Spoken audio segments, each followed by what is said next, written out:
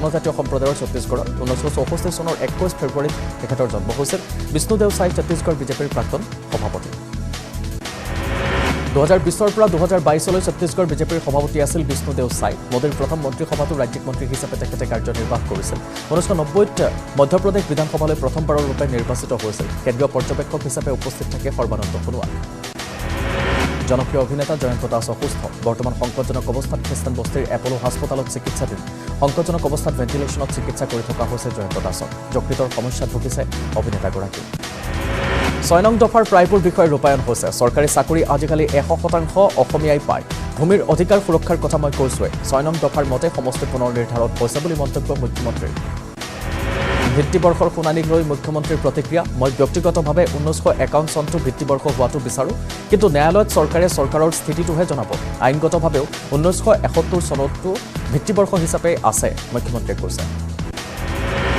ভুৱা নথিপত্ৰৰে এনআৰচিত নাম সমূহসকলৰ বিৰুদ্ধে চৰকাৰে পুনৰ ব্যৱস্থা ল'ব ইয়াৰ বাবে বিশেষকৈ কমিটিৰে আলোচনা কৰি পদক্ষেপ ল'ব চৰকাৰে এনআৰচিত কাম কৰা একাংশ বিষয়াকো সকিয়নি দিছে মুখ্যমন্ত্ৰীয়ে দৈ আৰু কুকুৰাৰ মাংসৰ লোভ সামৰিব লাগিব বুলি সকিয়নি ৰাজহ বিভাগত হোৱা দুৰ্নীতি সন্দৰ্ভত প্ৰতিক্ৰিয়া ব্যক্ত কৰিছে মুখ্যমন্ত্ৰীয়ে ৰাজহ বিভাগত কাম কৰা একাংশ বিষয়াই বেয়া কাম কৰিছে মাটিৰ দালালিৰূপী বিষয়া কৰ্মচাৰীক পুনৰ সাৱধান বাণী হাইলাকান্দিত চাঞ্চল্যকৰ ঘটনা ৰেল লাইনৰ দাঁতিত উদ্ধাৰ হৈছে দুই যুৱকৰ ৰক্তাক্ত মৃতদেহ হাইলাকান্দিৰ আমালা গাঁৱত উদ্ধাৰ হৈছে মৃতদেহ দুটা উদ্ধাৰ হোৱা মৃতদেহ দুটা মণিলাল সিংহ আৰু মঞ্জিত সিংহ বুলি চিনাক্ত উচ্চতম ন্যায়ালয়ত অনুচ্ছেদ 370ৰ বাতিলক লৈ আজি চূড়ান্ত ৰায়দান জম্মু কাশ্মীৰৰ পৰা সংবিধানৰ 370 অনুচ্ছেদ বাতিলৰ বিৰুদ্ধে কৰা আবেদনৰ শুনানিৰ চূড়ান্ত ৰায়দান কৰিব দেশৰ সৰ্বোচ্চ ন্যায়ালয় 2019 চনৰ 5 আগষ্টত সংসদত কেন্দ্ৰীয় চৰকাৰে প্ৰস্তাৱ গ্ৰহণ কৰি বাতিল কৰিছিল সংবিধানৰ 370 অনুচ্ছেদ নৰেন্দ্ৰ মোদী চৰকাৰৰ এই সিদ্ধান্তৰ সাংবিধানিক বৈধতাৰ সন্দৰ্ভত প্ৰশ্ন উত্থাপন কৰি বহু দল সংগঠন আৰু ব্যক্তিয়ে উচ্চতম ন্যায়ালয়ত আবেদন কৰিছিল 4 বছৰ ধৰি সৰ্বোচ্চ ন্যায়ালয়ত এই আবেদনসমূহৰ শুনানি হয় জম্মু কাশ্মীৰৰ পৰা অনুচ্ছেদ 370 বাতিলৰ প্ৰত্যাহাৰৰ 4 বছৰৰ পিছত আজি উচ্চতম ন্যায়ালয়ত এই ঐতিহাসিক ৰায়দান হ'ব আইন শৃংখলা অৱনতিৰ আশংকাত জম্মু কাশ্মীৰত কটকটীয়া নিৰাপত্তা অনুচ্ছেদ 370 প্ৰত্যাহাৰৰ পিছত জম্মু কাশ্মীৰলৈ ঘূৰি আহিছিল শান্তি জম্মু কাশ্মীৰত উন্নয়নৰ নতুন দিগন্ত উদয় হৈছে বিঘিনি নোহোৱাকৈ ঘূৰি আহিছে স্বাভাৱিক জনজীৱন জম্মু কাশ্মীৰত বৃদ্ধি পাইছে বিনিয়োগ নতুন ঔদ্যোগিক উন্নয়ন আঁচনি ৰূপায়ণ কৰা হৈছে জম্মু কাশ্মীৰত বৃদ্ধি পাইছে দেশী বিদেশী পৰ্যটকৰ আগমন 100 কোটি টকীয়া 800 মিটাৰৰ সুৰংগ নিৰ্মাণ হৈছে উধমপুৰ শ্ৰীনগৰ বাৰামুল্লা ৰেল সংযোগ পথৰ নিৰ্মাণ কাৰ্য হৈছে প্ৰায় বিলুপ্ত হৈছে শিলা বৰ্ষণকাৰী গেং আনহাতে স্থানীয় যুৱকৰ সন্ত্ৰাসবাদী সংগঠনৰ যোগদান প্ৰায় বন্ধ হৈছে এপিএসসি কেলেংকাৰীত নন্দবাবু সিঙক গ্ৰেপ্তাৰ ৰাকেশ পালৰ কাৰ্যকালত এপিএসসিৰ প্ৰধান পৰীক্ষা নিয়ন্ত্ৰক হিচাপে আছিল নন্দবাবু কন্যা মিনাৰ্ভা দেৱীক বক্ৰ পথেৰে চাকৰি দিয়াৰ অভিযোগত জালত পৰিছে ৰাকেশ পালৰ ঘনিষ্ঠ বিষয়া নন্দবাবু সিং গ্ৰেপ্তাৰৰ পিছতে শিলচৰৰ পৰা সিআইডিৰ কাৰ্যালয়লৈ অনা হৈছে নন্দবাবুক 2013 চনৰ পৰা 2015 চনলৈকে এপিএসসিৰ প্ৰধান পৰীক্ষা নিয়ন্ত্ৰক হিচাপে আছিল নন্দবাবু সিঙৰ বিৰুদ্ধে এপিএসসিত 49,000 পৰীক্ষা বহি জ্বলাই দিয়াৰো অভিযোগ সোমবাৰে এছআইটিত হাজিৰ হ'ব লাগিব মিনাৰ্ভা দেৱী আৰাবাম 2014 চনত এপিএসসিত বাছনি হৈছিল মিনাৰ্ভা এপিএসসিৰ তদানীন্তন পৰীক্ষা নিয়ন্ত্ৰক নন্দবাবু সিঙৰ কন্যা মিনাৰ্ভা জালিয়াতিৰে এপিএসসিত চাকৰি লৈছিল মিনাৰ্ভাই সোমবাৰে মিনাৰ্ভা দেৱীৰ লগতে এপিএস দীপাংকৰ দত্ত লহকৰ আৰু ধীৰাজ কুমাৰ জৈনকো এছআইটিত হাজিৰ হোৱাৰ নিৰ্দেশ দুৰ্নীতিৰ এপিএসসিত চাকৰি লোৱা অভিযোগত এছআইটিয়ে তলব কৰিছে তিনিগৰাকী ৰাজপত্ৰিত বিষয়াক গুৱাহাটীৰ নিৰ্বাচন বিভাগত কৰ্মৰত ধীৰাজ কুমাৰ জৈন দুমদুমাৰ সাগৰ হোটেলত 3 যুৱকৰ তাণ্ডৱ হোটেলৰ গৰাকী আৰু গৰাকীৰ পৰিয়ালৰ লগতে কৰ্মচাৰীক চোকা অস্ত্ৰৰে আক্ৰমণ দাৰ ঘাপত গুৰুতৰভাৱে আহত হৈ চিকিৎসাধীন হৈছে হোটেলৰ গৰাকী আৰু ভাতৃ তিনি আক্ৰমণকাৰী যুৱকক ইতিমধ্যে চিনাক্ত সাগৰ হোটেলত আক্ৰমণ কৰা তিনিওটা আক্ৰমণকাৰীৰ ঘৰ পেঙেৰিত বুলি নিশ্চিত শনিবাৰে নিশা হাতে হাতে চোকা অস্ত্ৰলৈ সাগৰ হোটেললৈ আহিছিল অপৰাধী হোটেল পোৱা মাত্ৰকে কোনো কথাৰ অৱতাৰণা কৰি আৰম্ভ কৰিছিল আক্ৰমণ কামৰূপ জিলাৰ পুথিমাৰীত নিশা এনকাউণ্টাৰৰ ঘটনা ডকাইতলৈ লক্ষ্য কৰি গুলীচালনা কৰিছে বাইহাটা আৰক্ষীয়ে দুৰ্ধৰ্ষ অপৰাধী দিলীপ বিশ্বাস গুলীবিদ্ধ আৰক্ষীৰ পিস্তল কাঢ়ি নিয়াৰ চেষ্টা চলাইছিল দিলীপ নামৰ ডকাইতটোৱে বাইহাটা চাৰিআলি আৰক্ষীয়ে আটক কৰিছিল দিলীপ বিশ্বাস নামৰ ডকাইতটোক সহযোগী বাবু আলীৰ ঘৰত তালাচী চলাবলৈ যাওঁতে এনকাউণ্টাৰ আৰক্ষীৰ ছাৰ্ভিচ পিস্তল কাঢ়ি পলায়নৰ চেষ্টা চলাইছিল দিলীপে কাছাৰৰ গুমৰাটো নিশা আৰক্ষীয়ে এনকাউণ্টাৰ কৰে আৰক্ষীৰ গুলীত আহত হয় সুপাৰী মাফিয়া জাৰিৰ হুছেইন পলায়নৰ চেষ্টা কৰোঁতে আৰক্ষীৰ গুলীত ঢলি পৰে জাৰিৰ হুছেইন সম্প্ৰতি জাৰিৰ হুছেইন চিকিৎসাধীন শনিবাৰে মাজনিশা 6 নম্বৰ ৰাষ্ট্ৰীয় ঘাইপথৰ কৰছৰাজ চলিছিল আৰক্ষীৰ অভিযান শুকুৰবাৰে আৰক্ষীৰ জালত পৰিছিল 2 সুপাৰী মাফিয়া জাৰিৰ হুছেইনৰ লগতে জাছিমুদ্দিনক গ্ৰেপ্তাৰ সুখদেৱ সিং গুগামেৰীৰ 3 ঘাতকক গ্ৰেপ্তাৰ কৰা হৈছে চণ্ডীগড়ৰ পৰা গ্ৰেপ্তাৰ কৰা হৈছে নিতিন ফৌজি আৰু ৰোহিত ৰাথোৰক 5 ডিচেম্বৰত 3 ঘাতকে গুলীয়াই হত্যা কৰিছিল শ্ৰী ৰাষ্ট্ৰীয় ৰাজপুত কৰ্ণী সেনাৰ মুৰব্বী সুখদেৱ সিং গুগামেৰীক দিছপুৰ ৰাজহ চক্ৰৰ ভূমি কেলেংকাৰীত গ্ৰেপ্তাৰ ব্লাট মণ্ডল সহ এগৰাকী ৰায় চৌধুৰী পৰিয়ালৰ ভূমিৰ জালিয়াতি কৰি বিক্ৰী কৰাৰ ভয়ংকৰ তথ্য লাভ কৰিছে আৰক্ষীয়ে ভূমি কেলেংকাৰীত এই পৰ্যন্ত 3টা গোচৰত 18 গৰাকীক গ্ৰেপ্তাৰ লখিমপুৰত চিট ফাণ্ডৰ বিৰুদ্ধে অভিযান চলিছে ইডিৰ লখিমপুৰৰ মানিলী হোটেলৰ চৌপাশ আৰক্ষী আৰু অৰ্ধসামৰিক বাহিনীয়ে ঘেৰাও কৰি ৰাখে চিট ফাণ্ড কোম্পানীৰ ৰ'জ ভেলীয়ে ক্ৰয় কৰিছিল মালিনী হোটেলখন যোৰহাট চিকিৎসা মহাবিদ্যালয়ত ৰহস্যজনক ঘটনা কোলাত লৈ থকা কণমানি শিশুক এৰি থৈ গ'ল এগৰাকী মহিলাই কৌশলেৰে এগৰাকী মহিলাৰ কোলাত দি থৈ গ'ল শিশুটি বিদ্যুতৰ বিল পৰিশোধ কৰিব নোৱাৰাৰ ৰহা পৌৰসভাৰ বিদ্যুৎ সংযোগ কাটি দিলে শক্তি বিভাগে 3,13,610 টকা বিদ্যুৎ মাচুল পৰিশোধ কৰা নাই ৰহা পৌৰসভাই ফাঁচী বজাৰ ব্যৱসায়ীসকলৰ সৈতে গুৰুত্বপূৰ্ণ বৈঠক পৌৰ নিগমৰ গুৱাহাটীৰ ফাঁচী বজাৰ স্থানান্তৰক লৈ বৈঠক হৈছে জেল চৌহদৰ ভিতৰত ডাম্পিং গ্ৰাউণ্ড কৰাৰ বিষয়ক লৈও আলোচনা হৈছে কংগ্ৰেছ হাৰিছে আৰু ভৱিষ্যতেও হাৰিব AIUDFৰ লগত মিত্ৰতা নকৰিলে অসমতো হাৰিব কংগ্ৰেছ ধুবুৰীৰ বিলাচীপাৰাত মন্তব্য কৰিছে বদৰুদ্দিন আজমলে ইংৰাজী নৱবৰ্ষলৈ মাত্ৰ কেইটামান দিন বা শিৱসাগৰত ভিৰ বাঢ়িছে দেশী বিদেশী পৰ্যটকৰ ৰংঘৰ তলাতল ঘৰ শিৱদৌলত দেখা পোৱা গৈছে দেশী বিদেশী পৰ্যটকৰ ভিৰ কমলপুৰ সমষ্টিৰ বৰদল গাঁও পঞ্চায়তত সংকল্প যাত্ৰা বৰদল গাঁও পঞ্চায়তত আৰম্ভ হৈছে সংকল্প যাত্ৰা এই যাত্ৰাৰ জৰিয়তে চৰকাৰৰ উন্নয়নমূলক আঁচনিসমূহ ৰাজ্যৰ মাজত অৱগত কৰি দিয়া হৈছে গো আইনক কেৰেপ নকৰে গো মাফিয়াই অবৈধ গো সৰবৰাহৰ বিৰুদ্ধে যোৰাবাট আৰক্ষীৰ বৃহৎ অভিযান যোৰাবাটত নিশা পুনৰ জব্দ হৈছে গো সৰবৰাহ কৰা বাহন ৰেলৱেৰ ডবাত স্থাপন কৰা এখন ৰেষ্টুৰাই দৃষ্টি আকৰ্ষণ কৰিছে তিনিচুকীয়া আৰু ডিব্ৰুগড়ত উত্তৰ পূব সীমান্তৰ বন্ধ হৈ যোৱা ৰেলৰ ডবাত স্থাপন কৰা হৈছে এই ৰেষ্টুৰাখন বাংলাদেশত সাধাৰণ নিৰ্বাচনৰ পূৰ্বে অসম বাংলাদেশ সীমান্তৰ কৰিমগঞ্জত চলিছে চৰ্চা প্ৰতিবাৰে বাংলাদেশৰ নিৰ্বাচনত হিংসাত্মক পৰিস্থিতিৰ সৃষ্টি হয় কেন্দ্ৰীয় মন্ত্ৰী সৰ্বানন্দ সোণোৱালৰ বাসগৃহত পালন কৰা হ'ল শ্বহীদ দিৱস ঐতিহাসিক অসম আন্দোলনৰ প্ৰথমগৰাকী শ্বহীদ খৰ্গেশ্বৰ তালুকদাৰৰ প্ৰতি গভীৰ শ্ৰদ্ধা নিবেদন কৰে কেন্দ্ৰীয় মন্ত্ৰীগৰাকীয়ে অসম চৰকাৰে পুনৰ 25,000 কোটি টকাৰ ঋণ লোৱাক লৈ বিধায়ক অখিল গগৈয়ে প্ৰতিক্ৰিয়া ব্যক্ত কৰিছে বিজেপি চৰকাৰখনৰ কাৰ্যকালত ধাৰত পুত গৈছে জনসাধাৰণ অসম চৰকাৰৰ উদ্যোগত পশ্চিম বৰাক গাঁৱৰ শ্বহীদ স্মাৰক উদ্যানত শ্বহীদ দিৱস পালন কৰা হৈছে অসম আন্দোলনৰ শ্বহীদসকলক সোঁৱৰিছে মুখ্যমন্ত্ৰী হিমন্ত বিশ্ব শৰ্মাই কাজিৰঙা ৰাষ্ট্ৰীয় উদ্যানৰ পৰা ওলাই অহা বন্য হস্তীয়ে সন্ত্ৰাস চলাইছে কলিয়াবৰত জাক জাক বনৰীয়া হাতীয়ে পথাৰৰ পকাধান খাই তহিলং কৰিছে খেল মহাৰণক লৈ উখল মাখল কৰিমগঞ্জত চৰকাৰে অনুষ্ঠিত কৰা খেল মহাৰণ 9 পৰা 13 ডিচেম্বৰলৈকে কৰিমগঞ্জত অনুষ্ঠিত হ'ব মৰিয়নীৰ চেলেংহাটত ৰাসৰ এক দৃশ্যই আলোড়িত কৰিছে বিশালাকাৰ অজগৰে জীৱন্ত ভক্ষণ কৰিছে এগৰাকী লোকক কামৰূপ নলবাৰী সীমান্তৰ ৰঙিয়াত নোনাপাৰাত অঘটত 27 নং ৰাষ্ট্ৰীয় ঘাইপথত দপদপকৈ জ্বলি উঠিল এখন টয়টা ইটিঅছ বাহন কোকৰাঝাৰৰ গ্ৰেনেড দলিওৱা ঘটনাৰ পিছতে চাঞ্চল্য অব্যাহত আছে KLOয়ে ধন দাবী পত্ৰ প্ৰেৰণৰ কথা অস্বীকাৰ কৰিছে ব্যৱসায়ী সমেন চৰকাৰে দ্ৰুত সংবাদ অব্যাহত থাকিব লৈছে এটা বিৰতি ভাৰতৰ গৌৰৱ গোটেই বিশ্বতেই ইয়াৰ সন্মান ষ্ট্ৰং মানে মাইথান নতুন পেইণ্ট কোৱাটা নাম যিয়ে ৰাছিয়াৰ ওপৰত যি প্ৰতিবন্ধকতাই হওক পশ্চিমীয়া দেশৰ বা বিভিন্ন ধৰণৰ সমালোচনা গোটেইখিনি একাষৰীয়া কৰি নিজে যি কৰিম বুলি ভাবিছে কৰি গৈছে বিগত সময়ছোৱাত সেয়া ইউক্ৰেইন যুদ্ধই হওক বা আন আন প্ৰসংগতে হওক সেয়া বিশ্ববাসীক এক প্ৰকাৰ পুটিনে দেখুৱাই আহিছে ভ্লাদিমিৰ পুটিনৰ বাবে এই নিৰ্বাচনত জয়ো হয়তো একেবাৰে সহজ ভ্লাদিমিৰ পুটিনৰ ওপৰত শেহতীয়াকৈ ইউক্ৰেইন যুদ্ধৰ পৰিপ্ৰেক্ষিতত যি ধৰণৰ এটা হেঁচা আছিল বা আভ্যন্তৰীণো তেওঁ শেহতীয়াকৈ এই ইউক্ৰেইন যুদ্ধৰ সময়ছোৱাতে তেওঁ যি বিদ্ৰোহৰো সন্মুখীন হৈছিলে সিপাহী বিদ্ৰোহ বুলি যাক কোৱাও হৈছিলে অভিহিত কৰা হৈছিলে এই গোটেইখিনিয়ে যেন তেওঁৰ যি শাসন কৰা ষ্টাইল ইয়াৰ ওপৰত যেন কোনো বিশেষ প্ৰভাৱ পেলাব পৰা নাই বৰ্তমান আজিৰ তাৰিখত আজি দশক ধৰি প্ৰায় 2টা দশক ধৰি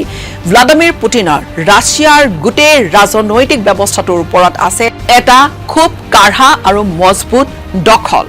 পিছে যেতিয়া নিৰ্বাচন হয়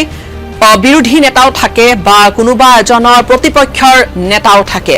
আৰু এতিয়ালৈকে ভ্লাদিমিৰ পুটিনৰ বিৰুদ্ধে কোনকেইখন মুখে যুঁজ দিব সেয়া ছবিখন স্পষ্ট হোৱা নাই যদিও 2টা নাম কিন্তু চৰ্চাত আছে বা 2টা নাম চৰ্চিত হৈছে ইয়াৰে এগৰাকী হৈছে প্ৰাক্তন এজন জনপ্ৰতিনিধি এজন প্ৰাক্তন ল মেকাৰ আনগৰাকী হৈছে এজন সাংবাদিক কিন্তু এই দুয়োগৰাকী ব্যক্তিৰ বাবে এই গোটেই প্ৰক্ৰিয়াটোত নিৰ্বাচন জয় হোৱাটো অত্যন্ত এটা কঠিন আৰু প্ৰত্যাহ্বানপূৰ্ণ এক অভিযান বুলি ক'লেও হয়তো ভুল নহব কিয়নো সেই প্ৰত্যাহ্বানখিনি হৈছে যে ৰাছিয়াৰ নিম্ন সদনত আসন থকা বা তেওঁলোকৰ জনপ্ৰতিনিধি থকা যিকোনো ৰাজনৈতিক দলে এই ক্যান্ডিডেটক মনোনীত কৰিব লাগিব সেয়া প্ৰথমটো নীতি বা প্ৰথমটো কথা দ্বিতীয়তে যদি তেনেকুৱা নকৰে সেই কেইখন মুখে বা পুতিনৰ বিৰোধিতা কৰা বা যিকোনো কোনো মনোনীত নকৰা প্ৰাৰ্থীয়ে গোটেই ৰাছিয়াৰ বিভিন্ন ঠাইৰ পৰা প্ৰায় 40খন মান ঠাইৰ পৰা 40টা মান অঞ্চলৰ পৰা হাজাৰ বিজাৰ সহি সংগ্ৰহ কৰিব লাগিব আৰু হেয়া কোনো সহজ কথা নহয় 2018 চনত যেতিয়া ভ্লাদিমিৰ পুটিনে নিৰ্দলীয় হিচাপে অৱতীৰ্ণ হৈছিল এই গোটেই নিৰ্বাচনী প্ৰেক্ষাপটত নিৰ্বাচনী যুঁজত তেতিয়া প্ৰায় তেনেকুৱা হাজাৰ বিজাৰ সহি সংগ্ৰহ কৰিছিল পুটিনে গোটেই ৰাছিয়াখনৰ পৰা এই নেতা কেইজনে যিকোনো এজন নেতাই যদি নিৰ্বাচনী প্ৰেক্ষাপটত বিশেষকৈ ৰাষ্ট্ৰপতি নিৰ্বাচনৰ বাবে যদি নামিব বিচাৰে নিৰ্বাচনী যুঁজত তেনেহলে তেওঁলোকে প্ৰায় কমেও 1 লাখ মান সহি সংগ্ৰহ কৰিব লাগে হেয়া দেশখনৰ নিয়ম ৰাছিয়াৰ যি নিৰ্বাচনী নিয়ম হেয়া এই ধৰণৰ যে কোনো দলৰ যদি প্ৰতিনিধি তেওঁলোকৰ নিম্ন সদনত নাই তেনেহলে সেই দলৰ যিগৰাকী প্ৰাৰ্থী সেই প্ৰাৰ্থীগৰাকীয়ে ৰাছিয়াৰ বিভিন্ন প্ৰেক্ষাপটৰ পৰা প্ৰায় লাখ লাখ 40টা মান অঞ্চলৰ পৰা প্ৰায় কমেও 1 লাখ মান সহি সংগ্ৰহ কৰিব লাগিব আৰু ইয়াৰ বিপৰীতে যদি কোনোবাই ইন্ডিপেন্ডেন্ট ৰূপে নিৰ্দলীয় ৰূপে নিৰ্বাচনী যুঁজত অৱতীৰ্ণ হ'বলৈ বিচাৰে তেনেহলে সেইগৰাকী ব্যক্তিয়ে প্ৰায় 3 লাখ মান বা 3 লাখৰো অধিক এই সহি সংগ্ৰহ কৰিব লাগিব গোটেই ৰাছিয়া খনৰ পৰা ভ্লাদিমিৰ পুটিনৰ ক্ষেত্ৰতো এই নিয়ম একেধৰণে প্ৰযোজ্য আৰু 2018 চনত ভ্লাদিমিৰ পুটিনে তেতিয়া নিৰ্দলীয় ৰূপে নিৰ্বাচনী যুঁজত অৱতীৰ্ণ হৈছিল কিন্তু তেতিয়া তেওঁ সেই সহিখিনি সংগ্ৰহ কৰিবলৈ সক্ষম হৈছিল যিকোনো প্ৰকাৰে এক প্ৰকাৰ ক'বলৈ গ'লে ভ্লাদিমিৰ পুটিন তেওঁ দায়িত্বত আছে তেওঁ শাসনত আছে 2012 ক্ৰেমলিনৰ ইউনাইটেড ৰাছিয়া পাৰ্টি অৱশ্যে তেওঁক মনোনীত কৰিছিল যি তেওঁলোকৰ নিৰ্বাচন ব্যৱস্থা হেয়া এইবেলি অনলাইন হোৱাৰ উপৰিও যি পৰম্পৰাগতভাৱে চলি আহিছে পেপাৰ বেলটত হোৱাৰো সম্ভাৱনা আছে আৰু হয়তো 3 দিনীয়াকৈ এই নিৰ্বাচন অনুষ্ঠিত হোৱাৰ সম্ভাৱনা আছে আৰু এই বিষয়টোক লৈ নিৰ্বাচনী বিশেষকৈ 3 দিনীয়াকৈ অনুষ্ঠিত হোৱাক লৈ কিছু চৰ্চাও হৈছে কিছু সমালোচনাও হৈছে কিন্তু এই ধৰণে গোটেই প্ৰেক্ষাপট এই মুহূৰ্তত হাজু হৈছে ৰাছিয়াৰ মাৰ্চৰ নিৰ্বাচনৰ বাবে আৰু চৰ্চা এতিয়া এই ধৰণে যে যদিও বা ৰাষ্ট্ৰপতি ভ্লাদিমিৰ পুটিনে এতিয়া লৈকে কোনো ধৰণৰ ঘোষণা আনুষ্ঠানিকভাৱে কৰা নাই 2 এদিনতে হয়তো ঘোষণা কৰিব আৰু তেওঁ পঞ্চম বাৰৰ বাবে তেওঁ ৰাছিয়াৰ ৰাষ্ট্ৰপতি হ'বলৈ সক্ষম হ'ব হেহতিয়াকৈ ৰাছিয়াৰ আত্মবিশ্বাসও বহুখিনি বাঢ়িছে বুলিও বিভিন্নজনে ক'বলৈ আৰম্ভ কৰিছে বিশেষকৈ ইউক্ৰেইনৰ এই গোটেই যুদ্ধখনত ইউক্ৰেইনৰ এফালে যুদ্ধত ৰাছিয়া কৰবাত নহয় কৰবাত এই যুদ্ধখন চলাই নি আছে আৰু আনহাতে ৰাছিয়াৰ বিৰুদ্ধে যিবোৰ পশ্চিমীয়া দেশৰ বা যিবোৰ প্ৰতিবন্ধকতা লগোৱা হৈছে সেইখিনিও কিন্তু ৰাছিয়াৰ ইকনমি ভাঙি পেলোৱা নাই বৰ বিশেষ তেনেকুৱা প্ৰভাৱ অন্তত পৰা নাই তাৰ পৰিপ্ৰেক্ষিতত पुटिनो इरादों के सफर का सरताज हूँ मैं शहर से गांव तक सड़कों का मोहताज हूँ आ रहा हूँ मैं आसाम की सड़कों पर कुमार इंजीनियरिंग का नया ताज हूँ coming soon Kumar engineering we understand your need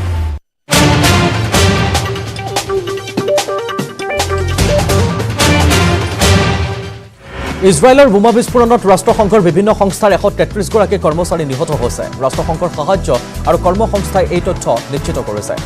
আনফালে ইজৰাইলৰ আক্ৰমণৰ ফলত গাজাত মৃত্যুৰ সংখ্যা 17700 অতিক্ৰম কৰিছে হামাস সন্ত্ৰাসবাদীতকৈ সাধাৰণ লোকৰ মৃত্যুৰ হাৰ বৃদ্ধি পাইছে শনিবাৰে ইয়েমেনৰ ইৰাণ সমৰ্থিত হিথ্ৰো বিদ্ৰোহীয়ে ইজৰাইলক ভাবুকি দিছে গাজাত পৰ্যাপ্ত সাহায্য নিদিয়ালৈকে ইজৰাইলৰ জাহাজ জব্দ কৰাৰ ভাবুকি দিয়া হৈছে লেবানন সিৰিয়া ইৰাক ইমেনত ইৰাণৰ সমৰ্থিত যোদ্ধাসকলে বিশেষ সিদ্ধান্ত গ্ৰহণ কৰিছে ইজৰাইল আৰু আমেৰিকাৰ লক্ষ্যস্থানত আঘাত হানিব সমৰ্থিতভাৱে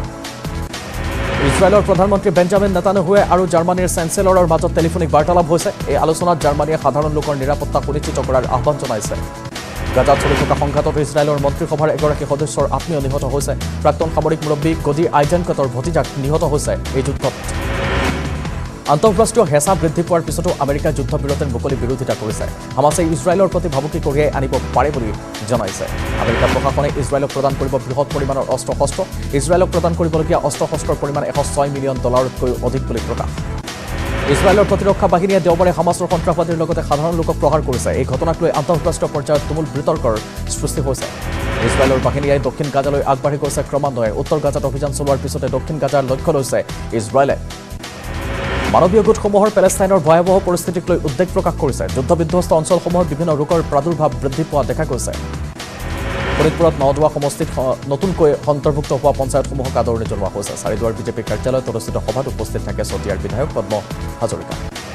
কটন বিশ্ববিদ্যালয়ৰ এলুমনি হলত ডক্টৰ তৰুণ চন্দ্ৰ শৰ্মাৰ আছাম ফাংগাৰাম এ বুক অফ মেক্ৰ'ফাংগি নামৰ গ্ৰন্থখনৰ শুভ উন্মোচন কৰা হয় কাঠফুলাৰ বিষয়ে প্ৰজাতিৰ বিষয়ে ইয়াত আলোচনা কৰা হয় কলিয়াবৰৰ কামাখ্যা সংৰক্ষিত বনাঞ্চলৰ হাতেমুৰাৰ কাষতে বন্দুকধাৰী দলটোৰ বিচৰণক লৈ চাঞ্চল্য শুকুৰবাৰে কলিয়াবৰ আৰক্ষীৰ জালত পৰিছে দুই বন্দুকধাৰী কৃষ্ণ দোহাৰ কৃষ্ণগঞ্জু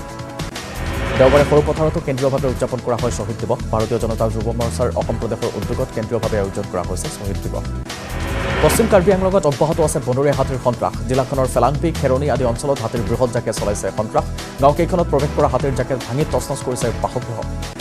মঙলদৈৰ ঔতলাত কুটিৰ শিল্পৰ জৰিয়তে আত্মনিৰ্ভৰ হোৱাৰ প্ৰশিক্ষণ মঙলদৈৰ অম্লানজ্যোতি দাসে বাঁহৰ সামগ্ৰী নিৰ্মাণ কৰাৰ প্ৰশিক্ষণ প্ৰদান কৰিছে ৰাষ্ট্ৰপতিক নিমন্ত্ৰণ জনাবলৈ দিল্লীত কাৰ্বি আংলং সাহিত্য পৰিষদৰ নেতাই কৈছে কাৰ্বি যুৱ মহোৎসৱৰ সোণালী জয়ন্তী উপলক্ষে উপস্থিত থাকিব ৰাষ্ট্ৰপতি দ্ৰৌপদী মুৰ্মু বাক্সাৰ আঠিয়াবাৰীত অনুষ্ঠিত হৈছে বিজেপিৰ মুছলপুৰ মণ্ডলৰ কাৰ্যকৰ্তা সন্মিলন অসম চৰকাৰৰ ভূমি আৰু ৰাজহ মন্ত্ৰী যোগেন মোহন সন্মিলনত উপস্থিত থাকে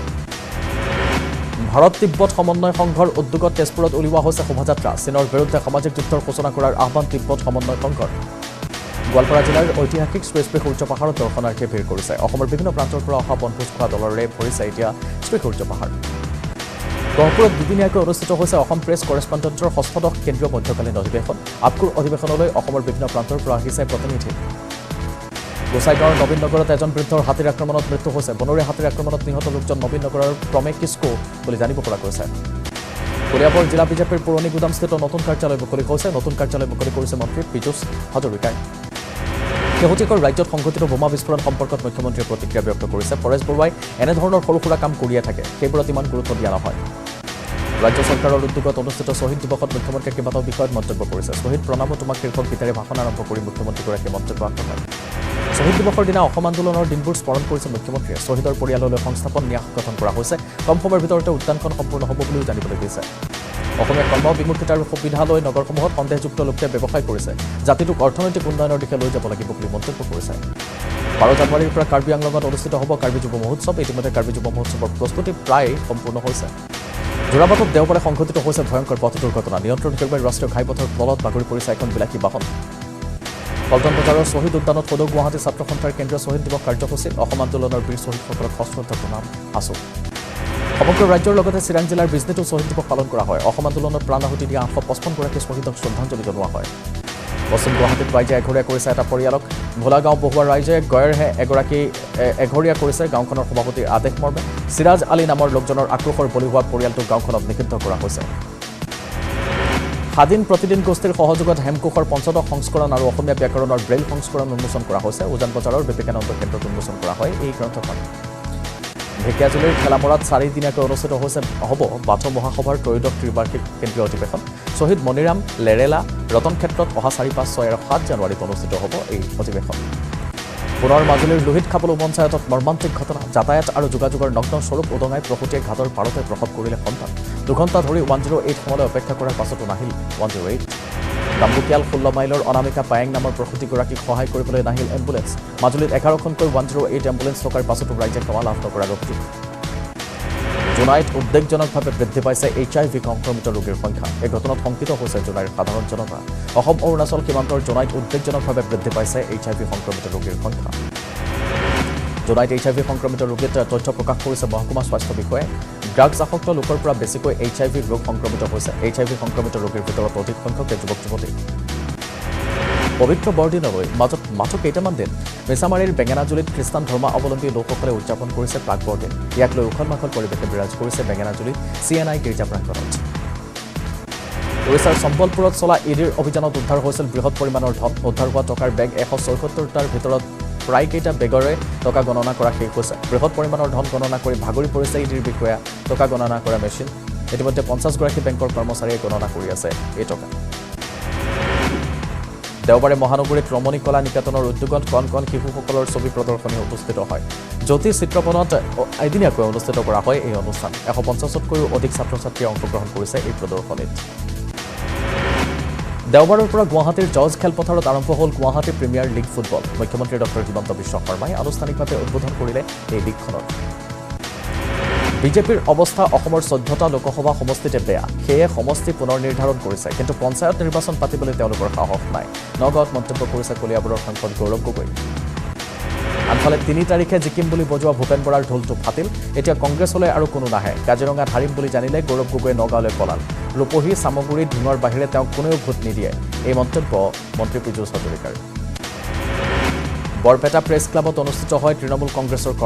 কৰ্মীসভাত উপস্থিত থাকে তৃণমূল কংগ্ৰেছৰ ৰাজ্যিক সভাপতি ৰিপুণ বৰা লোকসভাত অসমত তৃণমূল কংগ্ৰেছে বিচাৰিব 4ৰ পৰা 5খন আসন হাইকমাণ্ডলৈ ইতিমধ্যে প্ৰেৰণ কৰা হৈছে প্ৰাৰ্থী তালিকা মহানগৰীৰ চন্দ্ৰপুৰত বনৰীয়া হাতীৰ উপদ্ৰৱ চন্দ্ৰপুৰৰ ঠাকুৰকুছি গাঁৱৰ এটা পৰিয়ালৰ ভঁৰালৰ ধান খাই গছকি অনিষ্ট কৰাৰ লগতে এটা পকীঘৰৰ কিছু অংশ ভাঙি ক্ষতি সাধন কৰে বিগত কিছুদিন ধৰি নিশা হলেই আমচাং অভয়াৰণ্যৰ পৰা জাকে জাকে চন্দ্ৰপুৰৰ পানবাৰী ঠাকুৰকুছি আৰু হাজংবাৰী অঞ্চললৈ ওলাই আহে বন্যহস্তি মানকাছৰৰ ভাৰত বাংলাদেশ সীমান্তত 22টা মহ জব্দ হৈছে বিএছএফে চলোৱা এক অভিযানত জব্দ কৰিছে চোৰাংভাৱে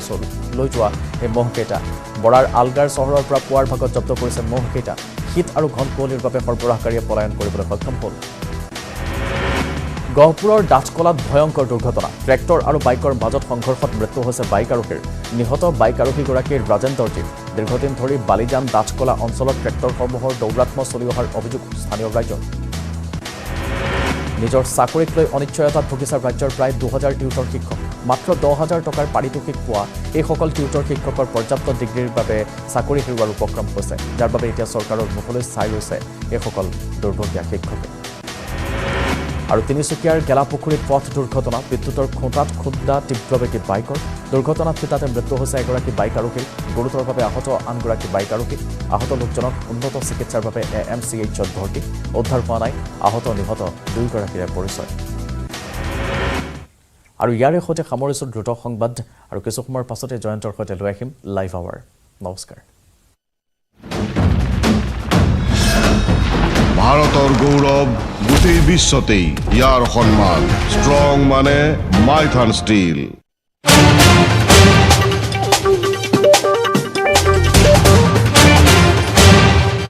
যত্ন যে চাহি হৈ আছে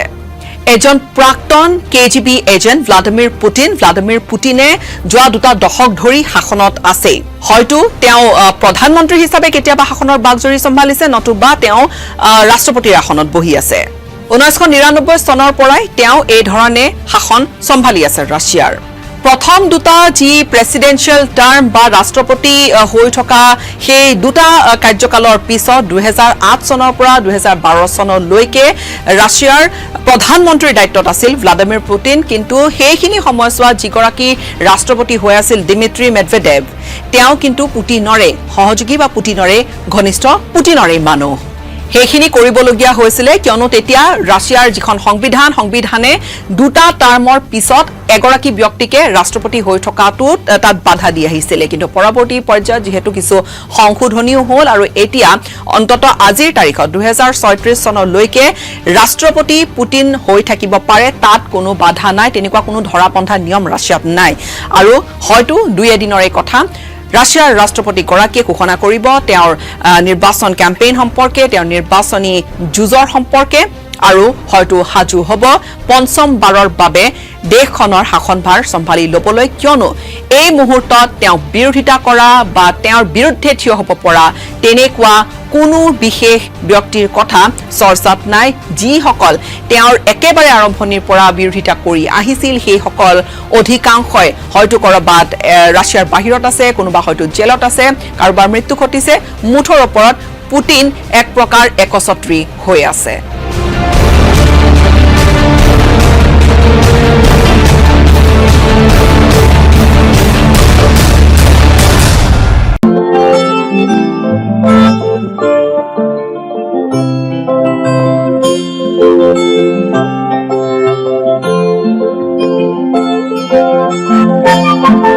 নামিছে শীত হঠাৎ এটা কিনকিনীয়া বৰষুণৰ পিছতে শীত নামিছে বিশেষকৈ গুৱাহাটী মহানগৰীৰ কথাই কওক বা ৰাজ্যৰ আন আন ঠাইৰ কথাই কওক বৰষুণ বৃহস্পতিবাৰৰ পৰা যি আৰম্ভ হ'ল আৰু তাৰ পিছতে ঠাণ্ডাৰ যি পৰিৱেশ সেয়া আৰম্ভ হৈ গৈছে যদিও বা এতিয়ালৈকে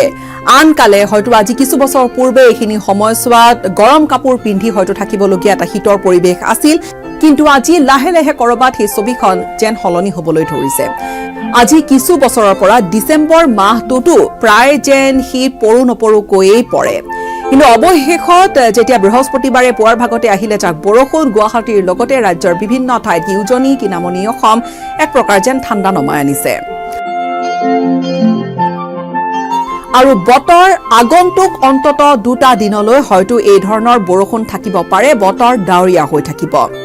10, 11, 12 আৰু 13 ডিসেম্বৰলৈকে ডাৱৰীয়া আকাশ থাকিব লগতে কুঁৱলী অৰ্থাৎ শীতৰ সম্পূৰ্ণ সেই আমেজৰ এক পৰিৱেশ নামি আহিব হঠাৎ বৃহস্পতিবাৰে পুৱাৰ ভাগৰে পৰা অহা সেই বৰষুণ জাকৰ পিছতে যেন চাৰিওফালে ছবিখনে সলনি হৈ গ'ল ঠাণ্ডা লাহে লাহে বাঢ়িল গুৱাহাটী মহানগৰীত কংক্ৰিটৰ গুৱাহাটীত সাধাৰণতে শীতৰ প্ৰকোপ কমেই থাকে কংক্ৰিটৰ গুৱাহাটীত যি সৰ্বনিম্ন তাপমাত্ৰা সেয়া 17 ডিগ্ৰীৰ পৰা 15 ডিগ্ৰী সেলসিয়াছলৈ নামিব পাৰে সৰ্বোচ্চ তাপমাত্ৰা শুকুৰবাৰে 27 ডিগ্ৰী সেলসিয়াছ একেদৰে ডিব্ৰুগড় আৰু লখিমপুৰতো ক্ৰমে 15 ডিগ্ৰী সেলসিয়াছ আৰু 16 ডিগ্ৰী সেলসিয়াছ মুঠৰ ওপৰত শীতৰ সেই পৰিৱেশ আহি গৈছে বতৰ বিজ্ঞান কেন্দ্ৰই জনোৱা আগজাননী অনুসৰি যেহেতু আগন্তুক দিন কেইটা ডাৱৰীয়া হৈ থাকিব এই ধৰণৰ পৰিৱেশ অনাগত 13 ডিসেম্বৰলৈকে হয়তো অব্যাহতই থাকিব চহৰাঞ্চলৰ কথা যদিও বা কিছু হুকিয়া হয় তাত কংক্ৰিটৰ চহৰ বুলি যাক কোৱা হয় শীত কিছু দেৰিকৈ আহে কিন্তু গ্ৰামাঞ্চলত অৱশ্যে কিছুদিন পূৰ্বৰে পৰা শীতৰ প্ৰকোপ দেখা গৈছে যদিও বা পূৰ্বৰ সেই আগৰ কিছু বছৰ পূৰ্বৰ দৰে সেই পৰিৱেশ আজি দেখিবলৈ পোৱা নাযায় অসমৰ বিভিন্ন স্থানত বৰষুণ হৈ আছে আৰু এই বৰষুণৰ ফলত তিনিচুকীয়া বা যোৰহাট আসলতে ঠায়ে ঠায়ে মানুহে গৰম চাহৰ সোৱাদ লোৱাৰ লগতে জুইৰ কাষত বহি জুইৰ ৰুম লৈছে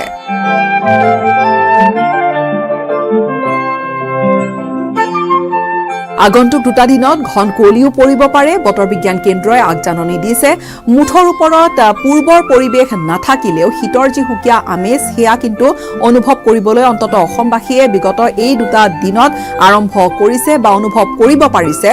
আৰু যেহেতু পূৰ্বৰ কথা জলবায়ু পৰিৱৰ্তনেই হওক বা আজি কিছু বছৰ ধৰি এই লাহে লাহে এই যি ছবিখন বতৰৰ যি পৰিৱৰ্তন হৈছে তাত इरादों के सफर का सरताज हूँ मैं शहर से गांव तक सड़कों का मोहताज हूँ आ रहा हूँ मैं आसाम की सड़कों पर कुमार इंजीनियरिंग का नया ताज हूँ coming soon Kumar engineering we understand your need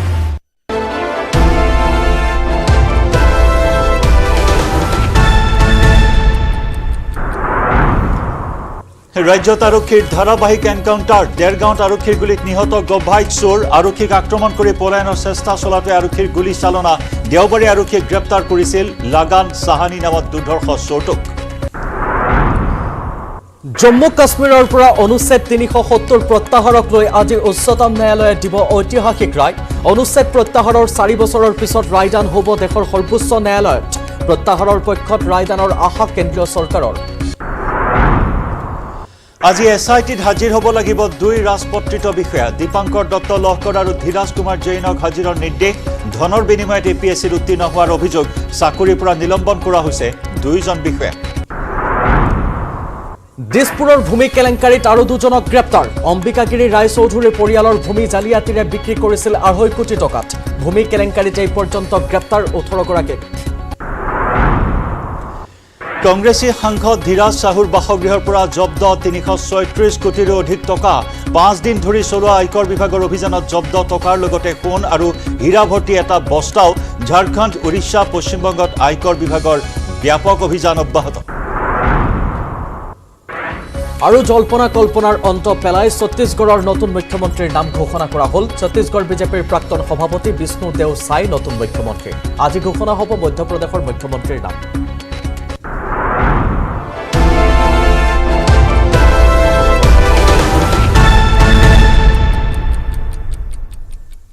নমস্কাৰ আপোনাক লাইভ আৱাৰলৈ স্বাগতম মই কৃপাঞ্জল নমস্কাৰ আপুনি চাই আছে লাইভ আৱাৰ মই জয়ন্ত মাধৱ গোস্বামী প্ৰথমে জনাও এনকাউণ্টাৰৰ খবৰ ৰাজ্যত আকৌ এনকাউণ্টাৰৰ ঘটনা এইবাৰ দেৰগাঁও আৰক্ষীৰ এনকাউণ্টাৰত গুলীবিদ্ধ হৈ প্ৰাণ হেৰুৱালে এটা গভাইক চোৰে আৰক্ষীক গুলিয়াই পলায়নৰ চেষ্টা চলাইছিল এই চোৰটোৱে প্ৰত্যুত্তৰত আৰক্ষীয়ে চোৰটোলৈ লক্ষ্য কৰি গুলী চালনা কৰে নিহত অপৰাধীটোৰ নাম লাগান চাহানী উৰফে দিলীপ চাহানী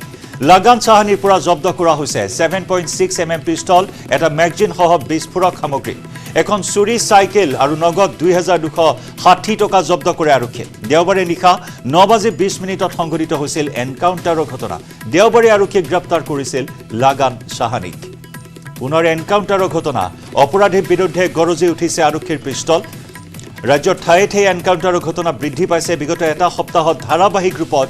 ৰাজ্যত এনকাউণ্টাৰৰ ঘটনা সংঘটিত হৈছে নগাঁৱত এটা দুৰ্ধৰ্ষ ডকাইত গুলিবিদ্ধ হৈছিল কোকৰাঝাৰত এজন হত্যাকাৰীক আৰক্ষীয়ে এনকাউণ্টাৰত গুলিবিদ্ধ হৈছিল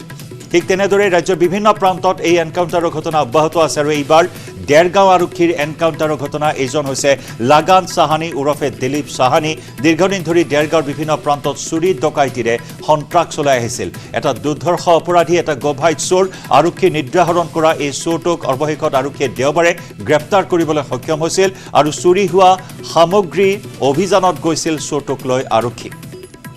লুকাই থোৱা সামগ্ৰীৰ অভিযানত যোৱাৰ সময়তে তাৰ মাজৰ পৰা এটা 7.6 mm পিস্তল উলিয়াই আৰক্ষীক গুলিয়াবলৈ চেষ্টা কৰে আৰু তেনেতে আৰক্ষীয়ে প্ৰত্যুত্তৰত গুলিয়াই আৰক্ষীৰ গুলিত গুলিবিদ্ধ হৈ প্ৰাণ হেৰুৱালে এই দুৰ্ধৰ্ষ চোৰটোৱে আৰক্ষীয়ে জব্দ কৰিছে 7.6 mm পিস্তল এটা মেগজিন দুজাই সক্ৰিয় গুলি আৰু বিভিন্ন বিস্ফোৰক সামগ্ৰী চুৰি চাইকেল নগদ 2260 টকাও জব্দ কৰে আৰক্ষীয়ে দেওবাৰে আৰক্ষীয়ে গ্ৰেপ্তাৰ কৰিছিল লাগান চাহানীক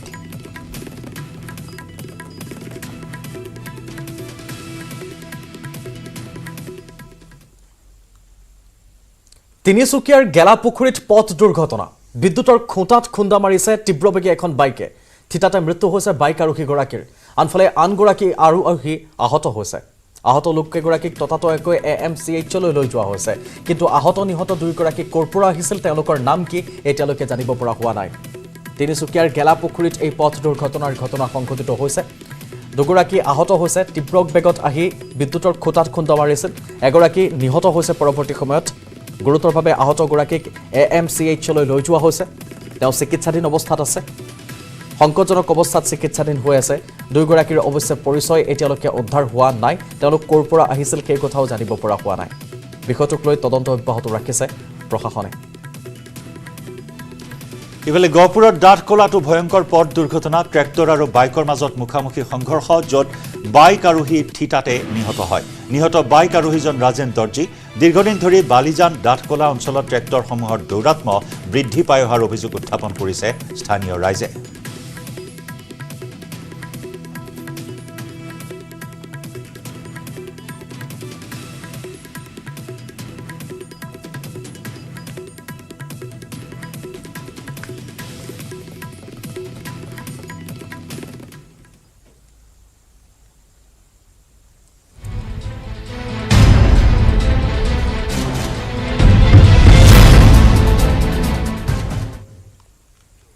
প্ৰসংগ APSC কেলেংকাৰীৰ তদন্ত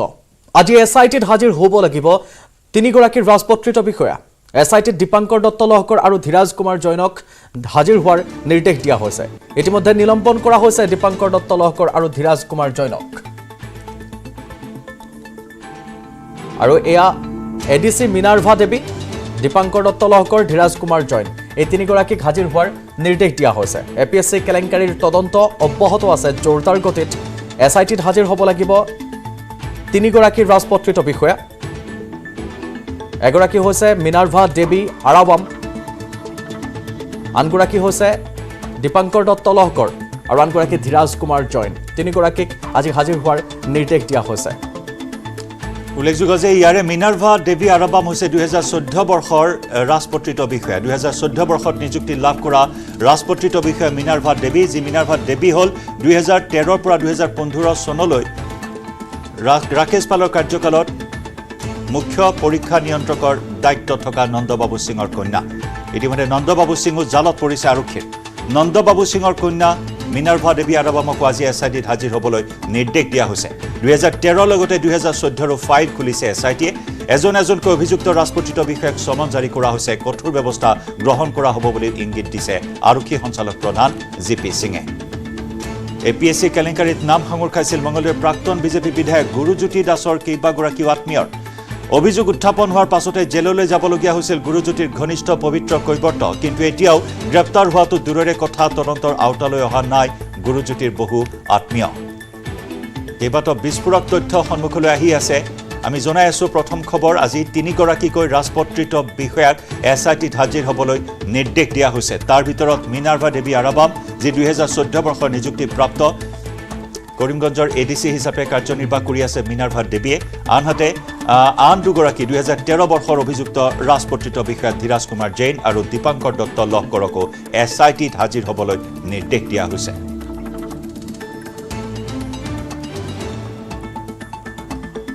আৰু SITত ইতিমধ্যে তীব্ৰভাৱে এই প্ৰতিক্ৰিয়া অব্যাহত আছে বিভিন্ন প্ৰান্তত SITক লৈ প্ৰতিক্ৰিয়া অব্যাহত আছে SITয়ে নতুনকৈ একো কৰা নাই বুলি অভিযোগ উত্থাপন কৰিছে সমান্তৰালকৈ DGP গৰাকীয়ে মন্তব্য কৰিছে যে পুলিয়ে পুখাই উভালি পেলোৱা হ'ব দীপাংকৰ দত্ত লহকৰ ধীৰাজ কুমাৰ জৈনকো মতা হৈছে লগত মিনাৰ্ভাক মতা হৈছে আটাইকেইগৰাকী নিলম্বিত ইতিমধ্যে APSC কেলেংকাৰীত শেহতীয়াকৈ নাম সাঙুৰ খাইছে নতুনকৈ কেইবাগৰাকীৰ নাম মঙলদৈৰ প্ৰাক্তন বিজেপিৰ বিধায়কগৰাকীৰ নাম ইতিমধ্যে সাঙুৰ খাইছিল তেওঁলোকৰ আত্মীয় কেইবাগৰাকীও তদন্তৰ আওতালৈ অহা নাছিল কিন্তু আজি 3 গৰাকীকৈ ৰাজপত্ৰিত বিষয়াক হাজিৰ হ'বলৈ কোৱা হৈছে দীপাংকৰ দত্ত লহকৰ মিনাৰ্ভা দেৱী আৰাবাম আৰু ধীৰাজ কুমাৰ জৈন এই 3 গৰাকীৰ ৰাজপত্ৰিত বিষয়া আজি SITত হাজিৰ হ'ব লাগিব ইতিমধ্যে গ্ৰেপ্তাৰৰ সংখ্যা 4 গৰাকীলৈ বৃদ্ধি পাইছে পৰৱৰ্তী সময়ত গ্ৰেপ্তাৰৰ সংখ্যা আৰু বৃদ্ধি পাব পাৰে এই কেইগৰাকী কাটি সোধা পোছা কৰা হ'ব SITত পৰৱৰ্তী সময়ত হয়তো গ্ৰেপ্তাৰো কৰিব পাৰে যদিহে দোষী সাব্যস্ত হয় ইতিমধ্যে কেইবাগৰাকীও ৰাজপত্ৰিত বিষয়াক সোধা পোছা কৰি যাবলৈ দিয়া হৈছে আৰু যাক লৈ কৃপাঞ্জন যথেষ্টখিনি প্ৰতিক্ৰিয়াৰ সৃষ্টি হৈছে গ্ৰেপ্তাৰ কিয় কৰা হোৱা নাই এইসকলক কাৰণ এইসকলৰ বিৰুদ্ধে যথোপযুক্ত তথ্য প্ৰমাণ আছে ফৰেনচিকৰ তথ্য প্ৰতিবেদন সকলোখিনি আছে ফৰেনচিকে সেইসমূহৰ ভুৱা যে জাল বহি আছিল সেই কথা ইতিমধ্যে প্ৰমাণিত কৰিছে কিন্তু তাৰ পিছতো গ্ৰেপ্তাৰ কৰা হোৱা নাই তাৰ পিছতো একাংকৰ বিৰুদ্ধে বিভাগীয় তদন্তৰ ব্যৱস্থা কৰা হৈছে যাক লৈ তীব্ৰ ক্ষোভ তীব্ৰ সন্তুষ্টি প্ৰকাশ কৰি আহিছে বিভিন্ন মহলে বিশেষকৈ ফাইট এগেইনষ্ট ইনজাষ্টিস অফ APSC নামৰ সংস্থাটোৱে সংবাদ মেলযোগে তীব্ৰ ক্ষোভ প্ৰকাশ কৰিছে SITৰ এই তদন্ত প্ৰক্ৰিয়াক লৈ মুঠেও সন্তুষ্ট নহয় এই তদন্ত প্ৰক্ৰিয়াক লৈ কাৰণ আকাশী দুৱাৰাই হওক নৱনীতা শৰ্মাই হওক অসীমা কলিতাই হওক এইসকলৰ বিৰুদ্ধে সকলো তথ্য প্ৰমাণ থকাৰ পিছতো এতিয়াও কিয় গ্ৰেপ্তাৰ কৰা নহল জেৰা কৰি কিয় যাবলৈ দিয়া হল এইসমূহ প্ৰশ্ন উত্থাপন কৰিছে ৰাইজে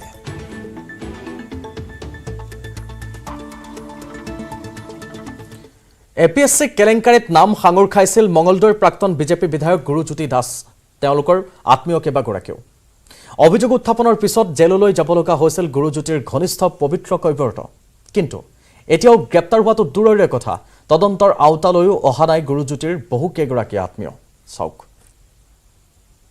চমৎকাৰ APSCৰ নামত চমৎকাৰ ইতিমধ্যে বহুকেইটা চমৎকাৰ আপোনালোকে দেখিছে কিন্তু 5 গৰাকী চমৎকাৰী পুৰুষ মহিলাৰ কথা আপোনালোকক ক'ব বিচাৰিছোঁ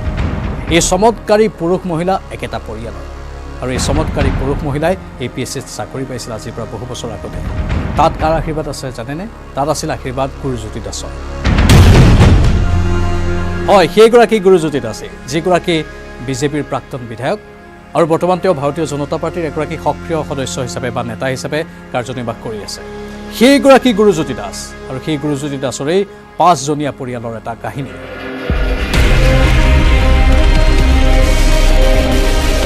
পুনৰ কৈছোঁ এজন দুজন নহয় 5জন একেটা পৰিয়ালৰ 5জনে পবিত্ৰ কৈবৰ্তৰ দিনত চাকৰি পাইছিল APSC এটা সময়ত পবিত্ৰ কৈবৰ্ত APSCৰ প্ৰধান পৰীক্ষা নিয়ন্ত্ৰকৰ দায়িত্বত আছিল এই পবিত্ৰ কৈবৰ্ত ইয়াৰ পূৰ্বে আৰক্ষীৰ জালতো পৰিছিল সেই পবিত্ৰ কৈবৰ্ত আৰক্ষীৰ জালত পৰি গ'ল কিন্তু গুৰুজ্যোতি দাসৰ আত্মীয়ৰ একোৱেই নহ'ল নোম এডালো লৰাব নোৱাৰিলে বিভিন্ন সময়ত এইসকল আত্মীয়ৰ নাম ওলাই থাকে তাৰ পাছতো একো ব্যৱস্থা গ্ৰহণ কৰা নহয়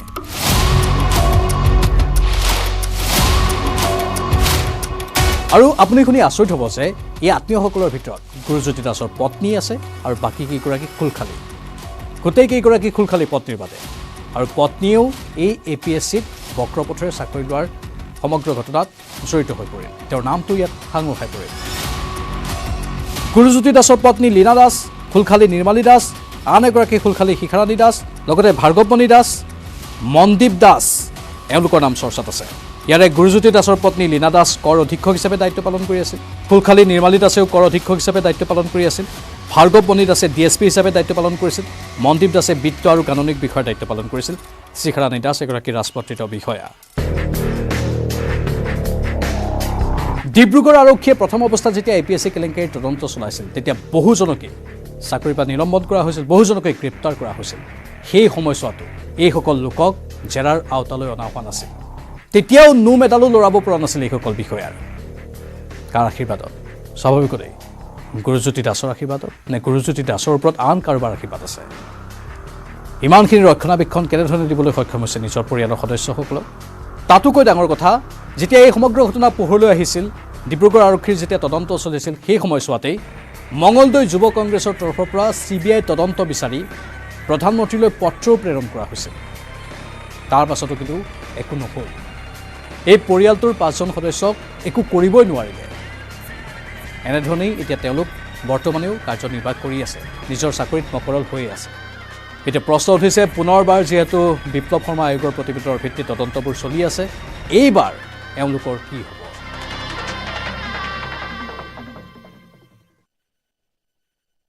বিৰিঞ্চি কুমাৰ ডেকাৰ সৈতে আমি পোনপটীয়া সম্প্ৰচাৰত সংযুক্ত হৈছোঁ বিৰিঞ্চি আজি SITত 3জনক হাজিৰ হোৱাৰ নিৰ্দেশ দিয়া হৈছে 2013 বৰ্ষৰ 2 অভিযুক্ত 2014 বৰ্ষৰ আন এগৰাকী অভিযুক্ত মিনাৰভা দেৱী যি নন্দবাবু সিঙৰ কন্যা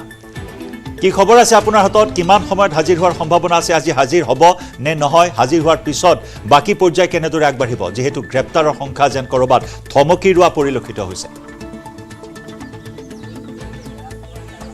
নিশ্চয় জয়ন্ত যে প্ৰথমে মই এটা কথা আসলে ক্লিয়াৰ কৰি দিব খুজিম যে আজিৰ দিনটোত মিনাৰভা দেৱী কোনো ধৰণৰ আসলে সমন দিয়া নাই SITয়ে কিছু সময় পূৰ্বে তেওঁলোকে সেই কথা স্পষ্ট কৰিছে আৰু দেখা পোৱা গৈছে যে ধীৰাজ কুমাৰ জৈন আৰু দীপাংকৰ দত্ত লহকৰক আজি আসলতে 10 বজাৰ পূৰ্বে তেওঁলোকক ইয়াত হাজিৰ হোৱাৰ নিৰ্দেশ দিয়া হৈছিল কিয়নো ধীৰাজ কুমাৰ জৈনে ইতিমধ্যে এটা ডেটত ইয়াত হাজিৰ হোৱা এটা সময় বিচাৰিছিল ব্যক্তিগত অজুহাত দেখুৱাই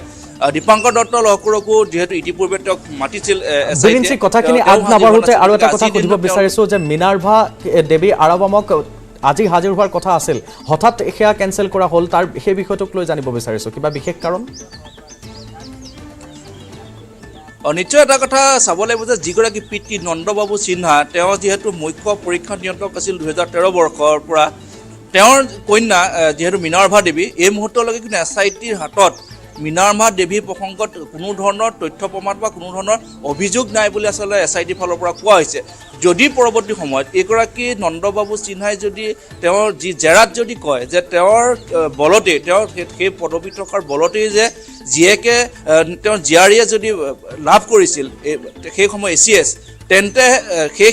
সেই কথাৰ ওপৰতহে আসলে মিনাৰভা দেৱীক ইয়ালৈকে তলব কৰিব গতিকে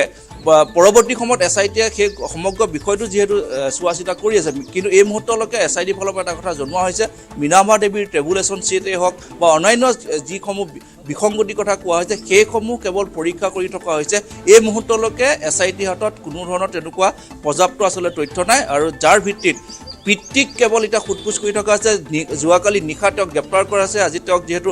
আদালতৰ হাজিৰ কৰোৱা হ'ব যদি এগৰাকী পিতৃয়ে জিয়াৰীৰ যদি নাম লয় তেতিয়াহে মিনাৰভা দেৱীক SITয়ে তলব কৰিব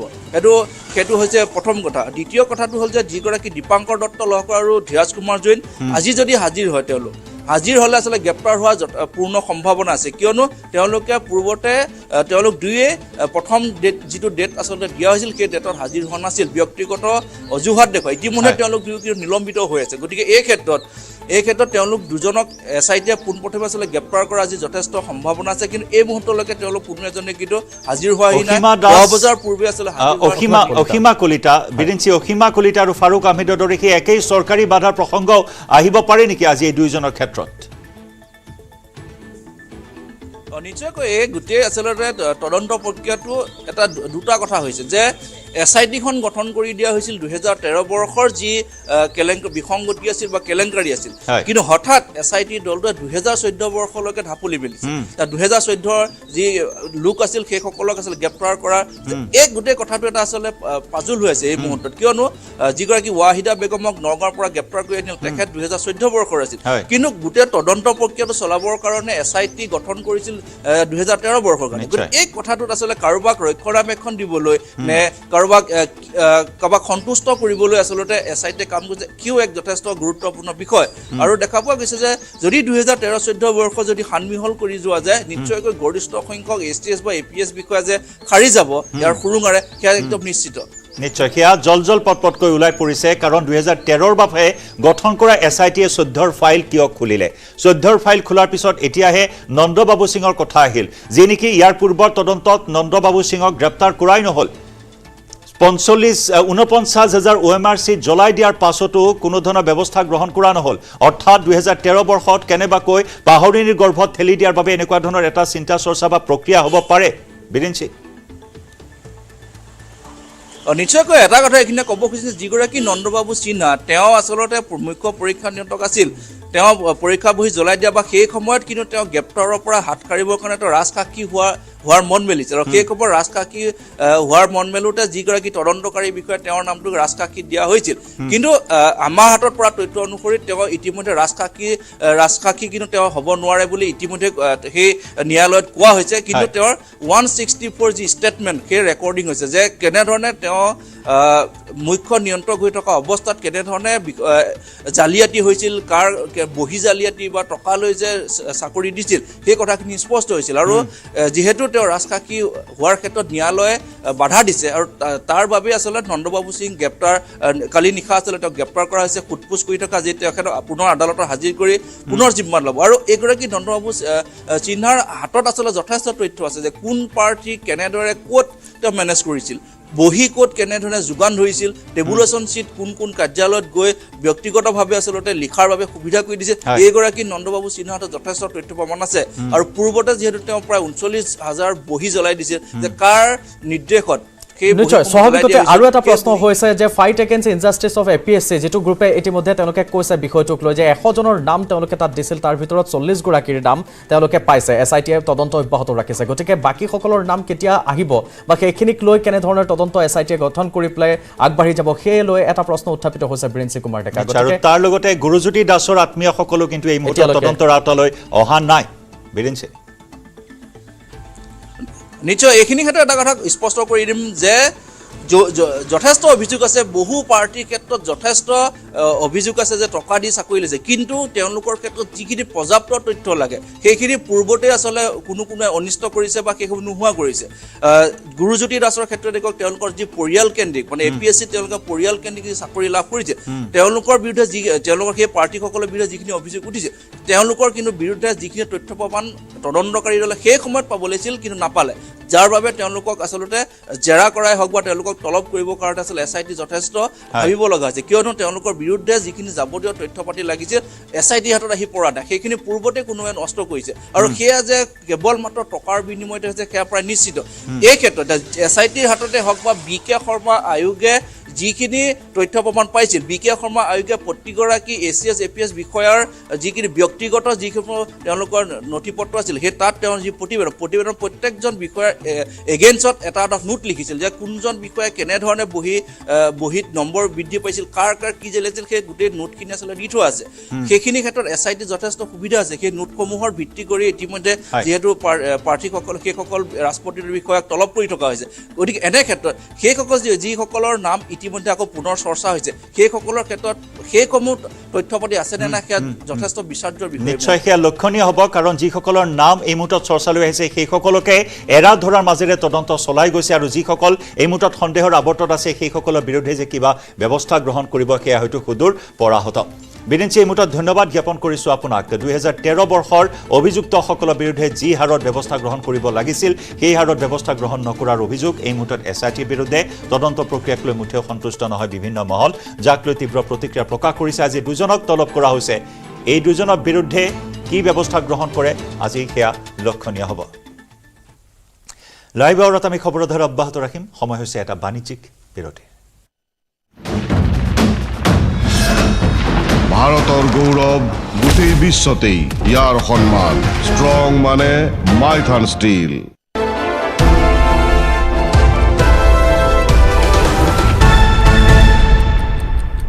জ্যাক অলিভাৰ শীতৰ যিখিনি সময় সেয়া প্ৰায় 20 দিনমান অসমত বিশেষকৈ কমি আহিছে মন যদি আপুনি কৰিছে বিগত দুটামান বছৰৰ কথা তেনেহলে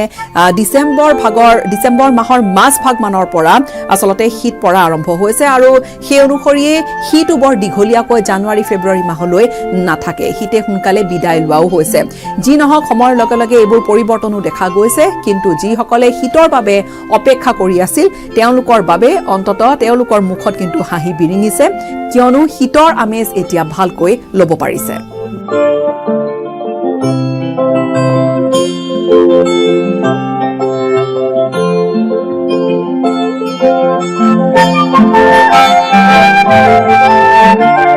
Assam originally was a part of Myanmar, and it was way back in 1824 after the British Mullahs conquered a part of it. নমস্কাৰ প্ৰিয় দৰ্শক মই পাৰ্থ বৰা জ্যেষ্ঠ অধিবক্তা তথা সমাজবাদী পাৰ্টিৰ সাংসদ কপিল সিব্বালে অসম সন্দৰ্ভত কেতবোৰ অপব্যাখ্যা আগবঢ়াইছে অসম সন্দৰ্ভত কেতবোৰ ভুল ইতিহাস উচ্চতম ন্যায়ালয়ৰ মজিয়াত দাঙি ধৰিছে তেওঁ কৈছে অসম ম্যানমাৰৰ এক অংগ আছিল আৰু ব্ৰিটিছে আক্ৰমণ কৰি অসমক দখল কৰি ইষ্ট ইণ্ডিয়া কোম্পানীয়ে নিজৰ দখললৈ আনিছে কপিল সিব্বালে এই মন্তব্য এই 5 জনীয়া সাংবিধানিক বিচাৰপীঠৰ সন্মুখত কৰিলে অসমলৈ যি বাংলাদেশ বা পূব পাকিস্তানৰ পৰা বা পূৰ্ব বংগৰ পৰা প্ৰব্ৰজিত লোকসকলৰ সমৰ্থনত যুক্তি প্ৰদৰ্শন কৰি কপিল সিব্বালৰ বুৰঞ্জীৰ এই অপব্যাখ্যা তেওঁ কি ক'লে শুনো আহক It cannot be mapped. No migration can ever be mapped. And if you look at the history of Assam, you'll realize that it's impossible to figure out who came when. Assam originally was a part of Myanmar. And it was way back in 1824 after the British Mullahs conquered a part of it that a treaty was entered into by which Assam was handed over to the British. And I'm talking about 1826, 1824, 1826. You can imagine the kind of movements of people that must have taken place in the context of the then British Empire. And if you jump to 1905, you will have the partition of Bengal. প্ৰথমতে ক'লে কপিল সিব্বালে অসম ব্ৰহ্মদেশৰ এক অংগ আছিল আৰু ব্ৰিটিছে দখল কৰি অসমত 1826 চনত নিজৰ অধীনলৈ আনিছিল প্ৰথম কথা দ্বিতীয় কথা তেওঁ ক'লে 1905 চনত যেতিয়া বংগভংগ হৈছিল তেতিয়া পূৰ্ব বংগৰ সৈতে সংলগ্ন কৰি দিয়া হৈছিল অসমক আৰু তেতিয়া অসমৰ ৰাজধানী ঢাকা হৈছিলগৈ আৰু তাৰ পিছত তেওঁ ক'লে 1911 চনত যেতিয়া ব্ৰিটিছে তেওঁলোকৰ এই নিৰ্দেশ বংগভংগৰ বেংগল পাৰ্টিশনৰ নিৰ্দেশ বাতিল কৰিলে তেতিয়া অসমক পূৰ্ণ পৰ্যায়ৰ ৰাজ্যৰ মৰ্যাদা প্ৰদান কৰা হ'ল পুনৰ শিলঙলৈ ৰাজধানী আহিলে বুৰঞ্জীৰ এইখিনি কথা আপোনালোকে জানে 1905 আৰু 1911 চনৰ সেই বুৰঞ্জীৰ পৰিঘটনাৰ কথা কপিল সিব্বালে শুদ্ধকৈ ব্যাখ্যা কৰিছে কিন্তু এক প্ৰকাৰ অপব্যাখ্যা আগবঢ়ালে আহোমৰ 600 বছৰীয়া ৰাজত্বক নস্যাৎ কৰিলে পাল বংশ বা বৰ্মন বংশৰ অসমৰ ৰাজত্ব বা যোৱা প্ৰায় 1500 বছৰ ধৰি অসম যে এখন স্বতন্ত্ৰ দেশ আছিল এই বুৰঞ্জীৰ ইতিহাসৰ এই পৃষ্ঠাক তেওঁ ফালি পেলাই দিয়া পৰিলক্ষিত হ'ল তেওঁৰ এই অপব্যাখ্যাৰ যোগেদি মোৰ হাতত এইখন গ্ৰন্থ আছে প্ৰিয় দৰ্শক এইখন হৈছে অসমীয়া মানুহৰ ইতিহাস ডক্টৰ নগেন শইকীয়াৰ ডক্টৰ নগেন শইকীয়া যদিও এজন প্ৰশিক্ষণপ্ৰাপ্ত বুৰঞ্জীবিদ নহয় তেওঁ প্ৰতিথা সাহিত্যিক অসম সাহিত্য সভাৰ 3বাৰকৈ সভাপতি কিন্তু তেওঁ প্ৰয়াত চন্দ্ৰপ্ৰসাদ শইকীয়াৰ পৰামৰ্শত এই গ্ৰন্থখন লিখিছিলে ভাৰতবৰ্ষৰ বা পৃথিৱীৰ বহু বুৰঞ্জীবিদৰ উদ্ধৃতি প্ৰদান কৰি ৰেফাৰেন্স দি এই গ্ৰন্থখন লিখিছিলে এই গ্ৰন্থখনৰ बुलंद इरादों के सफर का सरताज हूँ मैं शहर से गांव तक सड़कों का मोहताज हूँ आ रहा हूँ मैं आसाम की सड़कों पर कुमार इंजीनियरिंग का नया ताज हूँ coming soon Kumar engineering we understand your need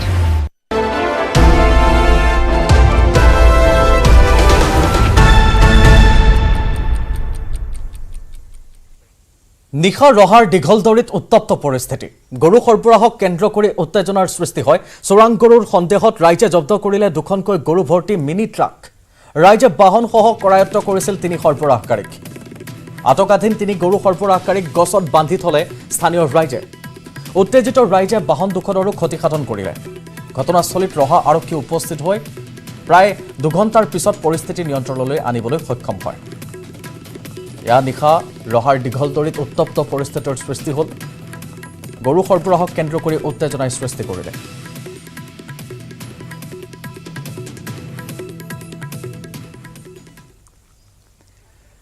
দিছপুৰৰ ভূমি কেলেংকাৰীত গ্ৰেপ্তাৰ আৰু দুজনক দুই ভূ মাফিয়াক গ্ৰেপ্তাৰ কৰিলে এবাৰ গীতানগৰ আৰক্ষী ধৃত বিমল ৰংজাম আৰু শাহ আলম অম্বিকাগিৰি ৰায়চৌধুৰী পৰিয়ালৰ ভূমি 2,50 লাখ টকাত বিক্ৰী কৰিছিল চক্ৰটোৱে ভলিউম বুকত ভুৱা ৰেকৰ্ড সন্নিৱিষ্ট কৰি বিক্ৰী কৰিছিল ভূমি উপপঞ্জীয়কৰ কাৰ্যালয়ৰ সেই ভুৱা তথ্যৰে নাম জাৰি কৰিছিল ভূমিখিনি চক্ৰটো জড়িত দুজনক ইতিমধ্যে শনিবাৰে গ্ৰেপ্তাৰ কৰিছিল আৰক্ষীয়ে দুইজন আছিল লাটমণ্ডল খৰ্গেশ্বৰ দাস আৰু দালাল গৌৰৱ বৰুৱা কোনো ধৰণৰ ফিল্ড ভেৰিফিকেশ্যন নকৰাকৈ নাম জাৰি কৰিছিল মাটিখিনি আনহাতে দেওবাৰে ধৃত দুই ভূ মাফিয়াই প্ৰস্তুত কৰিছিল ভুৱা মাটিখিনিৰ নথি জালিয়াতিৰ বাবে ধন বিনিয়োগ কৰিছিল ধৃত বিমল ৰঞ্জাম আৰু শাহ আলমে ইফালে এই জালিয়াতিৰ তদন্ত নিজেই তদাৰক কৰিছে আৰক্ষী আয়ুক্ত দিগন্ত বৰাই ইতিমধ্যে উপপঞ্জীয়কৰ কাৰ্যালয়ৰ পৰা জব্দ কৰা হৈছে 3খনকৈ ভলিউম বুকৰ ইটো পৃষ্ঠাৰ সৈতে আনটো পৃষ্ঠাত থকা হাতৰ আখৰৰ মিল নাই ভূমি জালিয়াতিৰ এই পৰ্যন্ত 3টাকৈ গোচৰত 18 জনক গ্ৰেপ্তাৰ কৰিছে আৰক্ষীয়ে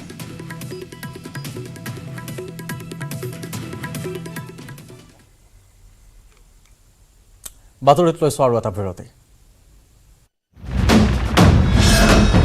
ভাৰতৰ গৌৰৱ গোটেই বিশ্বতেই ইয়াৰ সন্মান ষ্ট্ৰং মানে মাইথান ষ্টীল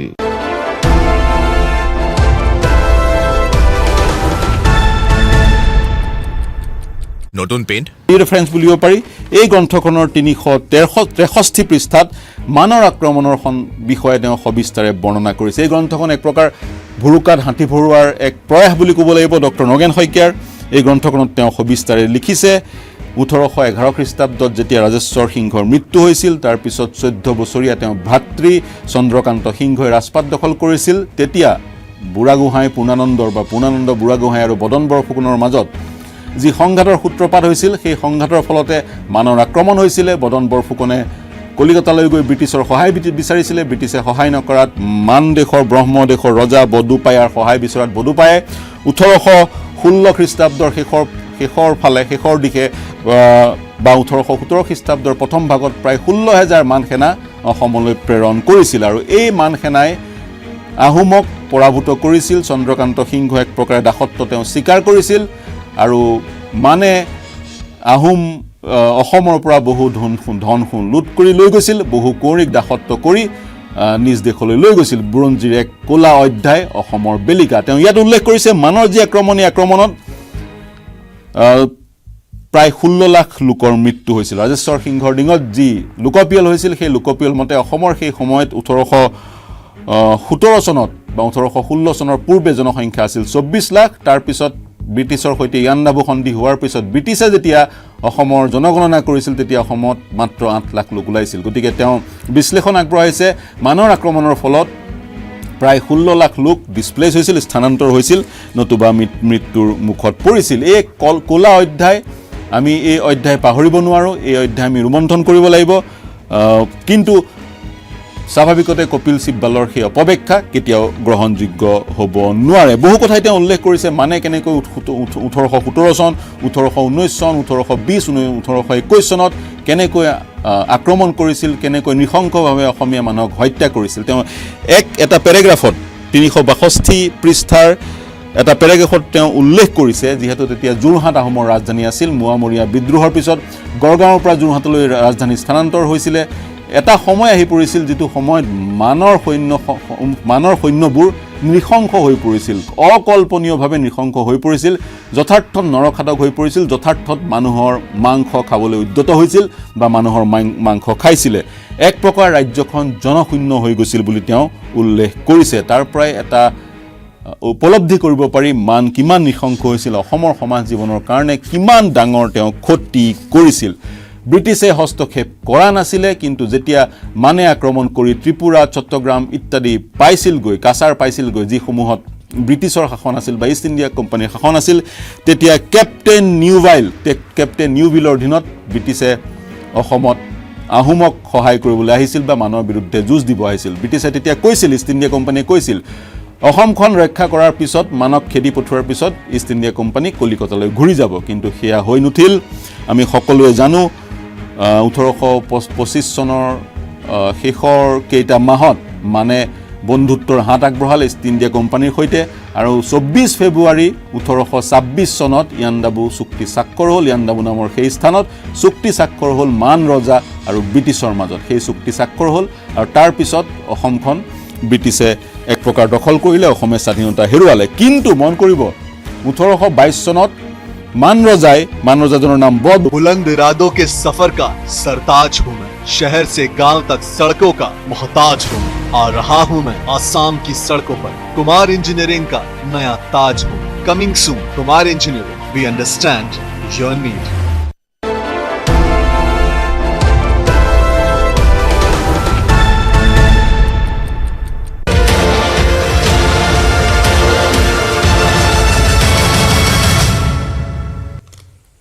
অনুচ্ছেদ 370 আৰু উচ্চতম ন্যায়ালয়ৰ ৰায় আজি উচ্চতম ন্যায়ালয়ত অনুচ্ছেদ 370ৰ বাতিলক লৈ হ'ব চূড়ান্ত ৰায়দান জম্মু কাশ্মীৰৰ পৰা সংবিধানৰ 370 অনুচ্ছেদ বাতিলৰ বিৰুদ্ধে কৰা আবেদনৰ শুনানি চূড়ান্ত ৰায়দান কৰিব দেশৰ সৰ্বোচ্চ ন্যায়ালয়ে 2019 চনৰ 5 আগষ্টত সংসদত কেন্দ্ৰীয় চৰকাৰে প্ৰস্তাৱ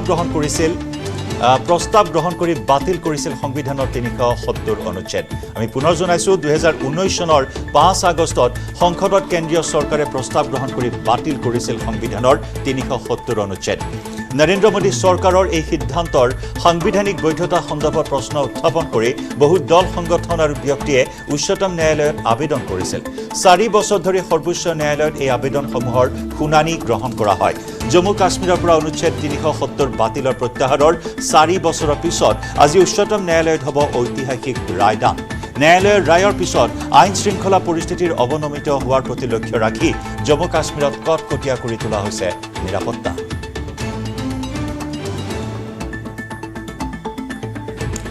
ঐতিহাসিক ৰায়দান উচ্চতম ন্যায়ালয়ৰ আৰু এই ঐতিহাসিক ৰায়দানক লৈ মুহূৰ্তত দেশবাসী গভীৰ উৎকণ্ঠাৰে বাট চাই ৰৈছে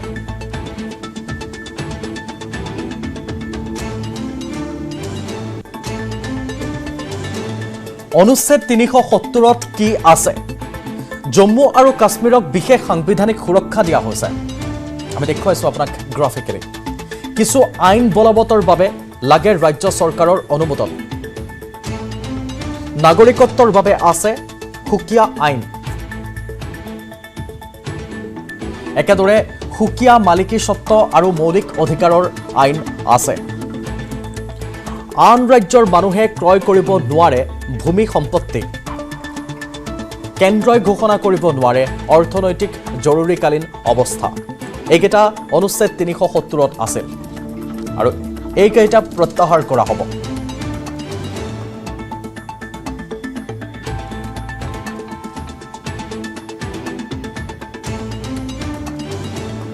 আৰু অনুচ্ছেদ 370 প্ৰত্যাহাৰক লৈ ঐতিহাসিক ৰায় আজি উচ্চতম ন্যায়ালয়ে দিব উচ্চতম ন্যায়ালয়ে কি ক'লে কেন্দ্ৰই উচ্চতম ন্যায়ালয়ক আচলতে কেন্দ্ৰই কি ক'লে এই সন্দৰ্ভত আমি আপোনালোকক জনাইছো যুক্তি 1 হিচাপে দৰ্শাইছে যে 2019 চনৰ পুলৱামা আক্ৰমণৰ পিছতে তৎপৰ কেন্দ্ৰ যুক্তি 2 সংবিধানৰ অনুচ্ছেদ 370 স্থায়ীভাৱে প্ৰণয়ন কৰা হোৱা নাছিল যুক্তি 3 সংবিধানৰ অনুচ্ছেদ 35 পক্ষপাতমূলক ভূমিকা গ্ৰহণ কৰে যুক্তি 4 অধিকাৰ উপভোগৰ বাধাৰ গৌৰৱ হিচাপে ব্যাখ্যা দিছে যুক্তি নম্বৰ 5 যিয়ে সম অধিকাৰ আনে তাক ৰূপায়ণ নকৰি নোৱাৰিবলৈও যুক্তি দৰ্শাইছে সুপ্ৰিম কোৰ্টত কেন্দ্ৰীয় চৰকাৰে আৰু তাৰে ভিত্তিত আজি চূড়ান্ত ৰায় প্ৰদান কৰিব ইতিমধ্যে কেন্দ্ৰীয় চৰকাৰ আশাবাদী যে প্ৰত্যাহাৰ সন্দৰ্ভতে প্ৰত্যাহাৰৰ পক্ষতে সুপ্ৰিম কোৰ্টে আজি ৰায় প্ৰদান কৰিব 370 প্ৰত্যাহাৰৰ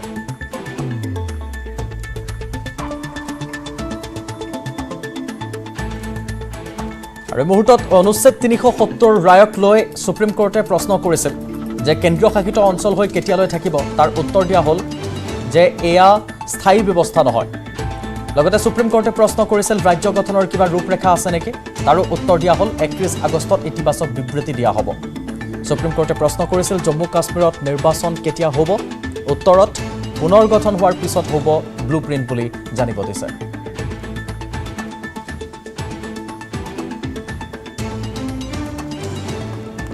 পাঁচজনীয়া সংবিধান পীঠত শুনানি গ্ৰহণ কৰা হৈছিল পাঁচজনীয়া সংবিধান পীঠ DY চন্দ্ৰচূড়ৰ মুখ্য ন্যায়াধীশ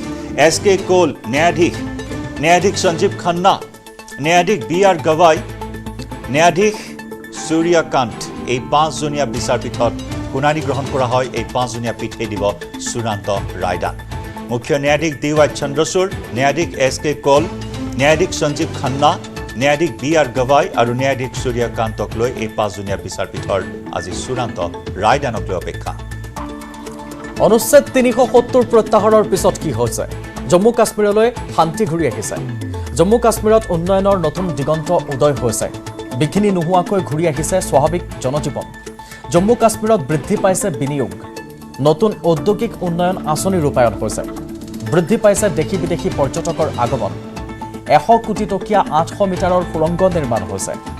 উধমপুৰ শ্ৰীনগৰ বাৰামুল্লা ৰেল সংযোগ পথৰ নিৰ্মাণ কাৰ্য হৈছে প্ৰায় বিলুপ্ত হৈছে শিলাবৰ্ষণকাৰী গেং 92% শিলাবৰ্ষণৰ ঘটনা হ্ৰাস পাইছে 370 অনুচ্ছেদ প্ৰত্যাহাৰৰ পূৰ্বে 5050টা শিলাবৰ্ষণৰ ঘটনা হৈছিল বছৰটোত 2019 জানুৱাৰীৰ পৰা জুলাইলৈ 618টালৈ হ্ৰাস পালে 2020ত শিলাবৰ্ষণৰ ঘটনা 222টা হৈছে 2021ত 76টালৈ হ্ৰাস পালে শিলাবৰ্ষণৰ ঘটনা 4 বছৰত 750টা সন্ত্ৰাসবাদী সেনাৰ হাতত নিহত হৈছে চলিত বৰ্ষৰ 5 আগষ্টলৈ 35টা সন্ত্ৰাসবাদী নিহত হৈছে স্থানীয় যুৱকৰ সন্ত্ৰাসবাদী সংগঠনত যোগদান প্ৰায় বন্ধ হৈছে আজি উচ্চতম ন্যায়ালয়ত অনুচ্ছেদ 370ৰ বাতিলক লৈ হ'ব চূড়ান্ত ৰায়দান অনুচ্ছেদ 370ৰ বাতিলক লৈ প্ৰতিক্ৰিয়া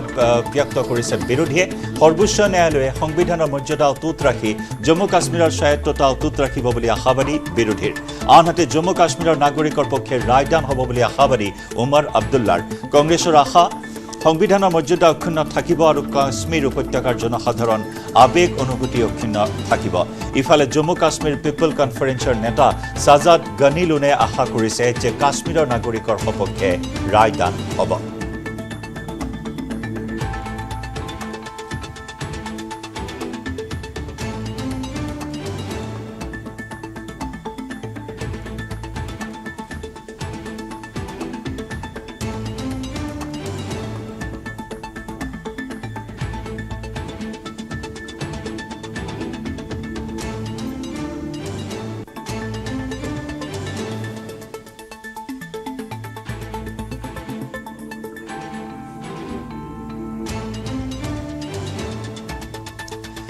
আৰু এই ঐতিহাসিক আজি দিনটো সন্দৰ্ভত আমি কিছু কথা জানিবলৈ পোনপটীয়া সম্প্ৰচাৰত আমি সংযুক্ত হৈছো দিল্লীৰ পৰা আমাৰ senior associate editor Parthajyoti Bora আছে পোনপটীয়া সম্প্ৰচাৰত আৰু আমাৰ নিউজ ৰুমৰ পৰা আমাৰ জ্যেষ্ঠ সাংবাদিক তপন তালুকদাৰৰ সৈতে আমি সংযুক্ত হৈছো পাৰ্থ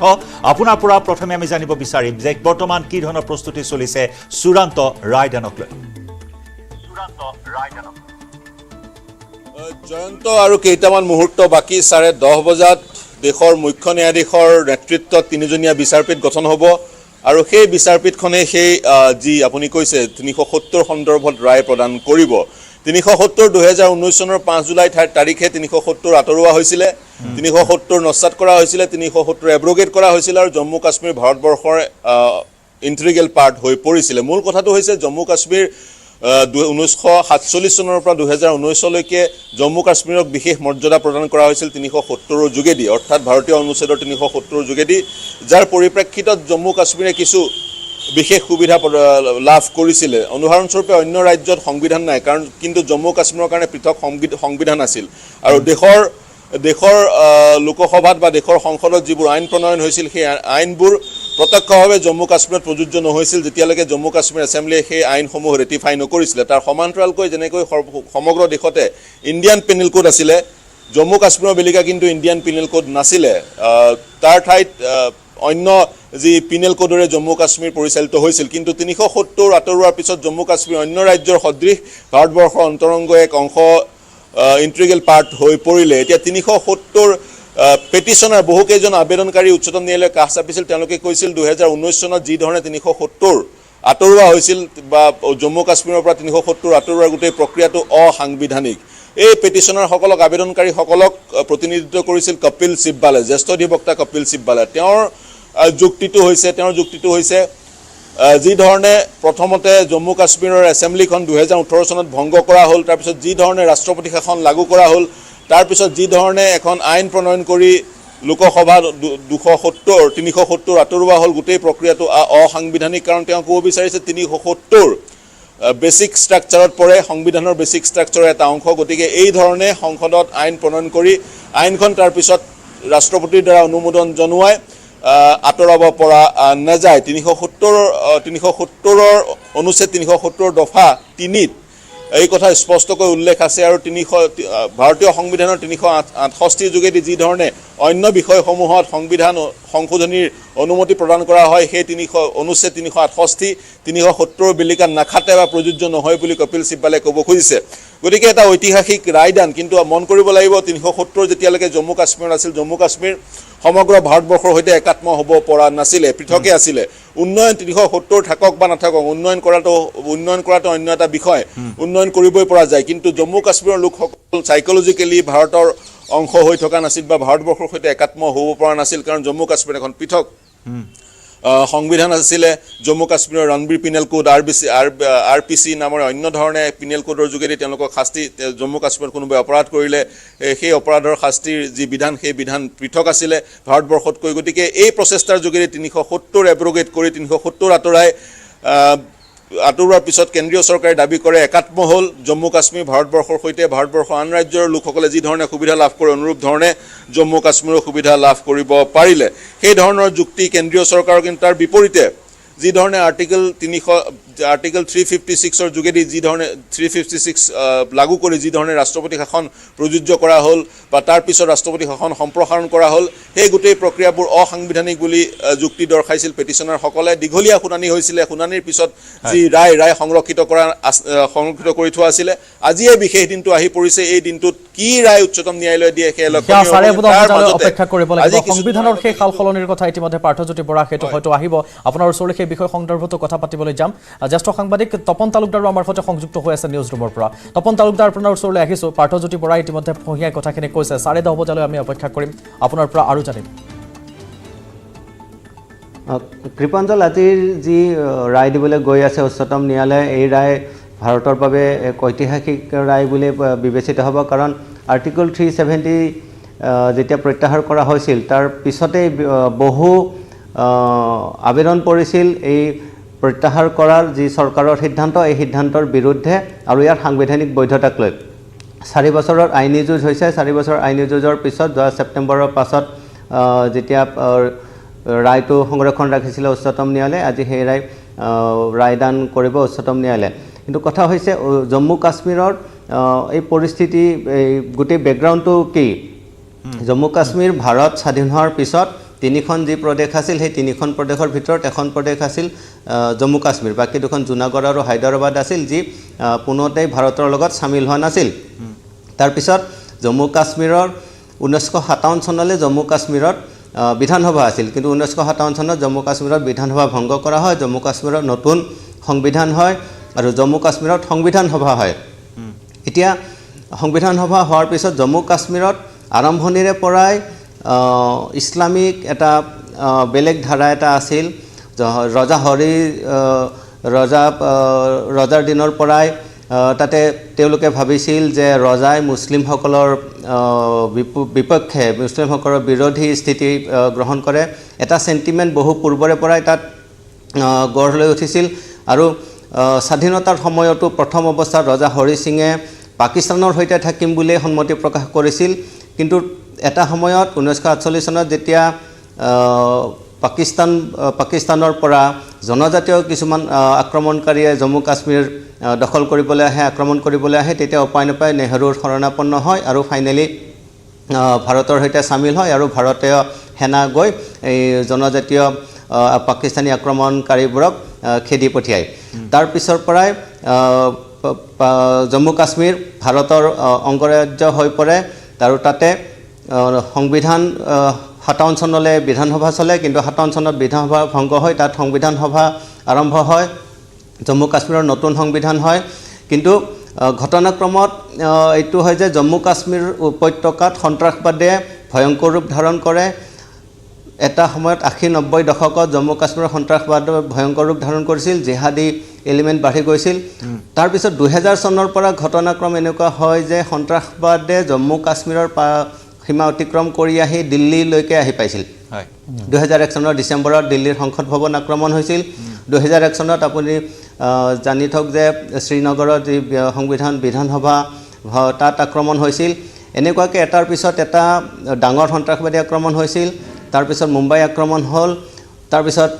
পুলৱামা আক্ৰমণ হ'ল। এনেকুৱা ঘটনাৰাজিয়ে সময় ৰখাম। পাৰ্থ আপুনিও থাকিব আমাৰ সৈতে সংযুক্ত হৈ। এই মুহূৰ্তত শ্ৰীনগৰৰ পৰা আমাৰ সৈতে সংযুক্ত হৈছে আমাৰ সাংবাদিক আবেদ। आबेद, आपके पास आया हुआ अभी जानना चाहेंगे अभी कैसा सिचुएशन चल रहा है जम्मू कश्मीर में, श्रीनगर में, जो कि सुप्रीम कोर्ट का आज राय सामने आने वाला है। 10:30 बजे में ये मामला शुरू होगा सुप्रीम कोर्ट में, तो अभी क्या माहौल है श्रीनगर में? बिल्कुल, हम श्रीनगर में मौजूद है और जो मेरे पीछे आप ये रोड देख रहे हैं, ये basically NC leader Omar Abdullah, doctor Farooq Abdullah की रेजिडेंस है। आप यहाँ पर देख सकते हैं कोई रिस्ट्रिक्शन नहीं है, गाड़ी आराम से जा रही है। हालात बिल्कुल जिस तरह के चल रहे थे मामूल के मुताबिक, जिस तरह से नॉर्मल सी थी, नॉर्मल हालात है। और दूसरी साइड से भी हम आपको कोशिश करेंगे व्यू दिखाने की, क्योंकि रास्ते आराम से खुले हैं, लोग अपने राहों में जा रही है, लोग अपने जो काम है उसकी तरफ जा रहे हैं। और क्योंकि आज तो ऑर्डर आएगा, आज तो अनाउंसमेंट होगी, क्योंकि कश्मीर की जम्मू कश्मीर की हिस्ट्री का एक और नया दिन है। जिस तरह से 5 अगस्त 2019 को तारीख रकम की गई थी, जिस तरह से फैसला हुआ था, और आज 11 दिसंबर 2023 को एक और फैसला आएगा। फैसला चाहे जो भी हो, किसी के भी हक में हो, लेकिन यह भी एक हिस्ट्री का हिस्सा बन सकता है। और जम्मू कश्मीर के लोगों के साथ साथ यहाँ के जो पॉलिटिशियंस है, यहाँ के जो मेन स्ट्रीम लीडर्स है, उनकी नजर आज सुप्रीम कोर्ट पे रहेगी, लोगों की नजर आज सुप्रीम कोर्ट पे रहेगी, क्योंकि आज वर्डिक्ट आने वाला है। जिस तरह से सुप्रीम कोर्ट ने तकरीबन 1 महीने तक जो हियरिंग्स है वो सुनी, पूरे इस केस के जो पहलू है तमाम पहलुओं पर गौर किया, और आज वर्डिक्ट आएगा। और सबकी नजर है, क्योंकि अभी कश्मीर में ठंड है, लोग थोड़ा सा भी घरों में है, लेकिन अब लोग आ रहे हैं, क्योंकि सब इसी इंतजार में है। लोग घर में अपने टीवी स्क्रीन पे देख रहे होंगे, या यहाँ पर जो मेन स्ट्रीम लीडर है वो भी इसी इंतजार में होंगे, क्योंकि कुछ घंटों के बाद, कुछ आवर्स बाद सुप्रीम कोर्ट का वर्डिक्ट आएगा। लॉ एंड ऑर्डर सिचुएशन को कैसे दिखा गया है अभी जम्मू कश्मीर में, श्रीनगर में, जो कि 2019 का जो 5 अगस्त है, जो केंद्रीय सरकार ने जो अपोज किया था, विड्रॉ किया था 370, तो अब भी बहुत सारा प्रोटेस्ट हुआ था। तो उसके हिसाब से आज जो फैसला आने वाला है, तो लॉ एंड ऑर्डर सिचुएशन कैसे दिख रहा है? बिल्कुल, यहाँ पर डिफरेंट एक तस्वीर है, क्योंकि 5 अगस्त 2019 एक डिफरेंट तस्वीर है, और आज हम आपको फिर से ये तस्वीर दिखाएंगे। ये एक मुख्तलिफ तस्वीर है, नॉर्मल तस्वीरें है, नॉर्मल लाइफ है, लोग नॉर्मली अपनी जो काम है वहां जा रहे हैं, गाड़ी आराम से चल रही है, कोई रिस्ट्रिक्शन नहीं है, लोग काम पे जा रहे हैं। क्योंकि अगर हम देखेंगे 5 अगस्त 2019 तब तस्वीर मुख्तलिफ थी, लेकिन ये तस्वीर डिफरेंट है, ये नॉर्मल सी की तस्वीर है। हालांकि ये साफ है, लोग इंतजार में है, लेकिन जिस तरह से आपने कहा लॉ एंड ऑर्डर की कोई ऐसी सिचुएशन नहीं है। हालांकि पुलिस ने कुछ अपनी जगह पर अपने मेजर्स लिए हैं ताकि कुछ लॉ एंड ऑर्डर का इशू ना हो, लेकिन जहां तक अभी हम देख रहे हैं, ग्राउंड सिचुएशन देख रहे हैं पूरे जम्मू कश्मीर की, या खास तौर पर लाल चौक श्रीनगर की, यहां पर बिल्कुल हालात जो है, सिचुएशन जो है नॉर्मल है, कोई रिस्ट्रिक्शन नहीं है, लोग आ रहे हैं, लोग जा रहे हैं अपने काम की तरफ, या कहीं पे भी लोगों को जाना होता है, कोई ऐसी सिचुएशन नहीं है, बिल्कुल सब नॉर्मल चल रहा है। जी, यानी जम्मू कश्मीर की जनता 370 का अपोज कर रहा है, जो अभी नजरा आपने हमें दिखाया है, तो वही मतलब सामने आता है। बिल्कुल, हम अभी कह नहीं पाएंगे क्योंकि लोग इंतजार में। अब हम इतना कहेंगे क्योंकि रिएक्शन तो लोगों का आएगा, जब वर्डिक्ट सामने आएगा उसके बाद लोगों का भी रिएक्शन आएगा। वर्डिक्ट जो भी होगा उसके बाद लोग अपने रिएक्शंस देंगे। फिलहाल जिस तरह से मैंने कहा कि जिस तरह से आपने भी कहा 5 अगस्त 2019 तब तस्वीर डिफरेंट थी, तब सिचुएशन डिफरेंट थी, तब सिक्योरिटी सिचुएशन डिफरेंट थी, लेकिन अब सिक्योरिटी सिचुएशन डिफरेंट है, क्योंकि आपने तस्वीरें भी देखी, हमारे जो नाजरीन है उन्होंने भी तस्वीरें देखी। यहाँ पर बिल्कुल जो नॉर्मल सी है, नॉर्मल तस्वीरें हैं, कोई रिस्ट्रिक्शंस नहीं है। लेकिन ये साफ है जिस तरह से यहाँ की जो पॉलिटिकल लीडर्स है वो कहीं पे भी जाते थे, बात 370 आर्टिकल 370 और 35A की हो रही थी और लगातार उनका कहना था कि मामला सुप्रीम कोर्ट में है और जो भी सुप्रीम कोर्ट फैसला करेगा दे विल सपोर्ट इट। तो आज वो दिन होगा, आज जब सुप्रीम कोर्ट फैसला करेगा अब से कुछ घंटों बाद, तो उसके बाद ये देखना होगा जिस तरह से जो यहाँ के पॉलिटिशियंस क्लेम कर रहे थे they will actually support the verdict, तो वो देखने वाली बात होगी किस तरह का वो सपोर्ट दिखाएंगे अगर सुप्रीम कोर्ट में क्या कुछ वर्डिक्ट आएगा और किस तरह की रिएक्शंस बाद में आएगी, क्योंकि वो अभी कहना नामुमकिन है। लेकिन जब वर्डिक्ट आएगा उसके बाद यहाँ की जो पॉलिटिकल पार्टीज है या पॉलिटिकल लीडर्स, यानी 2019 से अवैध देखा जाए तो 2019 से थोड़ा शांति का माहौल बना हुआ है कश्मीर में, जो कि G20 का मीटिंग भी आयोजन किया गया था जम्मू कश्मीर में, ऐसा बहुत कुछ मतलब एग्जांपल्स देखा गया है। अब बिल्कुल हम आपको कोशिश करेंगे विजय, आपको थोड़ा सा ये तस्वीरें दिखाएंगे क्योंकि G20 से पहले यहाँ पर श्रीनगर स्मार्ट सिटी का प्रोजेक्ट हुआ था। थोड़ा सा आप देखिए क्योंकि डेवलपमेंट तो बहुत हुई, नॉर्मल सी यहाँ पर रही। जी अबेद इस वक्त आपको बहुत बहुत शुक्रिया ये हमें जानकारी देने के लिए। बाद में हम फिर से जुड़ेंगे आपके साथ और जम्मू कश्मीर और श्रीनगर का माहौल हम दिखाएंगे हमारे दर्शकों को। अभी बहुत बहुत शुक्रिया। और ठीक तेनेदरे पार्थ आपको এই মুহূৰ্তত ধন্যবাদ জ্ঞাপন কৰিছো। তপন আপোনাকো ধন্যবাদ জ্ঞাপন কৰিছো। পৰৱৰ্তী 10 বজাৰ বুলেটিনত আমি সবিস্তাৰে এই বিষয়টো আমি জানিম, কাৰণ 10:30 বজাৰ লগে লগে সুপ্ৰিম কোৰ্টৰ ৰায়দান প্ৰক্ৰিয়া আৰম্ভ কৰা হ'ব। ধন্যবাদ পাৰ্থ তপন। আৰু ইয়াৰে সৈতে আমি এই মুহূৰ্তত লাইভ আৱাৰৰ পৰা বিদায় লৈছো। নমস্কাৰ। ভাৰতৰ গৌৰৱ গোটেই বিশ্বতেই ইয়াৰ সন্মান ষ্ট্ৰং মানে মাইথান ষ্টীল। পায়াৰে সহায় বিচাৰিছিল বদন বৰফুকনে, কালক্ৰমত বদন বৰফুকনক আততায়ীয়ে হত্যা কৰিলে। বদু পায়াই 1822 খ্ৰীষ্টাব্দত মিংগি মাহা তিলুৱা নামৰ এজন গভৰ্ণৰক অসম পৰিচালনা কৰিবলৈ নিযুক্তি দিছিলে। গতিকে 1822 চনৰ পৰা মান ৰজা বদু পায়াৰ নিৰ্দেশত মিহিমাংগা তিলুৱাই 1822 চনৰ পৰা 1826 চনৰ 24 ফেব্ৰুৱাৰীলৈকে অসম শাসন কৰিছিলে। ইতিহাসৰ ই এক কোলা অধ্যায়। এই অধ্যায় বিষয়ে বিৱৰণ এডৱাৰ্ড গেটছৰ ব্ৰিফ হিষ্ট্ৰী অফ অসমত আছে, ডক্টৰ সূৰ্য কুমাৰ ভূঞাৰ গ্ৰন্থসমূহত আছে বা অন্যান্য বুৰঞ্জীবিদৰ গ্ৰন্থসমূহত আছে। ডক্টৰ নগেন শইকীয়াই সেইসকল বুৰঞ্জীবিদৰ গ্ৰন্থৰ সহায় লৈ এইখন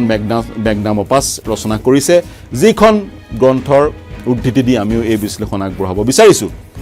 কপিল সিব্বালৰ প্ৰথম কথা এই ব্যাখ্যা ভুল, তেওঁ প্ৰবজনৰ সপক্ষে যুক্তি দিব বিচাৰিছে। কিন্তু আমি এটা কথা মনত ৰাখিব লাগিব, অসম সন্মিলিত মহাসংঘই 2012 চনত উচ্চতম ন্যায়ালয়ৰ কাষ চাপিছিল ভিত্তিবৰ্ষ 1951 চন কৰিব লাগে বুলি। আপোনালোক সকলোৱে জানে ভাৰতবৰ্ষৰ আন ৰাজ্যত বিদেশী চিনাক্তকৰণৰ ভিত্তিবৰ্ষ হৈছে 19 জুলাই 1948 চন,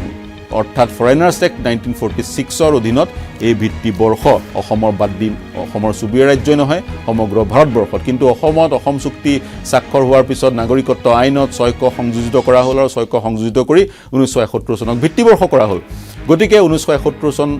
ভিত্তিবৰ্ষ কৰাৰ পৰিঘটনাক অসাংবিধানিক আখ্যা দি অসম সন্মিলিত মহাসংঘই বিচাৰিছে 1951 চন বা 1948 চনৰ 19 জুলাই অসমৰ বেলিকাও ভিত্তিবৰ্ষ হওক। 1951 চন মই বাৰম্বাৰ কৈ আছোঁ, কাৰণ 1951 চনৰ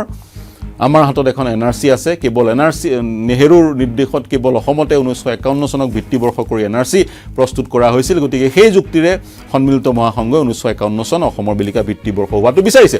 গতিকে আমি আলোচনা কৰি আছোঁ বা উচ্চতম ন্যায়ালয়ত আলোচনা কৰা হৈ আছে। 3দিনীয়া শুনানিত সোমবাৰে আকৌ শুনানি অনুষ্ঠিত হ'ব।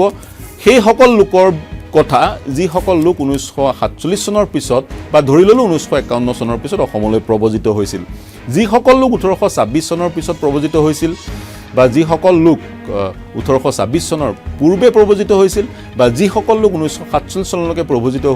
হৈছিলে, তেওঁলোক স্বাভাৱিকতে ভাৰতীয়। তেওঁলোকৰ বিষয়ে কোনো ধৰণৰ প্ৰশ্ন উত্থাপন হোৱাই নাই। 1901 চনৰ পৰা গ্ৰ' মোৰ ফুডছ সেই আঁচনিত ব্ৰিটিছে সেই সময়ৰ পূৰ্ববংগৰ পৰা অসমলৈ বহু পমুৱা মুছলমানক আনিছিল। তেওঁলোক যিহেতু সেই সময়ত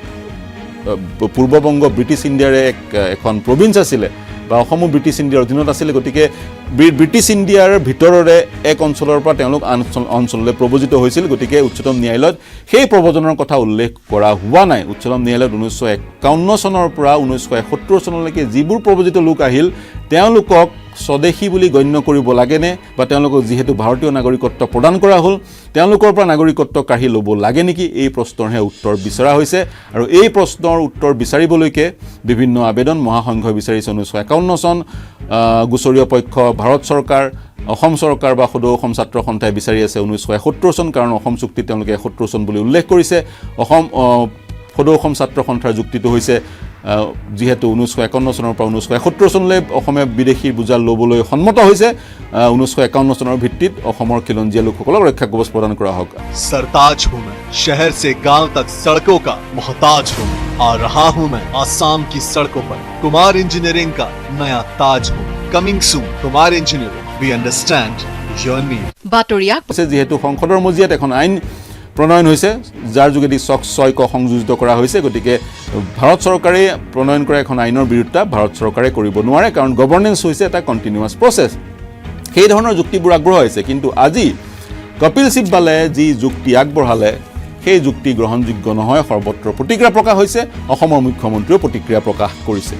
जिसको कोई बुरंजी का बारे में कोई ज्ञान नहीं है उनको कुछ बात बोलना नहीं सही है असम कभी म्यांमार का पार्ट नहीं था म्यांमार से लोग आके असम को एक समय असम का साथ क्लैश हुआ था अहोम का समय में एक brief for a brief period हम लोग उनका ऑक्यूपेशन जैसा सिचुएशन था 1-1.5 महीना का इतना ही असम और म्यांमार का संपर्क है लेकिन म्यांमार असम का साथ था ये तो कोई मुझको आज तक तो ऐसा कोई डेटा मेरा सामने नहीं आया है सुप्रीम कोर्टत কৈছে আৰু যি তাৰ ওপৰত টিপ্পনী কৰাটো উচিত নহয় কাৰণ সুপ্रीम কোৰ্টৰ প্ৰসিডিংৰ ওপৰত মুখ্যমন্ত্ৰী এজনে বক্তব্য ৰখাটো ঠিক নহয় আৰু কোৰ্টত কেছ এটা জিকিবৰ কাৰণে উকিলে বিভিন্ন ধৰণে প্ৰশ্ন আনে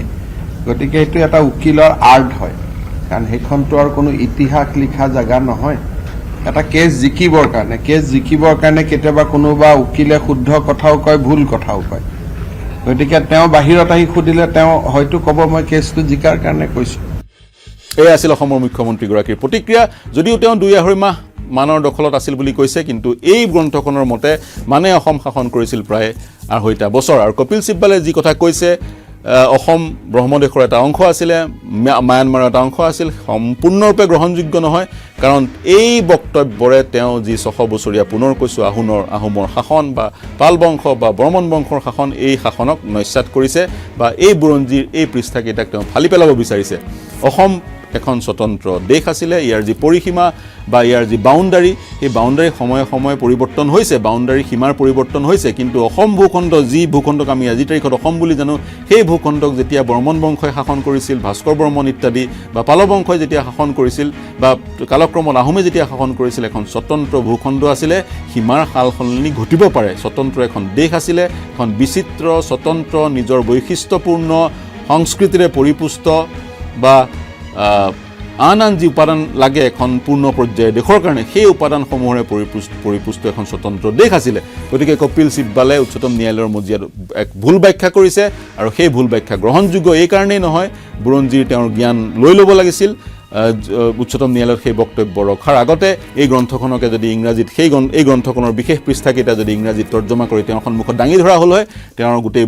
বস্তুটো গোটেই পৰিঘটনাটো তেওঁৰ সন্মুখত পৰিষ্কাৰ হ'ল হয়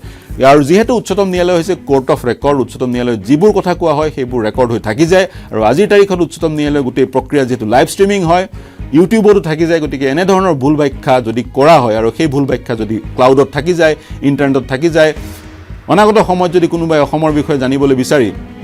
তেওঁৰ সেই বক্তব্যটো উদ্ধৃতি দিয়ে তেতিয়া এটা ভুল বাৰ্তা অনাগত প্ৰজন্মৰ মাজত প্ৰচাৰ হ'ব গতিকে তেওঁ এই ভুল বাৰ্তাটো কেনেকৈ শুদ্ধ কৰে সেয়া লক্ষণীয় হ'ব এই যি শুনানি সেই শুনানি চলি আছে কিন্তু মন কৰিব এটা ভুল ব্যাখ্যা উচ্চতম ন্যায়ালয়ৰ সাংবিধানিক বিচাৰপীঠৰ সন্মুখত কপিল সিব্বালে ৰাখিলে এই ভুল ব্যাখ্যাৰ সন্দৰ্ভত আপোনালোকৰ কি মতামত আপোনালোকে জনাব বিভিন্ন সময়ত কি অসমৰ বুৰঞ্জী অসমৰ সংস্কৃতি অসমৰ জনজীৱন इस सफर का सरताज हूँ मैं शहर से गांव तक सड़कों का मोहताज हूँ आ रहा हूँ मैं आसाम की सड़कों पर कुमार इंजीनियरिंग का नया ताज हूँ coming soon Kumar engineering we understand your need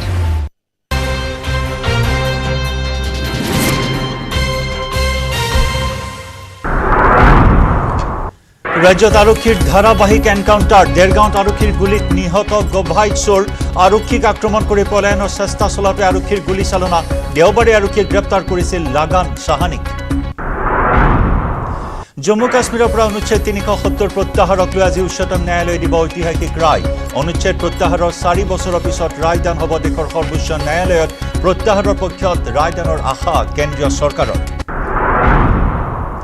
SITত হাজিৰ 2 ৰাজপত্ৰিত বিষয়া দীপাংকৰ দত্ত লহকৰ আৰু ধীৰাজ কুমাৰ জৈনক জেৰা আৰক্ষীৰ ধনৰ বিনিময়ত APSCত উত্তীৰ্ণ হোৱাৰ অভিযোগ ইতিমধ্যে চাকৰিৰ পৰা নিলম্বন 2 গৰাকী বিষয়া দিছপুৰৰ ভূমি কেলেংকাৰীত আৰু 2 জনক গ্ৰেপ্তাৰ অম্বিকাগিৰি ৰায়চৌধুৰী পৰিয়ালৰ ভূমি জালিয়াতিৰে বিক্ৰী কৰিছিল 2.5 কোটি টকাত ভূমি কেলেংকাৰীত এই পৰ্যন্ত গ্ৰেপ্তাৰ 18 জন কংগ্ৰেছী সাংসদ ধীৰাজ চাহুৰ বাসগৃহৰ পৰা জব্দ 350 কোটিৰো অধিক টকা 5 দিন ধৰি চলোৱা আয়কৰ বিভাগৰ অভিযানত জব্দ টকাৰ লগতে সোণ আৰু হীৰা ভৰ্তি এটা বস্তাও ঝাৰখণ্ড উৰিষ্যা পশ্চিমবংগত আয়কৰ বিভাগৰ অভিযান অব্যাহত আৰু জল্পনা কল্পনাৰ অন্ত পেলাই ছত্তীশগড়ৰ নতুন মুখ্যমন্ত্ৰীৰ নাম ঘোষণা ছত্তীশগড় বিজেপিৰ প্ৰাক্তন সভাপতি বিষ্ণুদেৱ সাই নতুন মুখ্যমন্ত্ৰী আজি ঘোষণা হ'ব মধ্যপ্ৰদেশৰ মুখ্যমন্ত্ৰীৰ নাম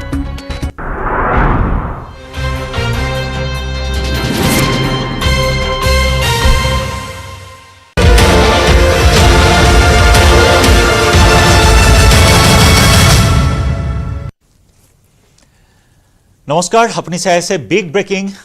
মই জয়ন্ত মাধৱ গোস্বামী আৰু প্ৰথমে জনাও আজি দেশৰ এটা অত্যন্ত গুৰুত্বপূৰ্ণ খবৰ এটা অত্যন্ত গুৰুত্বপূৰ্ণ দিন জম্মু কাশ্মীৰৰ বাবে আজি উচ্চতম ন্যায়ালয়ত অনুচ্ছেদ 370 বাতিলক লৈ হ'ব চূড়ান্ত ৰায়দান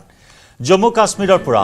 370 সংবিধানৰ 370 অনুচ্ছেদ বাতিলৰ বিৰুদ্ধে কৰা আবেদনৰ শুনানিৰ চূড়ান্ত ৰায়দান কৰিব দেশৰ সৰ্বোচ্চ ন্যায়ালয়ে 2019 চনৰ 5 আগষ্টত সংসদত কেন্দ্ৰীয় চৰকাৰে প্ৰস্তাৱ গ্ৰহণ কৰি বাতিল কৰিছিল সংবিধানৰ 370 অনুচ্ছেদ নৰেন্দ্ৰ মোদী চৰকাৰৰ এই সিদ্ধান্তৰ সাংবিধানিক বৈধতা সন্দৰ্ভত প্ৰশ্ন উত্থাপন কৰি বহুত দল সংগঠন আৰু ব্যক্তিয়ে উচ্চতম ন্যায়ালয়ত আবেদন জনাইছিল 4 বছৰ ধৰি সৰ্বোচ্চ ন্যায়ালয়ত এই আবেদনসমূহৰ শুনানি গ্ৰহণ কৰা হয় জম্মু কাশ্মীৰৰ পৰা অনুচ্ছেদ 370 বাতিলৰ প্ৰত্যাহাৰৰ 4 বছৰ পিছত আজি উচ্চতম ন্যায়ালয়ত হ'ব ঐতিহাসিক ৰায়দান ন্যায়ালয়ৰ ৰায়ৰ পিছত আইন শৃংখলা পৰিস্থিতিৰ অৱনমিত হোৱাৰ প্ৰতি লক্ষ্য ৰাখি জম্মু কাশ্মীৰত কটকটীয়া কৰি তোলা হৈছে নিৰাপত্তা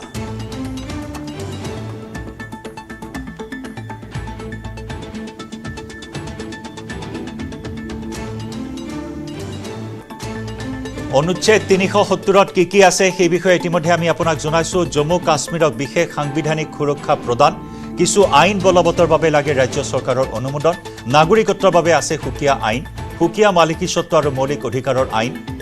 আন ৰাজ্যৰ মানুহে ক্ৰয় কৰিব নোৱাৰে ভূমি সম্পত্তি কেন্দ্ৰই ঘোষণা কৰিব নোৱাৰে অৰ্থনৈতিক জৰুৰীকালীন অৱস্থা বিশেষ ৰাজ্যৰ মৰ্যাদা হিচাপে ঘোষণা কৰাৰ পিছত এনেসমূহ নিয়মে বলবৎ হৈ আছিল 370ৰ অধীনত জম্মু কাশ্মীৰত আৰু সেই 370 অনুচ্ছেদে প্ৰত্যাহাৰ কৰিছিল 2019 চনৰ 5 আগষ্টত কেন্দ্ৰীয় চৰকাৰৰ এই সাংবিধানিক বৈধতাক লৈ প্ৰশ্ন উত্থাপন কৰি বিভিন্ন মহলে আবেদন জনাইছিল উচ্চতম ন্যায়ালয়ত আৰু সেই আবেদনসমূহৰ শুনানি গ্ৰহণ কৰি ইতিমধ্যে যোৱা ছেপ্টেম্বৰত শুনানি প্ৰক্ৰিয়া সম্পন্ন কৰি ৰায় সংৰক্ষণ কৰি ৰাখিছে আৰু 5 জনীয়া বিচাৰপীঠে আজি ঐতিহাসিক ৰায় প্ৰদান কৰিব 370 অনুচ্ছেদ প্ৰত্যাহাৰক লৈ 370 অনুচ্ছেদ প্ৰত্যাহাৰ প্ৰসংগত আমি জনাই আহিছো সবিশেষ খবৰ সংবিধানৰ 3 নম্বৰ ধাৰাৰ অধীনত বাতিল কৰা হয় অনুচ্ছেদ 370 3 নম্বৰ ধাৰাই ৰাষ্ট্ৰপতিক অনুমতি দিয়ে অনুচ্ছেদ 370 বাতিলৰ সংবিধান সংশোধন কৰি অনুচ্ছেদ 370 বাতিল কৰা হয় 2019 চনৰ 5 আগষ্টত সংসদত সংশোধনী বিধেয়ক পাৰিত কৰা হৈছিল বিধেয়ক পাৰিতৰ পিছতে ৰাষ্ট্ৰপতিয়ে জাৰি কৰে নিৰ্দেশ সংবিধান সভাৰ অনুমোদনৰ আধাৰত বাতিল কৰা হয় অনুচ্ছেদ 370 1951 চনত গঠন কৰা হৈছিল সংবিধান সভা 26 জানুৱাৰী 1957 চনত ভংগ কৰি দিয়া হয় সংবিধান সভা এই সন্দৰ্ভত উচ্চতম ন্যায়ালয়ে কি ক'লে কেন্দ্ৰই 2019 চনৰ পুলৱামা আক্ৰমণৰ পিছতে তৎপৰ হৈছিল কেন্দ্ৰ সংবিধানৰ অনুচ্ছেদ 370 স্থায়ীভাৱে প্ৰণয়ন কৰা হোৱা নাছিল সংবিধানৰ অনুচ্ছেদ 35A পক্ষপাতমূলক বুলি যুক্তি দৰ্শাইছিল কেন্দ্ৰই উচ্চতম ন্যায়ালয়ে অধিকাৰ উপভোগৰ বাধা গৌৰৱ হিচাপে ব্যাখ্যা আগবঢ়াইছিল যিয়ে সম অধিকাৰ আনে তাক ৰূপায়ণ নকৰি নোৱাৰি বুলি যুক্তি দৰ্শাইছিল সুপ্ৰিম কোৰ্টত কেন্দ্ৰীয় চৰকাৰে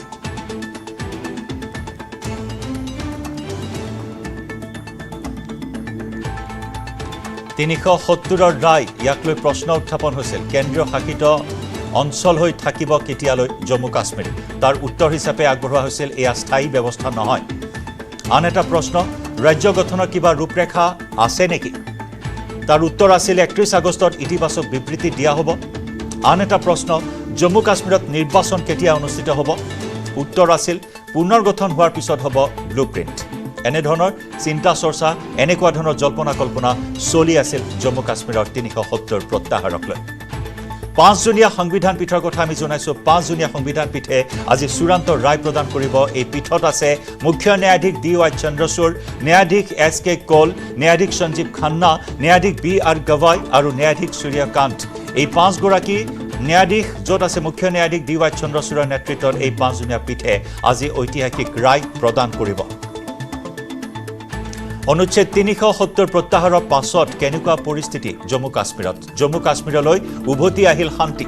জম্মু কাশ্মীৰত উন্নয়নৰ নতুন দিগন্তৰ উদয় হ'ল বিঘিনি নোহোৱাকৈ উভতি আহিল স্বাভাৱিক জনজীৱন জম্মু কাশ্মীৰত বৃদ্ধি পাইছে বিনিয়োগ নতুন ঔদ্যোগিক উন্নয়ন আঁচনি ৰূপায়ণ হৈছে জম্মু কাশ্মীৰত বৃদ্ধি পাইছে দেশী বিদেশী পৰ্যটকৰ আগমন 100 কোটি টকীয়া 800 মিটাৰৰ সুৰংগ নিৰ্মাণ কৰা হৈছে উদ্ধমপুৰ শ্ৰীনগৰ বাৰামুল্লা ৰেল সংযোগ পথৰ নিৰ্মাণ কাৰ্য চলি আছে প্ৰায় বিলুপ্ত হৈ পৰিল শিলাবৰ্ষণকাৰী গ্যাং 92% শিলাবৰ্ষণৰ ঘটনা হ্ৰাস পাইছে জম্মু কাশ্মীৰত 2019 চনৰ পৰা 370 প্ৰত্যাহাৰৰ পূৰ্বে 5050টা শিলাবৰ্ষণৰ ঘটনা আছিল 2019 চনৰ জানুৱাৰীৰ পৰা জুলাইলৈ 618টা শিলাবৰ্ষণৰ ঘটনা 2020 চনত শিলাবৰ্ষণৰ ঘটনা 222টালৈ হ্ৰাস পালে 2021 চনত 76টালৈ হ্ৰাস পালে শিলাবৰ্ষণৰ ঘটনা 4 বছৰত 750টা সন্ত্ৰাসবাদী সেনাৰ হাতত নিহত হৈছে চলিত বৰ্ষৰ 5 আগষ্টলৈ 35টা সন্ত্ৰাসবাদী নিধন হৈছে স্থানীয় যুৱকৰ সন্ত্ৰাসবাদী সংগঠনত যোগদানো প্ৰায় বন্ধ হৈ পৰিছে এই 4 বছৰত জম্মু কাশ্মীৰত আৰু আজি উচ্চতম ন্যায়ালয়ত অনুচ্ছেদ 370 বাতিলক লৈ হ'ব চূড়ান্ত ৰায়দান অনুচ্ছেদ 370ৰ বাতিলক লৈ প্ৰতিক্ৰিয়া ব্যক্ত কৰিছে বিৰোধীয়ে সৰ্বোচ্চ ন্যায়ালয়ে সংবিধানৰ মৰ্যাদাৰ অটুট ৰাখি জম্মু কাশ্মীৰৰ স্বায়ত্ততা অটুট ৰাখিব বুলি আশাবাদী বিৰোধী আনহাতে জম্মু কাশ্মীৰৰ নাগৰিকৰ পক্ষে ৰায়দান হ'ব বুলি আশাবাদী উমৰ আব্দুল্লাৰ কংগ্ৰেছৰ আশা সংবিধানৰ মৰ্যাদা অক্ষুণ্ণ থাকিব আৰু কাশ্মীৰ উপত্যকাৰ জনসাধাৰণৰ আবেগ অনুভূতিক অক্ষুণ্ণ ৰাখিব ইফালে জম্মু কাশ্মীৰ পিপল কনফাৰেন্সৰ নেতা সাজাদ গনিলনে আশা কৰিছে যে কাশ্মীৰৰ নাগৰিকৰ সপক্ষে হ'ব ৰায়দান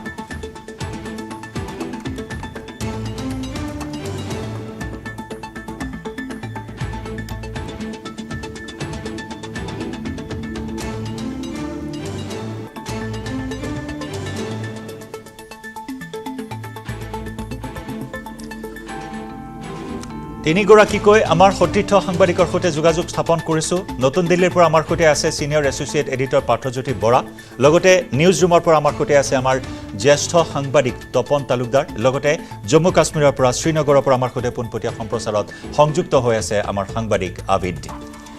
মই পাৰ্থ প্ৰথমে আপোনাৰ সৈতে সংযুক্ত হৈছো 10:30 বজালৈ মাজত মাত্ৰ কেইটামান মুহূৰ্ত বাকী আছে সেই ঐতিহাসিক ক্ষণ ইতিমধ্যে আৰম্ভ হৈছে সকলোৱে ক্ষণ গণিছে জল্পনা কল্পনা আৰম্ভ হৈছে কি হ'ব ৰায়দান সংবিধানিক বৈধতা সন্দৰ্ভত আজি চূড়ান্ত ৰায় প্ৰদান কৰিব গতিকে আপোনাৰ পৰা প্ৰথমে জানি ল'ব বিচাৰি জয়ন্ত ভাৰতবৰ্ষৰ কাৰণে ঐতিহাসিক আজিৰ দিনটো ঐতিহাসিক হিচাপে পৰিগণিত হ'ব আৰু কেইটামান মুহূৰ্ত বাকী এতিয়া 10:10 গৈছে আৰু প্ৰায় 20 মিনিটৰ পিছত সাংবিধানিক বিচাৰপীঠখন বহিব DY চন্দ্ৰচূড় দেশৰ মুখ্য ন্যায়াধীশ DY চন্দ্ৰচূড়ৰ নেতৃত্বত আৰু তেওঁলোকৰ যি ৰায় পাঠ কৰিবলৈ আৰম্ভ কৰিব তিনিটা ঘটনা হ'ব পাৰে প্ৰথমটো হৈছে 5জন জাজে একেটাই ৰায় দিব পাৰে অৰ্থাৎ কনসেনসাস এটা গঠন কৰি সহমতত উপনীত হৈ তেওঁলোকে ৰায় প্ৰদান কৰিব পাৰে দ্বিতীয়টো হৈছে সংখ্যাগৰিষ্ঠ জাজে এক পক্ষত ৰায় দিব পাৰে আৰু সংখ্যা লঘু জাজে মাইনৰিটি জাজে বা অৰ্থাৎ 3জন জাজে এটা পক্ষত ৰায় দিব পাৰে দুজন জাজে আনটো পক্ষত ৰায় দিব পাৰে আৰু তৃতীয়টো হৈছে তেওঁলোকে নচাত 370 বাহাল ৰাখে নে 370 নস্যাৎ কৰে সেয়া অন্য এক বিষয় কিন্তু মূল বিষয়টো হৈছে 370 2019 ৰ 5 আগষ্ট তাৰিখে 370 আঁতৰোৱা হৈছিল সংবিধানৰ 370 যি কাৰ্যকৰিতা সেই কাৰ্যকৰিতা শেষ কৰি পেলোৱা হৈছিল সংসদত এখন আইন প্ৰণয়ন কৰি আৰু তাৰ আগতে মন কৰিব তাৰ আগতে বিশেষকৈ ভাৰতীয় সংবিধানৰ দুটা অনুচ্ছেদক এক প্ৰকাৰ কাৰ্যকৰিতা নোহোৱা কৰি দিয়া হৈছিল জম্মু কাশ্মীৰৰ বেলিকা এটা হৈছে 370 যোগেদি জম্মু কাশ্মীৰে বিশেষ মৰ্যাদা লাভ কৰিছিল দেশৰ আন প্ৰান্ততকৈ জম্মু কাশ্মীৰক পৃথক কিছু ক্ষমতা দিয়া হৈছিল জম্মু কাশ্মীৰৰ যি পৃথক সংবিধান আছিল পৃথক পতাকা আছিল ভাৰতৰ আন ঠাইত যি ধৰণে ইণ্ডিয়ান পিনেল কোড আছে ভাৰতৰ আন ৰাজ্যত জম্মু কাশ্মীৰ পৰিচালিত হৈছিল ৰণবীৰ পিনেল কোডৰ যোগেদি গতিকে এক পৃথকতা আছিল যাৰ পৰিপ্ৰেক্ষিতত জম্মু কাশ্মীৰ যদিও ভাৰতৰ অন্তৰংগ এক অংগ হৈ থকাৰ সত্ত্বেও জম্মু কাশ্মীৰ ভাৰতবৰ্ষৰ সৈতে একাত্ম হ'ব পৰা নাছিলে গতিকে বিভিন্ন সময় 370 আঁতৰোৱাৰ পোষকতা বিভিন্নজনে কৰি আছিলে বহুতে কয় নেহৰুৱে কৈছিলে 370 যি ব্যৱস্থা সেই ব্যৱস্থাটা অস্থায়ী ব্যৱস্থা যেতিয়া সময় আহিব যেতিয়া প্ৰয়োজন হ'ব 370 আঁতৰাই দিয়া হ'ব কিন্তু এতিয়া উচ্চতম ন্যায়ালয়ত একাধিক আবেদনকাৰী আবেদন দাখিল কৰিছে তেওঁলোকে কৈছে 370 যি ধৰণে আঁতৰোৱা হ'ল বা 35A যি ধৰণে আঁতৰোৱা হ'ল 370 সেই বিশেষ মৰ্যাদা প্ৰদান কৰে আৰু 35A এই অনুচ্ছেদটোৱে জম্মু কাশ্মীৰৰ লোকসকলক মাটি ক্ৰয় কৰাত বা ব্যৱসায় আৰম্ভ কৰাত তেওঁলোকক বিশেষ ক্ষমতা প্ৰদান কৰে অৰ্থাৎ জম্মু কাশ্মীৰলৈ বাহিৰৰ এজন লোকে গৈ মাটি ক্ৰয় কৰিব পৰা নাছিল কৰিব নোৱাৰে বা ব্যৱসায় কৰিব নোৱাৰে দুইটা আঁতৰাই দিয়া হ'ল গতিকে পেটিশনাৰ সকলে ক'ব বিচাৰে আবেদনকাৰী সকলে ক'ব বিচাৰে অসাংবিধানিক এক উপায়েৰে এই গোটেই প্ৰক্ৰিয়াটো কৰা হৈছিল প্ৰত্যাহ্বান জনাইছে তেওঁলোকে আমি অপেক্ষা কৰিব লাগিব কি ৰায় আহে যি ৰায় আহিব এক ঐতিহাসিক ৰায় আহিব কিন্তু সেন্স অফ দি নেশ্যন ৰাষ্ট্ৰ অধিকাংশ লোকে ভাবে বা তেওঁলোকৰ ধাৰণা 370 আঁতৰোৱাৰ পিছত জম্মু কাশ্মীৰ ভাৰতবৰ্ষৰ সৈতে একাত্ম হোৱাৰ সুযোগ পালে জয়ন্ত হয় পাৰ্থ আমাৰ সৈতে সংযুক্ত হৈ থাকক তপন মই আপোনাৰ কাষলৈ আহিম কিন্তু তাৰ পূৰ্বে মই আমাৰ শ্ৰীনগৰত থকা আমাৰ সাংবাদিক আবেদৰ ওচৰলৈ আহিব বিচাৰিম আবেদ फिर से जुड़े हैं आपके साथ जानना चाहेंगे जो भी राय आएगा वो ऐतिहासिक होगा तो उस राय के लिए अभी इंतजार कर रहा है पूरा देश पूरी जम्मू कश्मीर की जनता तो 370 का इम्पोज या अपोज किसका पक्ष लेगा जम्मू कश्मीर की जनता बिल्कुल क्योंकि ये देखने वाली बात होगी वर्डिक्ट आएगा क्योंकि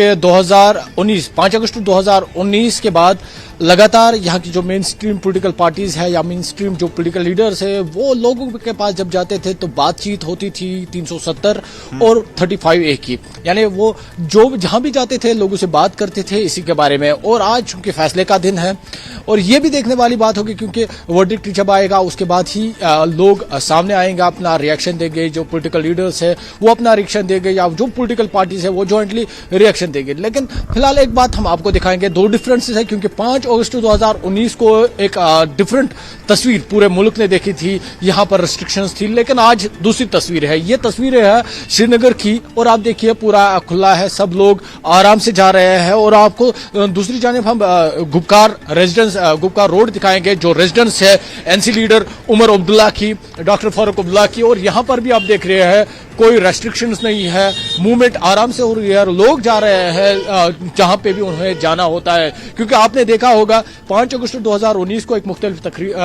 तस्वीर थी मुख्तलिफ पिक्चर्स यहाँ पे थी यहाँ पर रेस्ट्रिक्शंस थी लेकिन आज बिल्कुल ओपन है हालांकि यहाँ की जो पॉलिटिकल पार्टीज थी वो लगातार ये कह रही थी उनका ये दावा है वर्डिक्ट जो भी आएगा वो उसको सपोर्ट करेंगे लेकिन आज ये देखना होगा वर्डिक्ट के बाद उनका क्या रिएक्शन रहेगा वर्डिक्ट चाहे जो भी हो लाइक आपने कहा कि जो भी फैसला आएगा ये कश्मीर की हिस्ट्री में ऐतिहासिक होगा ये तारीख लिखी जाएगी जिस तरह से 5 अगस्त 2019 तारीख में लिखा गया है उसी तरह का जो आज का डेट है 11 दिसंबर 2023 ये भी लिखा जाएगा फैसला चाहे जो भी हो मगर ये दिन याद रखा जाएगा हालांकि मैं आपको बताऊं लोग इंतजार में हैं जो पॉलिटिकल पार्टीज है या पॉलिटिकल लीडर्स है वो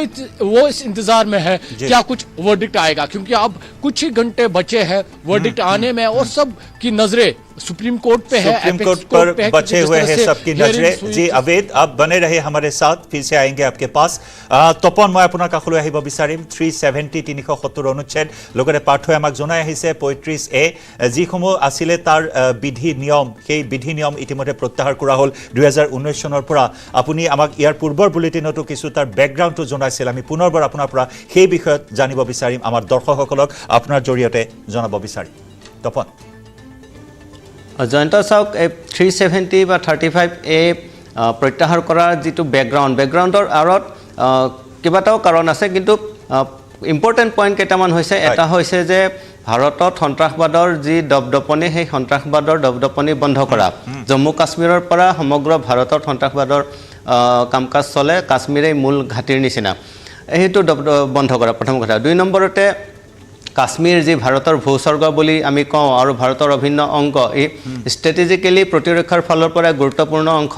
গুৰুত্বপূৰ্ণ ঠাই ইয়াত পাকিস্তান বৰ্ডাৰ আছে আফগানিস্তান বৰ্ডাৰ আছে চাইনা বৰ্ডাৰ আছে চীনৰ যথেষ্ট তাত আগ্ৰাসন আছে গতিকে এনেকুৱা এটা ঠাইত য'ত যদিহে সন্ত্ৰাসবাদী বা জিহাদীয়ে দপদপাই থাকে তেতিয়াহ'লে প্ৰতিৰক্ষাৰ দিশত দেশৰ বাবে চৰকাৰৰ বাবে এইটো অসুবিধাজনক হৈ পৰে আৰু সেইকাৰণে কাশ্মীৰৰ 370 প্ৰত্যাহাৰ কৰাটো খুব জৰুৰী আছিল আৰু চৰকাৰৰ নিয়ন্ত্ৰণটো কেন্দ্ৰীয় চৰকাৰ বা পৰৱৰ্তী সময়ত ৰাজ্য চৰকাৰ হ'বই কেন্দ্ৰীয় চৰকাৰৰ নিয়ন্ত্ৰণটো খুব দৰকাৰ আছিল লগতে আমি যদি চাওঁ যে কাশ্মীৰখন সন্ত্ৰাসবাদৰ এক মানে বধ্যভূমিত ভূস্বৰ্গ আছিল কাশ্মীৰ যদি ভূস্বৰ্গ আছিল সেই বধ্যভূমিলৈ পৰিণত হৈছিল সেই সন্ত্ৰাসবাদৰ বধ্যভূমি বুলি এটা জনাজাত আছিল আমাৰ মানসপটত এনেকুৱা এটা ধাৰণা হৈ গৈছিল যে কাশ্মীৰ মানে সন্ত্ৰাসবাদ কাশ্মীৰ মানে জেহাদী হয় কিন্তু আপুনি যদি লক্ষ্য কৰে 19 চনৰ পিছৰ পৰা আজিৰ তাৰিখত আপুনি যদি নিজক সোধে যে কাশ্মীৰ কি কাশ্মীৰ কেনেকুৱা আপুনি যোৱা কেইবছৰত আপোনাৰ মনত কাশ্মীৰৰ সেই চিনবোৰ নাইকিয়া হৈ গৈছে লাহে লাহে মানসপটৰ পৰা আমাৰ আঁতৰি গৈছে আৰু এইটোৱে আছিল চৰকাৰৰ মোদী চৰকাৰৰ বা অমিত শাহৰ বা বিজেপি চৰকাৰৰ মূল উদ্দেশ্য যে কাশ্মীৰ ভাৰতৰ যে অভিন্ন অংগ সেইটো প্ৰমাণ হ'ব লাগে কেৱল কাশ্মীৰৰ বাসীয়ে নহয় কাশ্মীৰৰ ওচৰত থকা চুবুৰীয়া ৰাজ্যসমূহেই নহয় কাশ্মীৰৰ পৰা কন্যাকুমাৰী হওক অসমৰ উত্তৰ পূবৰ আটাইকেইখন ৰাজ্য হওক সকলোৱে যাতে কাশ্মীৰক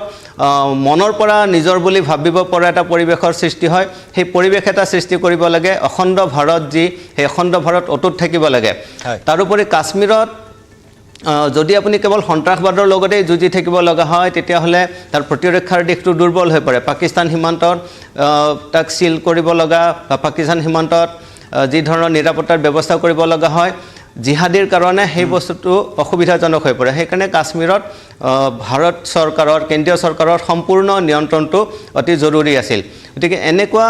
আৰু কাশ্মীৰত চলি থকা দশক ধৰি চলি থকা যি সন্ত্ৰাসবাদী কাৰ্যকলাপ হয় তাক পুলিয়ে পখাই উভালি পেলোৱাটো আছিল চৰকাৰৰ মূল লক্ষ্য মূলত এই তিনিটা লক্ষ্য আগত লৈয়ে কাশ্মীৰৰ 370 প্ৰত্যাহাৰ কৰা হৈছে জম্মু কাশ্মীৰৰ পৰা 35A প্ৰত্যাহাৰ কৰা হৈছে আৰু সকলো ভাৰতীয় কাশ্মীৰক যাতে আপোন বুলি ভাবিব পাৰে কাশ্মীৰ যাতে নিজৰ আৰু কাশ্মীৰতো সকলো ভাৰতীয় যাতে সমান অধিকাৰ লাভ কৰে অসমত যেনেকৈ গুজৰাটত যেনেকৈ কেৰালাত যেনেকৈ আপুনি মই অধিকাৰ লাভ কৰিছোঁ সকলে তেনেকৈ কাশ্মীৰতো যাতে পায় সেই সমতাটো স্থাপনৰ কাৰণে এই ব্যৱস্থা কৰা হৈছে আৰু আৰম্ভণিতে যেতিয়া 370 বলবৎ কৰা হৈছিল তেতিয়া এইটো টেম্পৰেৰী হিচাপে বলবৎ কৰা হৈছিল অস্থায়ী এটা প্ৰস্তাৱ আছিল কিন্তু 370 যেতিয়া 57 চনত কনষ্টিটিউয়েন্ট এছেম্বলি ভংগ কৰি দিয়া হ'ল তাৰ পিছত 370 টো পাৰ্মানেন্ট হৈ গ'ল কিন্তু পাৰ্মানেন্ট অফিচিয়েলি হোৱা নাই কিন্তু এইটো পাৰ্মানেন্ট হৈ গ'ল সকলে 370 টোৱে পাৰ্মানেন্ট বুলি ধৰি ল'লে আৰু সেই কাৰণে জম্মু কাশ্মীৰৰ মানুহৰ মনত একাংশ মানুহৰ মনত এইটো ধাৰণা গঢ় লৈ উঠিল যে জম্মু কাশ্মীৰ ভিন্ন জম্মু কাশ্মীৰ বেলেগ যদিও ভাৰতৰ লগত আছে জম্মু কাশ্মীৰ পৃথক গতিকে এই ধাৰণাটো শেষ কৰিবলৈ এই ধাৰণাটো নাইকিয়া কৰি পেলাবলৈ বিজেপি চৰকাৰে 370 বাতিল কৰিছে 35A বাতিল কৰিছে এইখিনিয়ে বেকগ্ৰাউণ্ড আৰু সন্ত্ৰাসবাদী কাৰ্যকলাপ আপুনি যদি কওঁ 2001 চনত শ্ৰীনগৰৰ বিধানসভাত হৈছিল 2001 চনত পাৰ্লিয়ামেণ্টত সন্ত্ৰাসবাদী আক্ৰমণ হৈছিল 2008 চনত মুম্বাই আক্ৰমণ হৈছিল 2018 চনত যেতিয়া পুলৱামা আক্ৰমণ হৈছিল পুলৱামা আক্ৰমণৰ পিছত ভাৰত চৰকাৰ আৰু ৰৈ নাথাকিল যিমান সোনকালে হয় সিমান সোনকালে ভাৰত চৰকাৰ যে সন্ত্ৰাসবাদ নিৰ্মূল কৰিব লাগিব সন্ত্ৰাসবাদ নিষেধ যেতিয়ালৈকে নহয় তেতিয়ালৈকে ভাৰত চৰকাৰ পিছুৱাই নাহে আৰু এই ক্ষেত্ৰত নাচুৰবান্দা কেন্দ্ৰীয় চৰকাৰ আৰু তাৰ বাবে 370 আৰু 35A ধাৰা যেতিয়ালৈকে বাহাল থাকিব তেতিয়ালৈকে নিষেধ কৰাটো সম্ভৱ নহ'ব সন্ত্ৰাসবাদ আৰু সেইবাবে 2019 চনত প্ৰত্যাহাৰ কৰা হ'ল 370-35A জম্মু কাশ্মীৰৰ পৰা তপন সংযুক্ত হৈ থাকক মই পাৰ্থ পুনৰবাৰ আপোনাৰ কাষলৈ আহিছোঁ কেহুতীয়াকৈ কেন্দ্ৰীয় গৃহমন্ত্ৰী অমিত শ্বাহে সদনত এই বিষয়টো উত্থাপন কৰিছে নেহৰুক দোষাৰোপ কৰিছে নেহৰুৰ ভুলৰ বাবে এনেকুৱা এটা পৰিস্থিতিৰ কথা উল্লেখ কৰিছে আনহাতে 2024 চনৰ সাধাৰণ নিৰ্বাচনৰ পূৰ্বে আজি যি ৰায় হ'ব সেই ৰায় যথেষ্টখিনি তাৎপৰ্য বহন কৰিব পাৰ্থ জয়ন্ত মূল বিষয়টো জম্মু কাশ্মীৰৰ লোকসকলে কি ভাবে আৰু যদি ৩৭০ৰ যোগেদি তেওঁলোকৰ বিশেষ ক্ষমতা প্ৰদান কৰাৰ বিপৰীতে তেওঁলোকৰ ভাৰতবৰ্ষৰ আন আন ৰাজ্যৰ লোকসকলে যি ক্ষমতা তেওঁলোকে এনজয় কৰিব পাৰে সেই ধৰণৰ ক্ষমতা তেওঁলোকে পোৱা নাছিল তেতিয়া ৩৭০ প্ৰত্যাহাৰ কৰাটো এক শুদ্ধ ডিচিশ্যন বুলি বিভিন্নজনে ক'ব খোজে কেৱল ৩৭০ প্ৰত্যাহাৰ কৰাই নহয় আমি নেহেৰুৱে ভুল কৰিছিল নেহেৰুৱে কি কৰিছিল ইতিহাসলৈ যাব এই মুহূৰ্তত বিচৰা নাই জম্মু কাশ্মীৰ ৰাজ্যখনৰ বিশেষকৈ কাশ্মীৰক কোৱা হয় ভূস্বৰ্গ এই আপ্তবাক্যশাৰী যদি কৰবাত স্বৰ্গ আছে কहीं पे जन्नत है यही है यही है यही है এই আপ্তবাক্যশাৰী কাশ্মীৰৰ ক্ষেত্ৰত প্ৰযোজ্য কাশ্মীৰ চাগৈ ভাৰতবৰ্ষৰ সকলোতকৈ সুন্দৰ এখন ৰাজ্য কিন্তু সেই ৰাজ্যখনত যি হিংসা প্ৰতিহিংসাৰ যি এক দাবানলে সেই ৰাজ্যখনক বিধ্বস্ত কৰি তুলিছিল আৰু সকলোতকৈ প্ৰভাৱিত হৈছিল সেই ৰাজ্যৰ লোকসকল গতিকে যিয়ে সিদ্ধান্ত দেশে গ্ৰহণ কৰে চৰকাৰে কেন্দ্ৰীয় চৰকাৰে গ্ৰহণ কৰে বা যিয়ে সিদ্ধান্ত সুপ্ৰিম কোৰ্টে গ্ৰহণ কৰে সেই সিদ্ধান্তই ভাল দিনৰ এক আগাজ বা ভাল দিনৰ এক আৰম্ভণি জম্মু কাশ্মীৰৰ বিশেষকৈ কাশ্মীৰৰ লোকসকলৰ কাৰণে কৰিব লাগে ৩৭০ প্ৰত্যাহাৰ কৰা হ'ল ৩৭০ ঠাইত তেওঁলোকৰ যি ৰাজ্যখনক অৱনমিত কৰি ইউনিয়ন টেৰিটৰী কৰা হ'ল এতিয়ালৈকে ৰাষ্ট্ৰপতি শাসন তেওঁলোকৰ নিৰ্বাচন অনুষ্ঠিত হোৱা নাই নিৰ্বাচিত এজন মুখ্যমন্ত্ৰী নাই গতিকে এই সকলোবোৰ বিষয়ক প্ৰত্যাহ্বান জনোৱা হৈছিল আৰু মন কৰিব 5জনীয়া সাংবিধানিক বিচাৰপীঠে বাৰম্বাৰ পেটিশনাৰৰ যি অধিবক্তাসকলক এটাই প্ৰশ্ন কৰি আছিল ৩৭০ বেসিক প্ৰিন্সিপল বেসিক ষ্ট্ৰাকচাৰৰ এক অংশ হয় নেকি বেসিক ষ্ট্ৰাকচাৰ এনে এটা বস্তু উচ্চতম ন্যায়ালয়ৰ এলানি ৰায়দানৰ যোগেদি সংবিধানৰ কিছু অনুচ্ছেদক এই ধৰণে প্ৰটেক্ট কৰা হৈছিল যাতে সেই অনুচ্ছেদসমূহক অল্টাৰ কৰিব পৰা নাযায় সংসদত এখন আইন প্ৰণয়ন কৰি গতিকে সাংবিধানিক বিচাৰপীঠৰ প্ৰশ্ন এইটোৱে আছিল ৩৭০ বেসিক ষ্ট্ৰাকচাৰৰ অংশ হ'ব পাৰে নেকি তেতিয়া কপিল সিব্বাল জ্যেষ্ঠ অধিবক্তাই বিভিন্ন যুক্তি আগবঢ়াইছিল মন কৰিব ৩৭০ প্ৰত্যাহাৰ কৰাৰ আগতে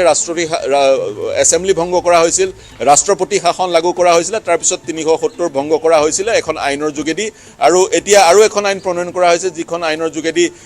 যি ডিলিমিটেশন কৰা হৈছে সমষ্টিসমূহৰ পুনৰ নিৰ্ধাৰণ কৰা হৈছে সেই এক প্ৰক্ৰিয়া চলি থাকিব মই পুনৰ কৈছো একাত্ম হোৱাটো মূল কথা একাত্ম ভাৰতবৰ্ষৰ সৈতে একাত্ম ভাৰতবৰ্ষৰ আন ৰাজ্যৰ লোকসকলে কাশ্মীৰ লোকসকলক নিজৰ ভাৰতবৰ্ষৰে তেওঁলোক যেনে ধৰণৰ ভাৰতীয় সেই অনুৰূপ ধৰণে তেওঁলোকো ভাৰতীয় বুলি গণ্য কৰক বা কাশ্মীৰো ভাৰতবৰ্ষৰ আন ৰাজ্যৰ লোকসকলক ইকুৱেলি সমানভাৱে ভাৰতীয় বুলি গণ্য কৰক এনে এক পৰিস্থিতিৰ সৃষ্টি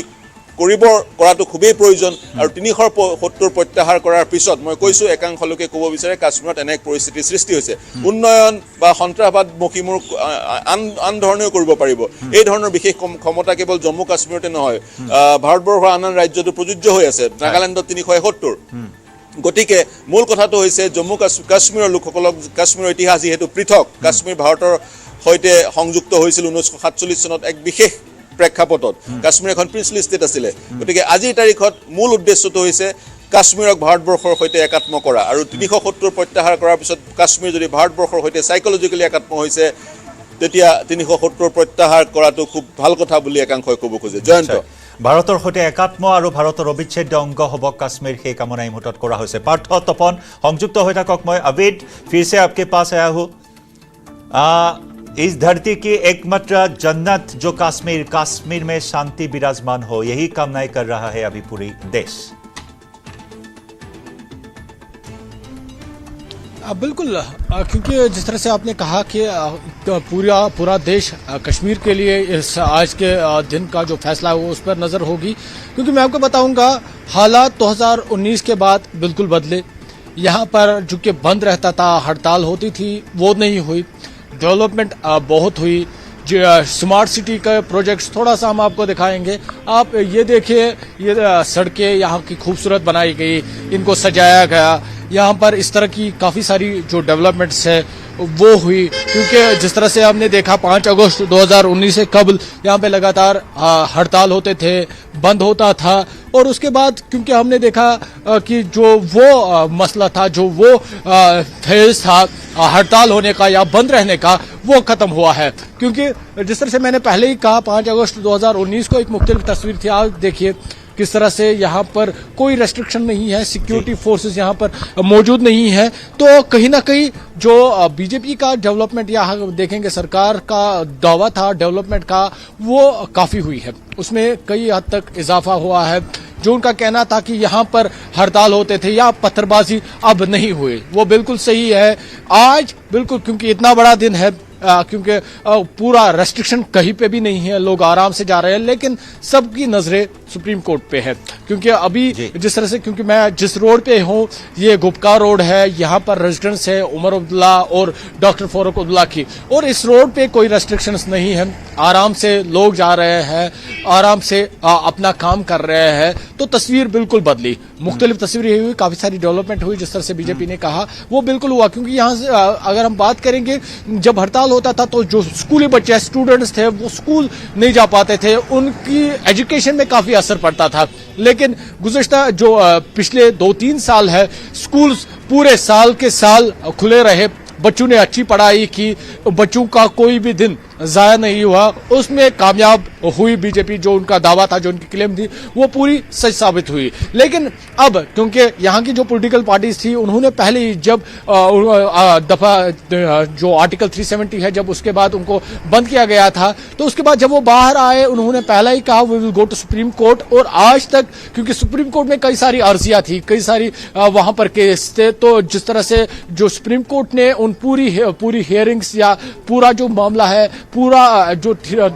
आर्टिकल 370 है, उसको उसके हर पहलू को जाना। अपने अभी जो तस्वीरें हमें दिखा रहे हो, पूरा नॉर्मल जो सिचुएशन लग रहा है, अभी शांतिपूर्ण सिचुएशन अभी बहाल है वह श्रीनगर में।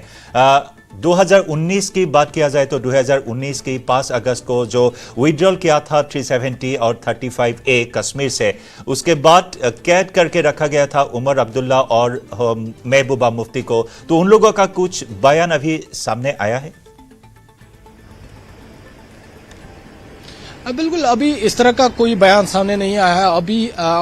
अभी क्योंकि जिस तरह से मैंने हालात भी आपको दिखाए, नॉर्मल सी है, लेकिन अभी इस तरह से कुछ नहीं आया। हालांकि पीडीपी की जानिब से एक दावा आया है, उन्होंने ट्वीट किया है कि महबूबा मुफ्ती को हाउस अरेस्ट किया गया है, लेकिन अभी जो ऑफिशियल स्टेटमेंट है इस पर नहीं आया। ये पार्टी का दावा है, पार्टी ने एक ट्वीट किया है कुछ देर पहले, लेकिन अभी ऑफिशियल स्टेटमेंट आना बाकी है। लेकिन अगर हम यहाँ पर जो देख रहे हैं, जो उमर अब्दुल्ला की रेजिडेंस है या फारूक अब्दुल्ला की रेजिडेंस है, फिलहाल यहाँ पर कोई रेस्ट्रिक्शन नहीं है,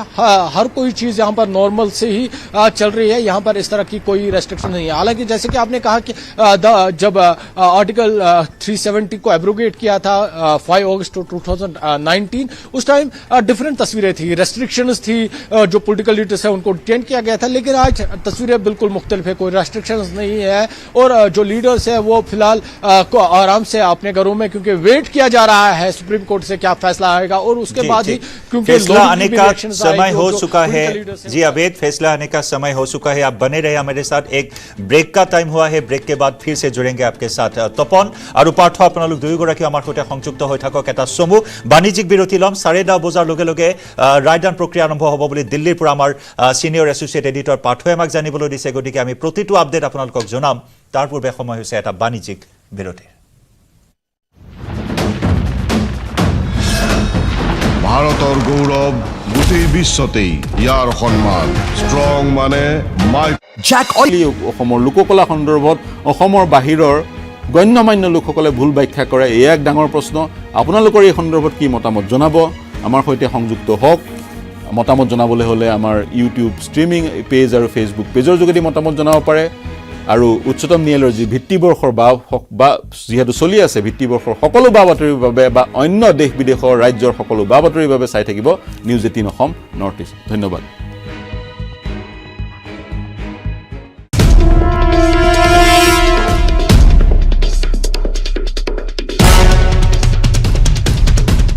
ISIৰ বিৰুদ্ধে NIAৰ বৃহৎ অভিযান। মহাৰাষ্ট্ৰ আৰু কৰ্ণাটকৰ 40টাকৈ স্থানত অভিযান চলাইছে NIA। NIA অভিযান চলাইছে। নেশ্যনেল ইনভেষ্টিগেশ্যন এজেন্সিয়ে নিশা 12 বজাৰ পিছত এই অভিযান চলায়। ক'ত ক'ত অভিযান চলাইছে NIA?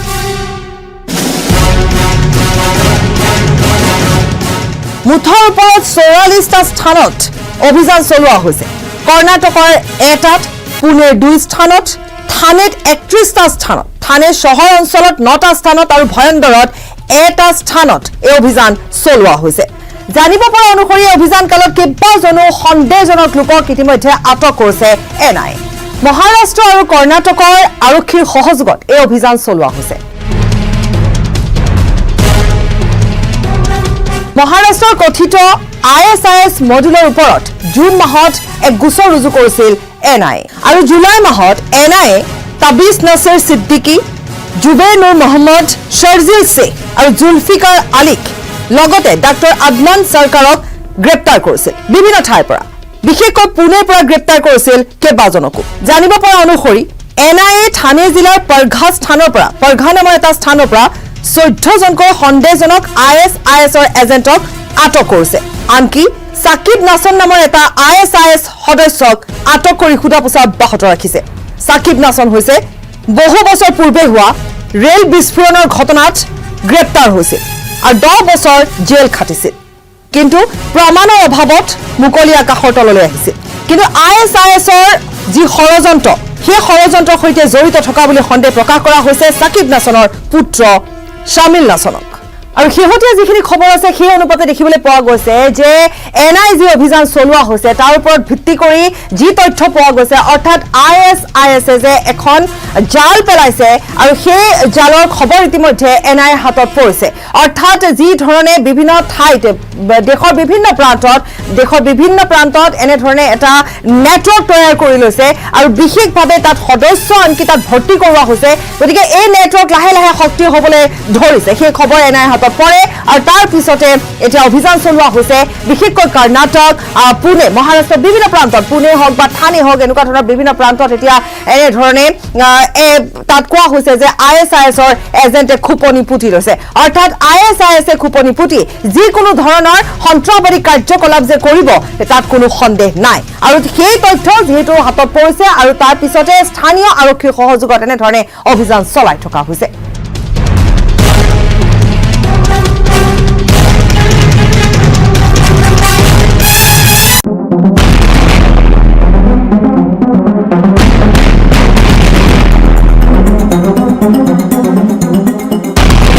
का सरताज हूँ मैं शहर से गांव तक सड़कों का मोहताज हूँ आ रहा हूँ मैं आसाम की सड़कों पर कुमार इंजीनियरिंग का नया ताज हूँ coming soon Kumar engineering we understand your need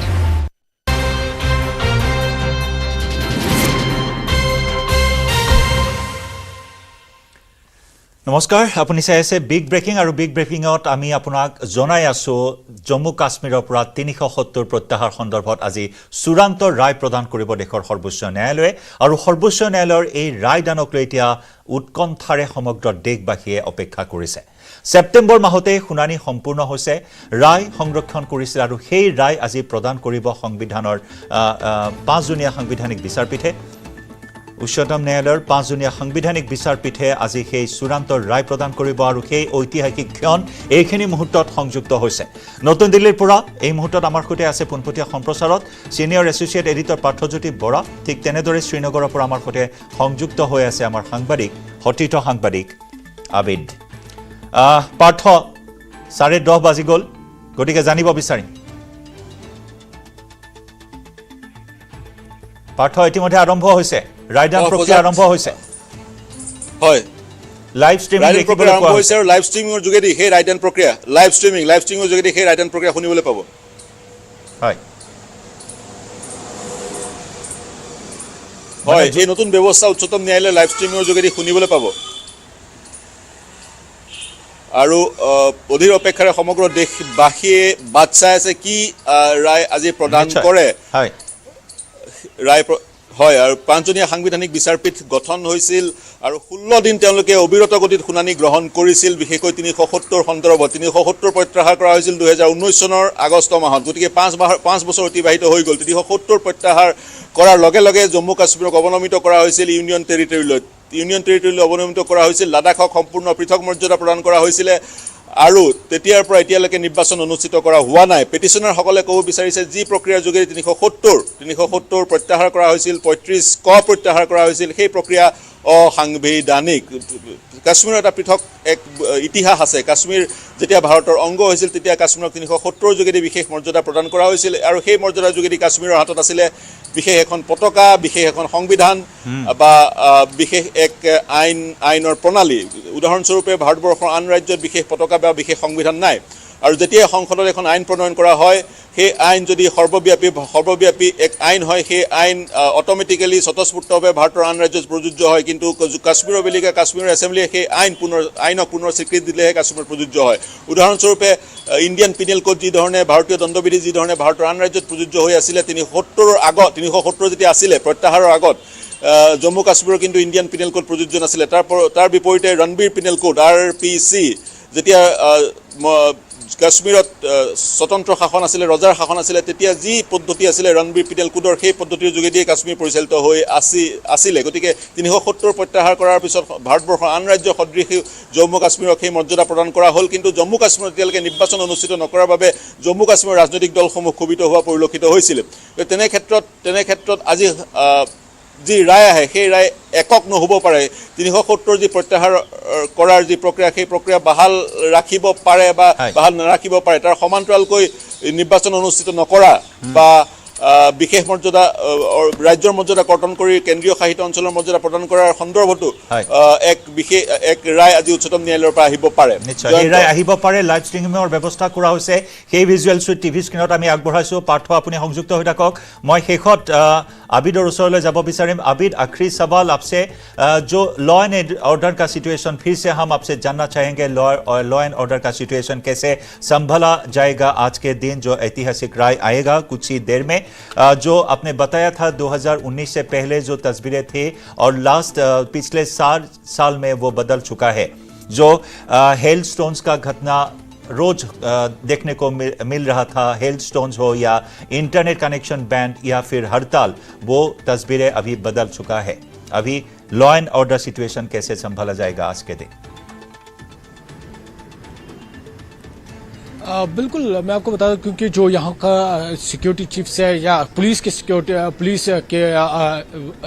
top officials है उन्होंने पहले ही कहा कि कोई रेस्ट्रिक्शन नहीं होगी but they will put the measures क्योंकि सिक्योरिटी मेजर्स वो रखेंगे किसी भी लॉ एंड ऑर्डर सिचुएशन से निपटने के लिए क्योंकि ये तो वाजह है उन्होंने कहा कि we will not let anyone to disturb the peace किसी को भी हम ये करने नहीं देंगे कोई भी जो लॉ एंड ऑर्डर सिचुएशन को खराब करने की हम इजाजत नहीं देंगे तो सिक्योरिटी मेजर्स तो है लेकिन जो बात क्योंकि there is a difference between restriction और सिक्योरिटी मेजर्स तो वो है क्योंकि रिस्ट्रिक्शन नहीं है सिक्योरिटी मेजर्स लिए गए हैं क्योंकि उन्होंने पहले ही ये भी कहा कि सोशल मीडिया पे कोई भी र्यूमर भी फैलाएगा उसके खिलाफ भी कानूनी कार्रवाई की जाएगी यानी कानून के मुताबिक उसके खिलाफ एक्शन लिया जाएगा फिलहाल यहाँ पर क्योंकि मैंने पहले ही कहा टॉप ऑफिसर्स पुलिस ने पहले ही स्टेटमेंट दिया था कि सिक्योरिटी मेजर्स यहाँ पर रखे जाएंगे ताकि लॉ एंड ऑर्डर को बरकरार रखा जाए क्योंकि आपने तस्वीरें भी देखी कोई ऐसी सिचुएशन नहीं है यहाँ पर सब कुछ नॉर्मल है हर कोई नॉर्मली अपनी जो मंजिल है जहां उसे जाना है वहां जा रहा है क्योंकि जिस तरह से आपने कहा तस्वीरें बिल्कुल मुख्तलिफ थी 2019 में 5 अगस्त को जब आर्टिकल को एब्रोगेट किया गया था लेकिन आज तस्वीरें मुख्तलिफ है आज ये डिफरेंस है आज लोग इंतजार कर रहे हैं कि वर्डिक्ट क्या आएगा क्योंकि अब फैसला आने का वक्त हो चुका है लोग अब इंतजार में हैं और यहाँ पर अभी क्योंकि 10:30 के आसपास का वक्त हो गया है और यहाँ पर कोई ऐसी प्रॉब्लम नहीं दिख रही है या कोई ऐसी रिस्ट्रिक्शन नहीं दिख रही है बिल्कुल सब नॉर्मल है और यहाँ पर अच्छी तरह से नॉर्मल जो हालात है वो यहाँ पर है और पुलिस ने भी अपने हिसाब से या जो भी सिक्योरिटी है उन्होंने सिक्योरिटी मेजर्स लिए हैं लेकिन रेस्ट्रिक्शंस नहीं है बिल्कुल नॉर्मल है यहाँ पर जी बिल्कुल जी बहुत बहुत शुक्रिया आपने लगातार हमें ये तमाम जानकारी देने के लिए आपको बहुत बहुत शुक्रिया बाद में हम फिर से आपके साथ जुड़ेंगे इस वक्त आपको विदा देते हैं और जम्मू काश्मीर पर हमार सांबादिक आबिदे प्रति मुहूर्तर खबर जनाइছে এতিয়াও শান্তিপূৰ্ণ তাত অৱস্থা আৰু বিশেষকৈ যদি চোৱা হয় তাত ইন্টাৰনেট সংযোগৰ ক্ষেত্ৰত বা সোশ্যাল মিডিয়াৰ যাতে কোনো অপব্যৱহাৰ নকৰে তাৰ প্ৰতি জম্মু কাশ্মীৰ আৰক্ষীয়ে কঠোৰ দৃষ্টি ৰখা বুলি জানিব পৰা হৈছে পাৰ্থ আমি আপোনাৰ সৈতে সংযুক্ত হ'ম এটা সময় বাণিজ্যিক বিৰতিৰ সময় হৈছে বিৰতিৰ পিছতে পুনৰ সংযুক্ত হ'ম আৰু দেখুৱাম লাইভ ষ্ট্ৰীমিং সুপ্ৰিম কোৰ্টৰ পৰা ঐতিহাসিক ৰায়দানৰ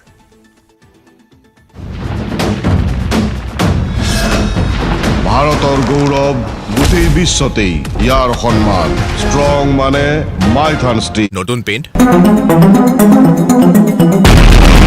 মধ্যপ্ৰাচ্যৰ সংঘাতক কেন্দ্ৰ কৰি এইবাৰ উদ্বিগ্ন হৈছে ইজিপ্ত গাজা ষ্ট্ৰীপত চলি থকা ইজৰাইল আৰু হামাছৰ যুদ্ধক লৈ এতিয়া গভীৰ উদ্বেগ প্ৰকাশ কৰিছে ইজিপ্তে আৰু এই উদ্বিগ্নতাৰ বাবেই ইজিপ্তে এতিয়া সকিয়নি প্ৰদান কৰিছে ইজৰাইল আৰু আমেৰিকাক ইজৰাইল আমেৰিকাৰ সৈতে কূটনৈতিক সম্পৰ্ক ছেট কৰাৰ হুংকাৰ দিছে ভাবুকি দিছে ইজিপ্তে কাৰণ ইয়াৰ একমাত্ৰ কাৰণ হ'ল শৰণাৰ্থীৰ বোজা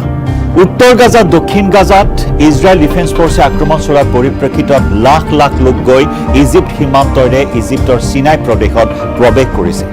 আৰু সেয়েহে এতিয়া বেলেগ দেশৰ নাগৰিকৰ বোজা ল'বলৈ যথেষ্ট পৰিমাণে উদ্বেগ প্ৰকাশ কৰিছে তথা প্ৰতিক্ৰিয়া প্ৰকাশ কৰিছে ইজিপ্তে কোনোপধ্যেই বেলেগ স্থানৰ নাগৰিকৰ বোজা গ্ৰহণ নকৰে ইজিপ্তে ইজিপ্তৰ এই সিনাই প্ৰদেশতে ইজৰাইলে পৰিকল্পনা অনুসৰি তাতেই মৰুভূমিত এখন গাঁও স্থাপন কৰা হ'ব আৰু সেই গাঁওখনতে শৰণাৰ্থীসকলক সংস্থাপন দিয়া হ'ব এনেকুৱা ধৰণৰ পৰিকল্পনাৰ কথা প্ৰকাশ কৰিছিল ইজৰাইলৰ প্ৰধানমন্ত্ৰী বেঞ্জামিন নেতানেহুৱে আৰু শেহতীয়াকৈ যোৱা 2 মাহ ধৰি গাজা ষ্ট্ৰীপত যি ধৰণৰ আক্ৰমণ চলাই গৈছে ইজৰাইলে এই আক্ৰমণৰ পৰিপ্ৰেক্ষিতত লাখ লাখ লোক গৃহহাৰা হৈছে পেলেষ্টাইনে সদৰি কৰা অনুসৰি এই পৰ্যন্ত প্ৰায় 1.9 নিযুত লোক গৃহহাৰা হৈছে ইয়াৰে অধিকাংশ লোকে ইজিপ্ত সীমান্তৰে গৈ সিনাই প্ৰদেশত আশ্ৰয় গ্ৰহণ কৰিবলগীয়া হৈছে আৰু এতিয়া অবৈধ নাগৰিকৰ বোজা গ্ৰহণ কৰাত অস্বীকাৰ প্ৰকাশ কৰিছে ইজিপ্তে আৰু সেইবাবে ইজিপ্তৰ যি ভূখণ্ড ইজিপ্তৰ যি ভৌগোলিক যি নিৰাপত্তা এই নিৰাপত্তাৰ প্ৰতি ভাবুকি আহিব পাৰে বুলি এই মুহূৰ্তত ইজিপ্ত যথেষ্ট শংকিত হৈছে আৰু যাৰ বাবে অতি শীঘ্ৰেই ইজৰাইল আৰু আমেৰিকাক যুদ্ধ বন্ধ কৰাৰ বাবে আহ্বান জনায় আনকি ইজিপ্ত সীমান্ত বন্ধ কৰি দিবলৈ বাধ্য হৈছে ইজিপ্ত চৰকাৰে গাজাত ইজৰাইল আৰু হামাছৰ মাজত চলি থকা ভয়ংকৰ যুদ্ধৰ বাবে লাখ লাখ লোক গৃহহীন হৈ পৰিছে দক্ষিণ গাজাৰ পিছত এইবাৰ পুনৰ উত্তৰ গাজাত ইজৰাইলী সেনাই স্থলভাগেদি অভিযান অব্যাহত ৰাখিছে এই দক্ষিণ গাজা এই উত্তৰ গাজা মুঠৰ ওপৰত সম্পূৰ্ণ গাজা ষ্ট্ৰীপ অৱৰুদ্ধ কৰি ইজৰাইলে চলাই গৈছে আক্ৰমণ প্ৰথমে উত্তৰ গাজাত বিধ্বংসী আক্ৰমণ চলালে উত্তৰ গাজা ভাঙি চুৰমাৰ হৈ পৰিল তছনছ হৈ পৰিল আৰু উত্তৰ গাজাৰ পৰা যিসকল হামাছ সন্ত্ৰাসবাদী সেইসকলে দক্ষিণ গাজাত গৈ আত্মগোপন কৰি থকা বুলি দক্ষিণ গাজাত শেহতীয়াকৈ আক্ৰমণ চলাইছিল ইজৰাইল ডিফেন্স ফৰ্চে 7 দিনীয়া যুদ্ধবিৰতিৰ পিছত বিগত শনিবাৰৰ পৰা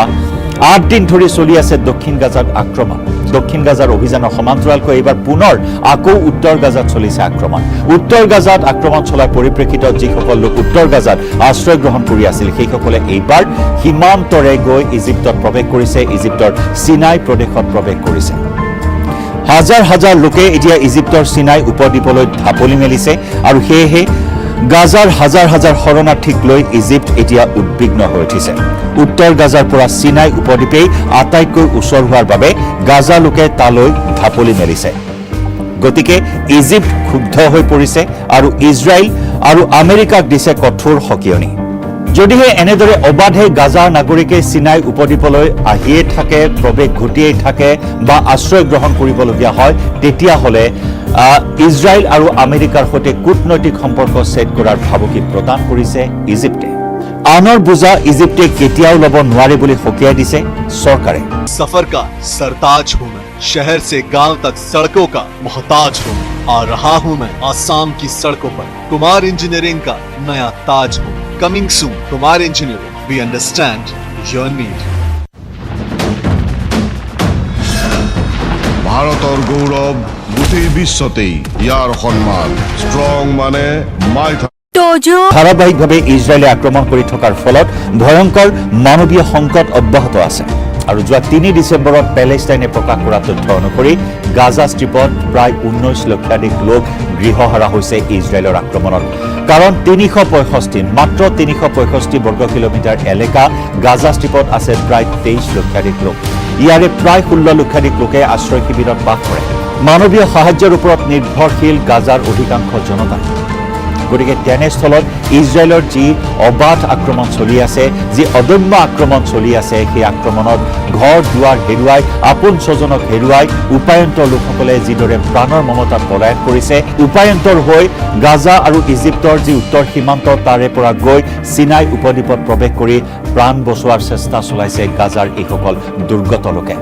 মানৱতাৰ চূড়ান্ত সংকটত ভোগা লোকসকলৰ এতিয়া আশ্ৰয় দিব বিচৰা নাই ইজিপ্তে কাৰণ বেলেগৰ বুজা গ্ৰহণ কৰিব নোৱাৰে ইজিপ্তে আৰু সেইবাবেই আমেৰিকা আৰু ইজৰাইলক কঠোৰ সকিয়নি প্ৰদান কৰি অতি শীঘ্ৰে যুদ্ধ বন্ধ কৰিবৰ বাবে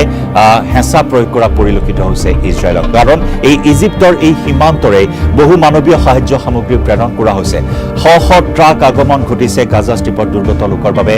মানৱীয় সাহায্য প্ৰেৰণ কৰা ট্ৰাকসমূহ এই সীমান্তৰে প্ৰৱেশ কৰে আৰু শেহতীয়াকৈ যি অবাধ হাৰত এতিয়া শৰণাৰ্থীসকলে সিনাই উপদ্বীপত আশ্ৰয় গ্ৰহণ কৰিবলৈ গৈ আছে তাৰ প্ৰতি লক্ষ্য ৰাখি এই যি শৰণাৰ্থীৰ বোজা সেই বোজাৰ প্ৰতি লক্ষ্য ৰাখি এতিয়া সেই সীমান্ত বন্ধ কৰি দিবলৈ বাধ্য হৈছে ইজিপ্ত আৰু এই যুদ্ধক কেন্দ্ৰ কৰি এতিয়া এনেদৰেই ইজিপ্তৰ সৈতে সংঘাত আৰম্ভ হৈছে ইজৰাইলৰ কাৰণ আমেৰিকাৰ নিৰ্দেশত আমেৰিকাৰ হস্তক্ষেপত এই আক্ৰমণ চলাই যোৱাৰ বহু অভিযোগ আহি আছে ইৰাণৰ পৰা তুৰস্কৰ পৰা আৰম্ভ কৰি বহু দেশে আমেৰিকাক গৰিহণা দি আহিছে আমেৰিকাৰ নিৰ্দেশ মৰ্মে এই আক্ৰমণৰ ঘটনা সংঘটিত কৰি আহিছে ইজৰাইলে সন্ত্ৰাসবাদ নিৰ্মূলৰ নামত নিৰীহৰ ওপৰত এনেদৰে অত্যাচাৰ নিৰ্যাতন হত্যাযোগ্য চলাই অহাৰ অভিযোগ দীৰ্ঘদিন ধৰি উত্থাপন হৈ আহিছে তাৰ মাজতে বিভিন্ন দেশে হেঁচা প্ৰয়োগ কৰি আছে ইজৰাইলক যাতে এই যুঁজ বন্ধ কৰা যায় কিন্তু তাৰ মাজতে ইজৰাইলৰ প্ৰধানমন্ত্ৰী বেঞ্জামিন নেতানিয়াহু জাঙুৰ খাই উঠিছিল আন্তঃৰাষ্ট্ৰীয় সংগঠনসমূহৰ বিৰুদ্ধে কাৰণ এই সংগঠনসমূহে ইজৰাইলৰ নাগৰিকৰ ওপৰত হামাছে চলোৱা যি বৰ্বৰতা যি সন্ত্ৰাস সেই সন্দৰ্ভত শব্দ এটা কৰা নাই সম্পূৰ্ণ মৌনতা অৱলম্বন কৰিছে আৰু যাৰ বাবে আন্তঃৰাষ্ট্ৰীয় সংগঠনসমূহক ৰাষ্ট্ৰসংঘক মানৱ অধিকাৰ আয়োগ মহিলা আয়োগ এই সংগঠনসমূহৰ বিৰুদ্ধেও সৰব হৈ পৰিছিল ইজৰাইলৰ প্ৰধানমন্ত্ৰীগৰাকী ইজৰাইলক ধিক্কাৰ গৰিহণা দিয়া হৈছে ঠিকেই কিন্তু একে সময়তে হামাছৰ যি বৰ্বৰতা হামাছৰ যি নৃশংসতা সেই সন্দৰ্ভত কিয় নিমাত হৈ আছে এই আন্তঃৰাষ্ট্ৰীয় সংগঠনসমূহ যাক লৈ খঙত অগ্নি শৰ্মা খঙত টিঙিৰি তোলা হৈ এখন সংবাদমেলত ক্ষোভ উজাৰে বেঞ্জামিন নেতানিয়াহু আৰু সেইবাবেই এতিয়া গাজা ষ্ট্ৰীপত থকা হামাছৰ ঘাটি উৎখাত কৰিবৰ বাবে মৰণপণ যুঁজ দি যাব বুলিও পুনৰ সকীয়াই দিছে ইজৰাইলৰ প্ৰধানমন্ত্ৰী বেঞ্জামিন নেতানিয়াহুৱে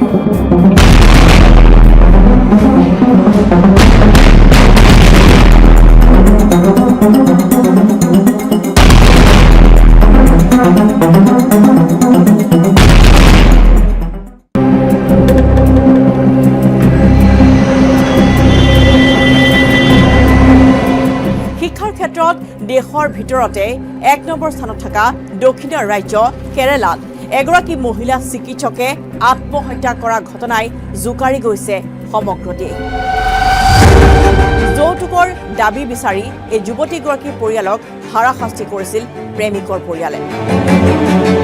সহপাঠী যুৱকৰ সৈতে यादों के सफर का सरताज हूँ मैं शहर से गांव तक सड़कों का मोहताज हूँ आ रहा हूँ मैं आसाम की सड़कों पर कुमार इंजीनियरिंग का नया ताज हूँ coming soon Kumar engineering we understand your need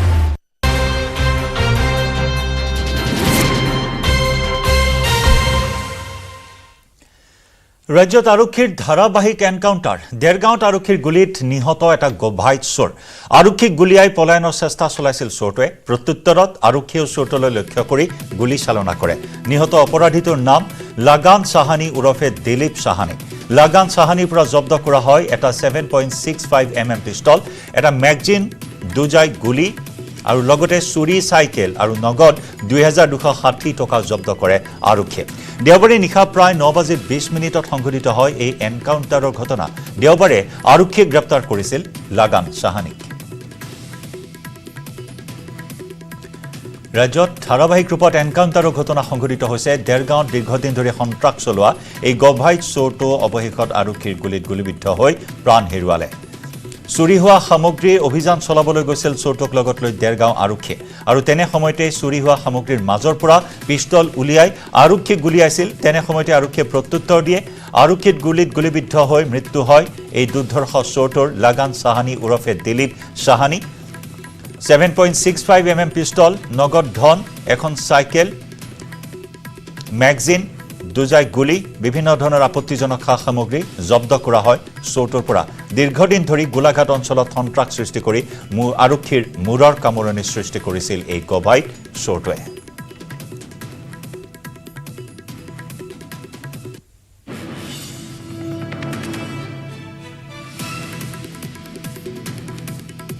Dergaon আৰক্ষীৰ বৃহৎ সফলতা বুলি ক'ম আৰু অসম আৰক্ষীক ধন্যবাদ জনাইছোঁ যি দেৰগাঁওবাসীৰ নিৰ্ধাৰণ কৰা গভাইত চোৰ লাগান সাহানী যোৱাকালি আৰক্ষী এনকাউণ্টাৰত নিহত হৈছে এতিয়া হয়তো ডেগাবাসী ৰাইজে শান্তিৰে শুব পাৰিব বিভিন্ন ঠাইত প্ৰায় প্ৰতিদিনেই জেলৰ পৰা বাহিৰত থকা সময়ছোৱাত প্ৰায় প্ৰতিদিনেই লাগান চাহানীয়ে চুৰি কাৰ্য সম্পন্ন কৰি আহিছে তেওঁৰ লগত সৰু বৰ এটা দলো আছে বুলি জনা যায় কিন্তু তেওঁৱে সেই দলৰ মুৰব্বী আছিলে গতিকে সি মৰাৰ পিছত হয়তো ডেগাবাসী এই যি চুৰৰ পৰা যি পাই আছে ভুগি আহিছিলে মানুহে যি বিভিন্ন ঘৰত বিভিন্ন সময়ত সেই অশান্তিৰ পৰা ৰক্ষা পৰিব হয়তো শান্তিৰে শুব পাৰিব মহানগৰীৰ পাৰ্শ্বৱৰ্তী চন্দ্ৰপুৰত বন্যহস্তীৰ উপদ্ৰৱ চন্দ্ৰপুৰৰ ঠাকুৰকুছি গাঁৱৰ ৰামেশ্বৰ তুমুং নামৰ এজন লোকৰ বাসগৃহৰ কিছু অংশ ভাঙি লণ্ডভণ্ড কৰিলে চোৰে ইয়াৰ উপৰিও ভঁৰালৰ ধান খাই অনিষ্ট কৰিলে বন্যহস্তীয়ে নিশা হলেই আমচাং অভয়াৰণ্যৰ পৰা চন্দ্ৰপুৰৰ পাণবাৰী ঠাকুৰকুছি আৰু হাজুংবাৰী আদি অঞ্চলসমূহলৈ জাক জাক বন্যহস্তী ওলাই আহে অঞ্চলটোৰ কৃষক ৰাইজৰ ধান খাই গছকি তহিলং কৰাৰ লগতে মানুহৰ বাসগৃহ ভাঙি ক্ষতি সাধন কৰিছে বন্যহস্তীৰ জাকে কিন্তু এই ক্ষেত্ৰত বন বিভাগে কোনো স্থায়ী পদক্ষেপ গ্ৰহণ নকৰাৰ অভিযোগ উত্থাপন হৈছে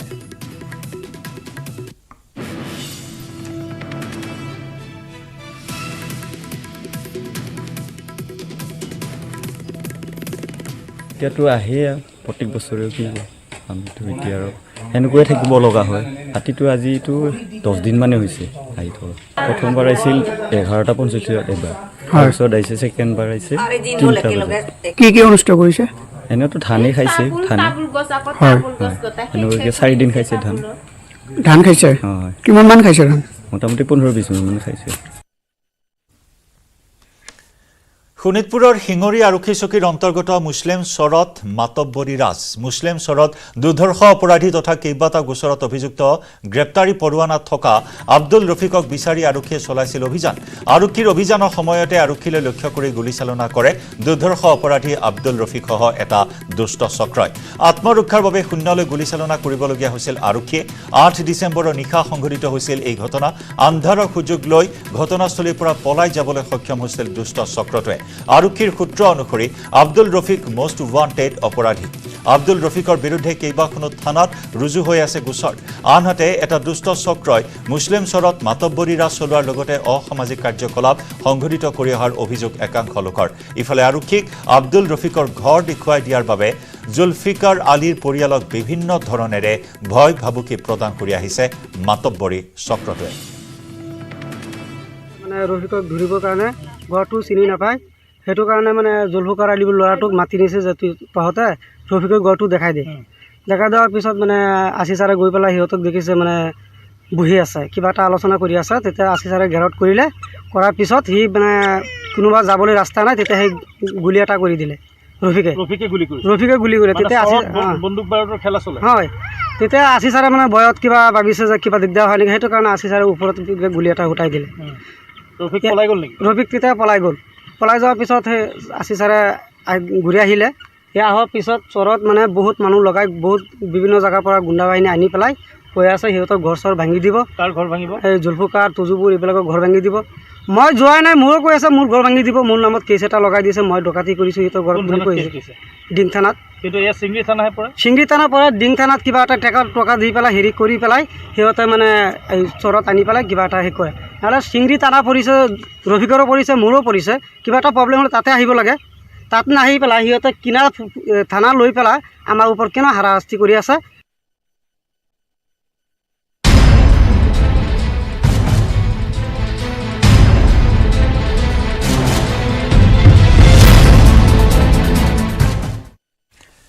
SITত হাজিৰ হৈছে 2 ৰাজপত্ৰিত বিষয়া APS দীপাংকৰ দত্ত লহকৰ হাজিৰ হয় SITত হাজিৰ হয় ACS ধীৰাজ কুমাৰ জৈনো 2 বিষয়াক মাৰাথন জেৰা চলাইছে আৰক্ষীয়ে গুৱাহাটীৰ নিৰ্বাচন বিভাগত কৰ্মৰত ধীৰাজ কুমাৰ জৈন হাইলাকান্দিৰ 21 APBNত কৰ্মৰত দীপাংকৰ দত্ত লহকৰ বক্ৰপথেৰে APSত চাকৰি লোৱাৰ অভিযোগ ইতিমধ্যে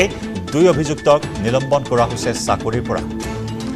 SITত হাজিৰ হৈছে 2 জন অভিযুক্ত ৰাজপত্ৰিত বিষয়া ধীৰাজ কুমাৰ জৈন ACS বিষয়া ধীৰাজ কুমাৰ জৈন হাজিৰ হৈছে লগতে দীপাংকৰ দত্ত লহকৰ APS দীপাংকৰ দত্ত লহকৰো হাজিৰ হৈছে SITত এই 2 জনৰ বিৰুদ্ধে আজি কি ব্যৱস্থা গ্ৰহণ কৰে সেয়া লক্ষণীয় হ'ব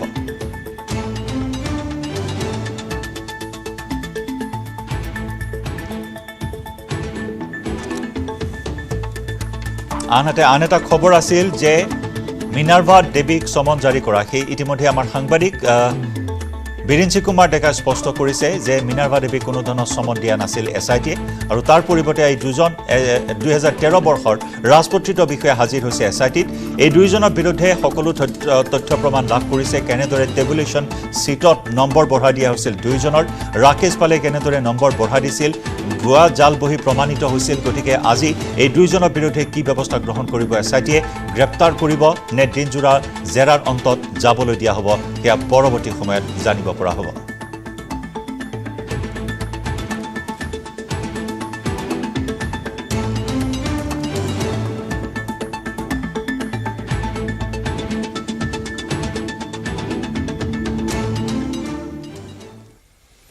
খবৰৰ ধাৰা অব্যাহত ৰাখিম সময় এটা বাণিজ্যিক বিৰতিৰ ভাৰতৰ গৌৰৱ গোটেই বিশ্বতেই ইয়াৰ সন্মান ষ্ট্ৰং মানে মাইথান ষ্টীল আমাৰ টক জানো আৰু এই বন্ধুটোই পিছলৈ প্ৰেমৰ ৰূপ ধাৰণ কৰে দুই ঘৰৰ সন্মতি সাপেক্ষে বিবাহ কৰাৰ সিদ্ধান্ত গ্ৰহণ কৰিছিল এই দুয়োগৰাকীয়ে কিন্তু বাটতে হেঙাৰ দিলে যৌতুকে প্ৰেমিকৰ পৰিয়ালে দাবী কৰিলে যৌতুক দিবলৈ অসমৰ্থ হ'ল যুৱতীগৰাকীৰ পৰিয়াল কেৰালাত সংঘটিত হোৱা এই ঘটনাই এতিয়া জোকাৰি গৈছে সমগ্ৰ দেশ বহু লোকে ধিক্কাৰ দিছে এই ঘটনাক আত্মহত্যাৰ পথ বাছি লোৱা যুৱতীগৰাকীৰ নাম হৈছে সাহানা মেডিকেল কলেজৰ ছাত্ৰী আছিল প্ৰেমিকৰ পৰিয়ালে অত্যাধিক যৌতুক বিচৰাত এই দাবী মানি ল'ব পৰা নাছিল বা সন্মতি দিয়া নাছিল সাহানাৰ পৰিয়ালে যাৰ ফলত প্ৰেমিকে বিয়াত বহাৰ পৰা বিৰত থাকে অৰ্থাৎ এই বিয়াৰ পৰা আঁতৰি যায় প্ৰেমিকৰ পৰিয়াল তথা প্ৰেমিক এই কথা সহ্য কৰিব নোৱাৰিলে সাহানাই তাৰপিছতে ভাড়া ঘৰত চিপ লৈ আত্মহত্যাৰ পথ বাছি ল'লে সাহানা নামৰ মেডিকেল কলেজৰ এগৰাকী ছাত্ৰী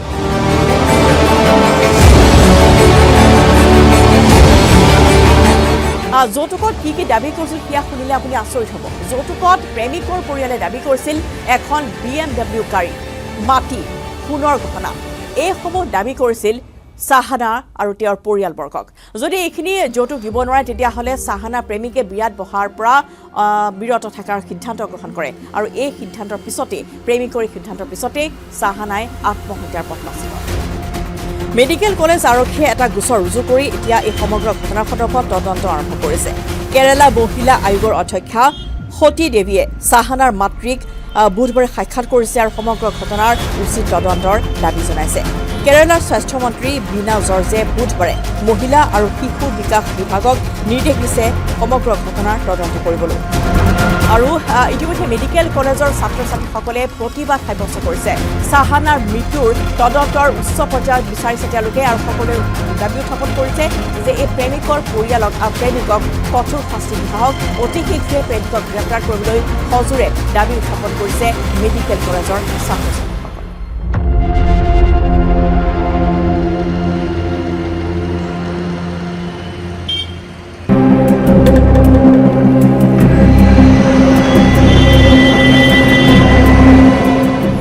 ক্ষেত্ৰত দেশৰ ভিতৰতে 1 নম্বৰ স্থানত থকা দক্ষিণৰ ৰাজ্য কেৰালাত এগৰাকী মহিলা চিকিৎসকে আত্মহত্যা কৰা ঘটনাই জোকাৰি গৈছে সমগ্ৰ দেশ যৌতুকৰ দাবী বিচাৰি এই যুৱতীগৰাকীৰ পৰিয়ালক হাৰাশাস্তি কৰিছিল প্ৰেমিকৰ পৰিয়ালে সহপাঠী যুৱকৰ সৈতে তেওঁৰ বন্ধুত্ব হৈছিল আৰু এই বন্ধুত্বই পিছলৈ প্ৰেমৰ ৰূপ ধাৰণ কৰে দুই ঘৰৰ সন্মতি সাপেক্ষে বিবাহ কৰাৰ সিদ্ধান্ত গ্ৰহণ কৰিছিল এই দুয়োগৰাকীয়ে কিন্তু বাটতে হেঙাৰ দিলে যৌতুকে প্ৰেমিকৰ পৰিয়ালে দাবী কৰিলে যৌতুক দিবলৈ অসমৰ্থ হ'ল যুৱতীগৰাকীৰ পৰিয়াল কেৰালাত সংঘটিত হোৱা এই ঘটনাই এতিয়া জোকাৰি গৈছে সমগ্ৰ দেশ বহু লোকে ধিক্কাৰ দিছে এই ঘটনাক আত্মহত্যাৰ পথ বাছি লোৱা যুৱতীগৰাকীৰ নাম হৈছে সাহানা মেডিকেল কলেজৰ ছাত্ৰী আছিল প্ৰেমিকৰ পৰিয়ালে অত্যাধিক যৌতুক বিচৰাত এই দাবী মানি ল'ব পৰা নাছিল বা সন্মতি দিয়া নাছিল সাহানাৰ পৰিয়ালে যাৰ ফলত প্ৰেমিকে বিয়াত বহাৰ পৰা বিৰত থাকে অৰ্থাৎ এই বিয়াৰ পৰা আঁতৰি যায় প্ৰেমিকৰ পৰিয়াল তথা প্ৰেমিক এই কথা সহ্য কৰিব নোৱাৰিলে সাহানাই তাৰপিছতে ভাড়া ঘৰত চিপ লৈ আত্মহত্যাৰ পথ বাছি ল'লে সাহানা নামৰ মেডিকেল কলেজৰ এগৰাকী ছাত্ৰী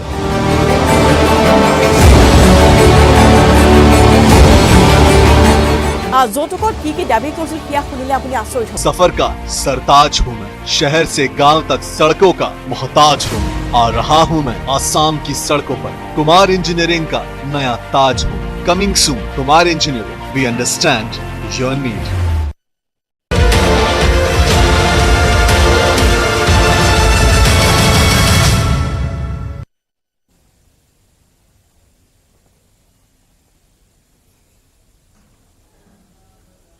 Proclamation could not have been issued under Article 356.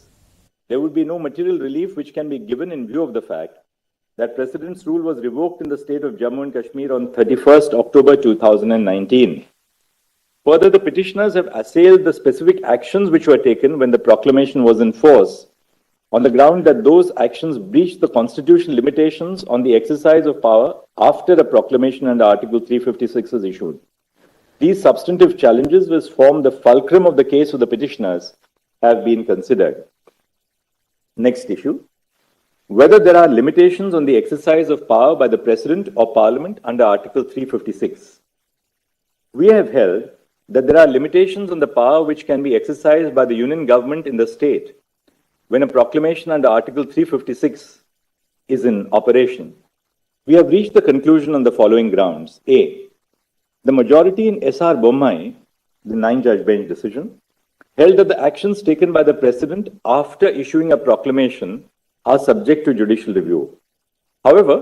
the learned judges adopted slight variations on the standard needed to be applied by the court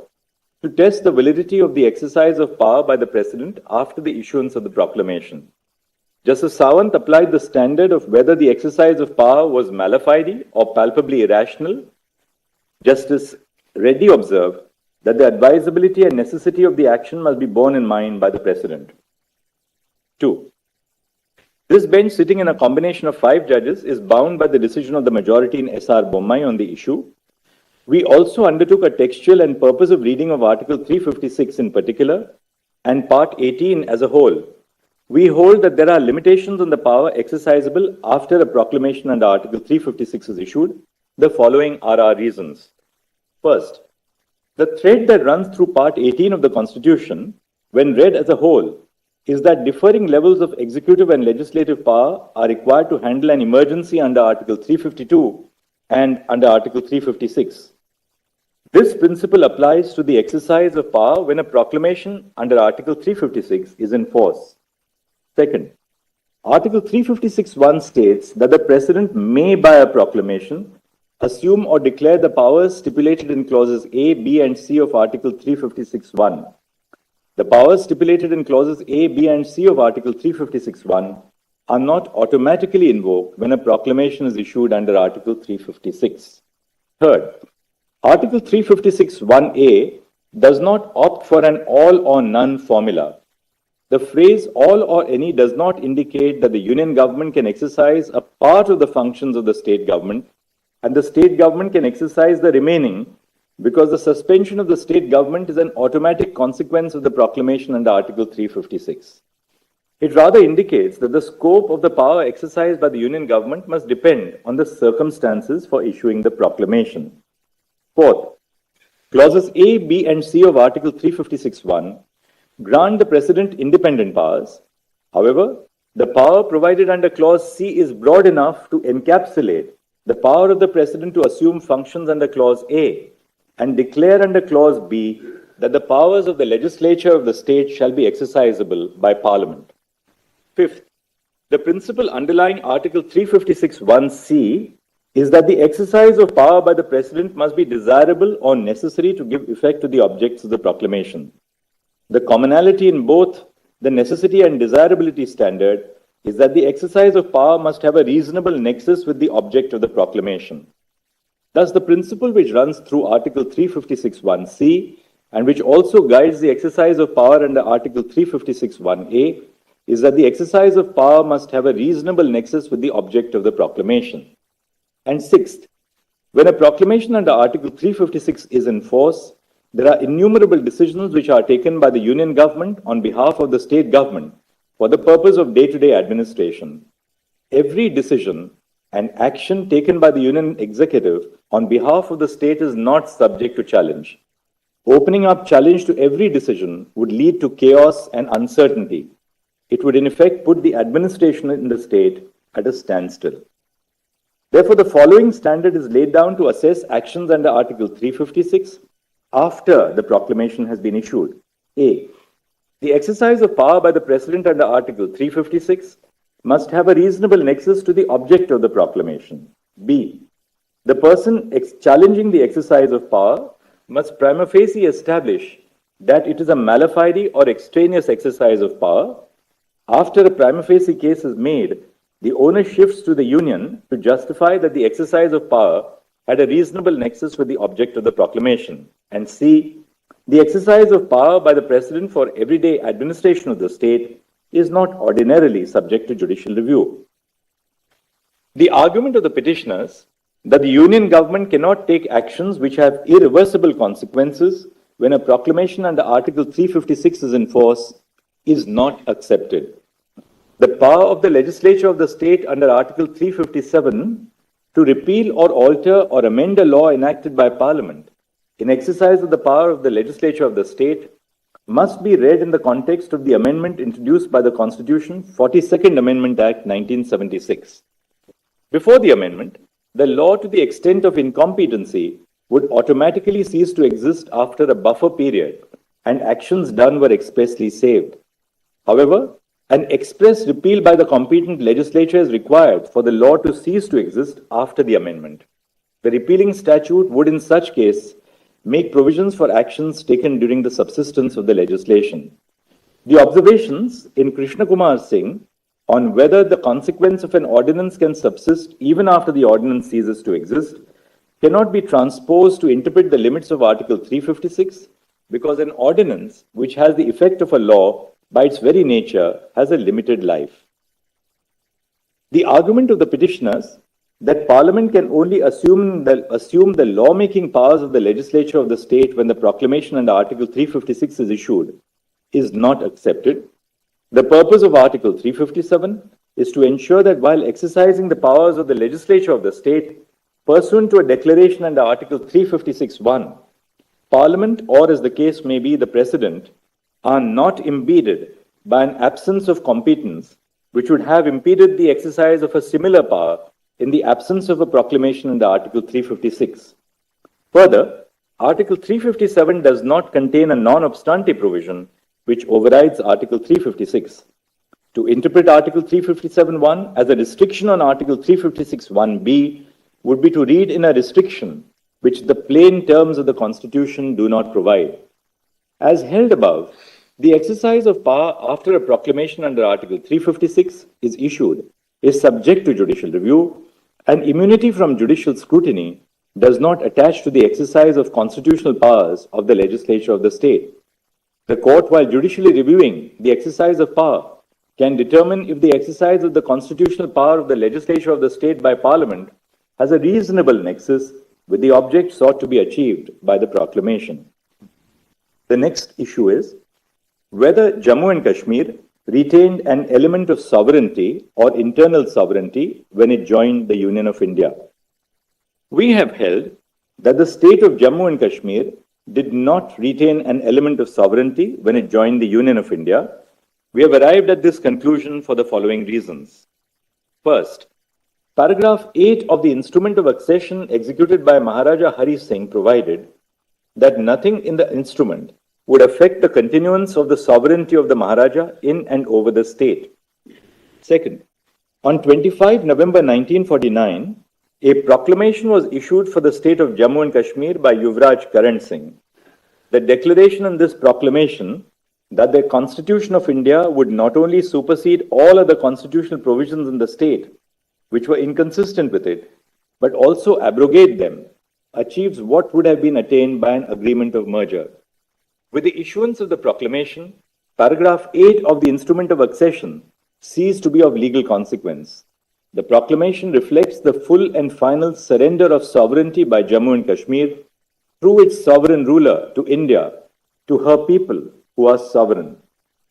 Third, neither the constitutional setup nor any other factors indicate that the state of Jammu and Kashmir retained an element of sovereignty. the Constitution of Jammu and Kashmir was only to further define the relationship between the Union of India and the state of Jammu and Kashmir. The relationship was already defined by the instrument of accession, the proclamation by Yuvraj Karan Singh in November 1949, and more importantly, by the Constitution of India. Fourth, there is a clear absence in the Constitution of Jammu and Kashmir of a reference to sovereignty. In contrast, the Constitution of India emphasizes in its preamble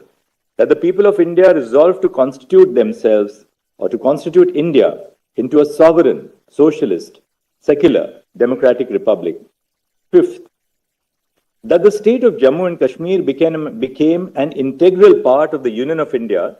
is evident from Articles 1 and 370 of the Indian Constitution. It is reiterated in Section 3 of the Constitution of Jammu and Kashmir, which is unamendable. Sixth, the preamble of the Constitution of Jammu and Kashmir, Sections 3, 5 and 147 of the State Constitution, coupled with Article 1 of the Constitution of India, read with the first schedule, as well as Article 370, indicate in no uncertain terms that a system of subordination as understood by the definition of sovereignty exists by which the state is subordinate to the Indian Constitution first and only then to its own constitution. Seventh, all states in the country have legislative and executive power, albeit to differing degrees. The Constitution accommodates concerns specific to a particular state by providing for arrangements which are specific to that state. Articles 371A to 371J are examples of special arrangements for different states. This is a feature of asymmetric federalism, like Article 370, which became applicable to Jammu and Kashmir on the adoption of the Constitution. The state of Jammu and Kashmir does not have internal sovereignty which is distinguishable from the powers and privileges enjoyed by other states in the country. And eighth, the limited question before the Constitution bench in its decision in Premnath Kaul was whether the monarch held plenary legislative powers after the Constitution of India as it applied to Jammu and Kashmir was adopted in the state, but before the Constitution of Jammu and Kashmir was adopted. A decision is an authority for the proposition which it decides. The question whether the state of Jammu and Kashmir retains sovereignty upon integration with the dominion of India did not arise in that case. The next issue which we have addressed is the challenge to Constitutional Order 273, CO 273. To answer this issue, we had to decide on two issues. One, whether Article 370 is a temporary provision, and two, the effect of the dissolution of the Constituent Assembly of Jammu and Kashmir on the scope of powers under Clause 3 of Article 370. We have held that Article 370 is a temporary provision on a reading of the historical context in which it was included. Article 370 was introduced to serve two purposes. First, the transitional purpose to provide for an interim arrangement until the Constituent Assembly of the state was formed and could take a decision on the legislative competence of the Union on matters other than the ones stipulated in the instrument of accession and ratify the Constitution. And second, a temporary purpose, an interim arrangement in view of the special circumstances because of the war conditions in the state. C. We have held that a textual reading of Article 370 also indicates that it is a temporary provision. For this purpose, we have referred to the placement of the provision in Part 21 of the Constitution, which deals with temporary and transitional provisions, the marginal note to the provision, which states temporary provisions in respect to the state of Jammu and Kashmir, and a reading of Articles 370 and 1, by which the state became an integral part of India upon the adoption of the Constitution. D. On the second question of the effect of the dissolution of the Constituent Assembly of Jammu and Kashmir on the scope of powers under Clause 3 of Article 370, we have held that the power of the President of India under Article 370, Clause 3, to issue a notification declaring that Article 370 ceases to exist, subsists even after the dissolution of the Constituent Assembly of Jammu and Kashmir for the following reasons. First,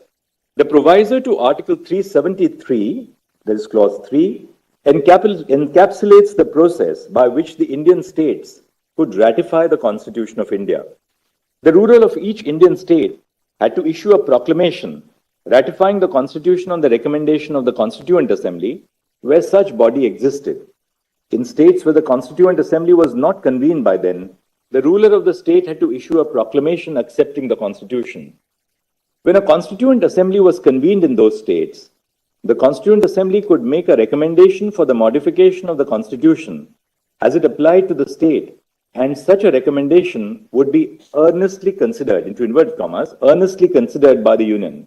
The words recommendation of the Constituent Assembly referred to in Clause 2 shall be necessary before the President issues a notification, as it appears in the proviso to Article 370, Clause 3, and must be read in this context. Thus, the recommendation of the Constituent Assembly to begin with was not binding on the President.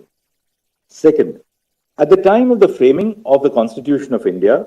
it was obviously within the contemplation that the Constituent Assembly of Jammu and Kashmir was formed for framing the Constitution for the state. It was not intended to be a permanent body, but a body with a specific remit and purpose. The power conferred by the proviso to Article 370, Clause 3, was hence something which would operate in a period of transition when the Constituent Assembly of Jammu and Kashmir was formed and was in existence pending the drafting of the state constitution. Third, when the Constituent Assembly of Jammu and Kashmir ceased to exist, only one of the special circumstances for which the provision was introduced ceased. However, the other circumstances, that is the special circumstances because of the situation in the state of Jammu and Kashmir, for which Article 370 was introduced, subsisted even after the Constituent Assembly ceased to exist. This is recognized by the judgment of the Constitution Bench in Sampat Prakash. Fourth, the effect of the President declaring under Clause 3 of Article 370 that Article 370 ceases to exist is that the provisions of the Constitution which apply to every state in the first schedule would equally apply to the state of Jammu and Kashmir. Articles 370(1)(d) and 370(3) were introduced with the purpose of enhancing constitutional integration and not for the disintegration. So, the power under Article 370(1)(d) and Article 370 Clause 3, even when exercised to its fullest extent, does not freeze the system of integration contemplated by Article 370, but is rather intended to enhance constitutional integration between the Union and the state of Jammu and Kashmir. Holding that the power under Article 370 Clause 3 cannot be exercised after the dissolution of the Constituent Assembly would lead to the freezing of the process of integration, contrary to the purpose of introducing the provision. And 5, if the contention of the petitioners on the interpretation of Article 370 vis-a-vis the dissolution of the Constituent Assembly is accepted, then Article 370 Clause 3 would become redundant and would lose its temporary character. The President, while deciding if the power under Article 370 Clause 3 must be exercised, determines if the special circumstances which warranted a special solution in the form of Article 370 have ceased to exist. This is a policy decision which completely falls within the realm of the executive.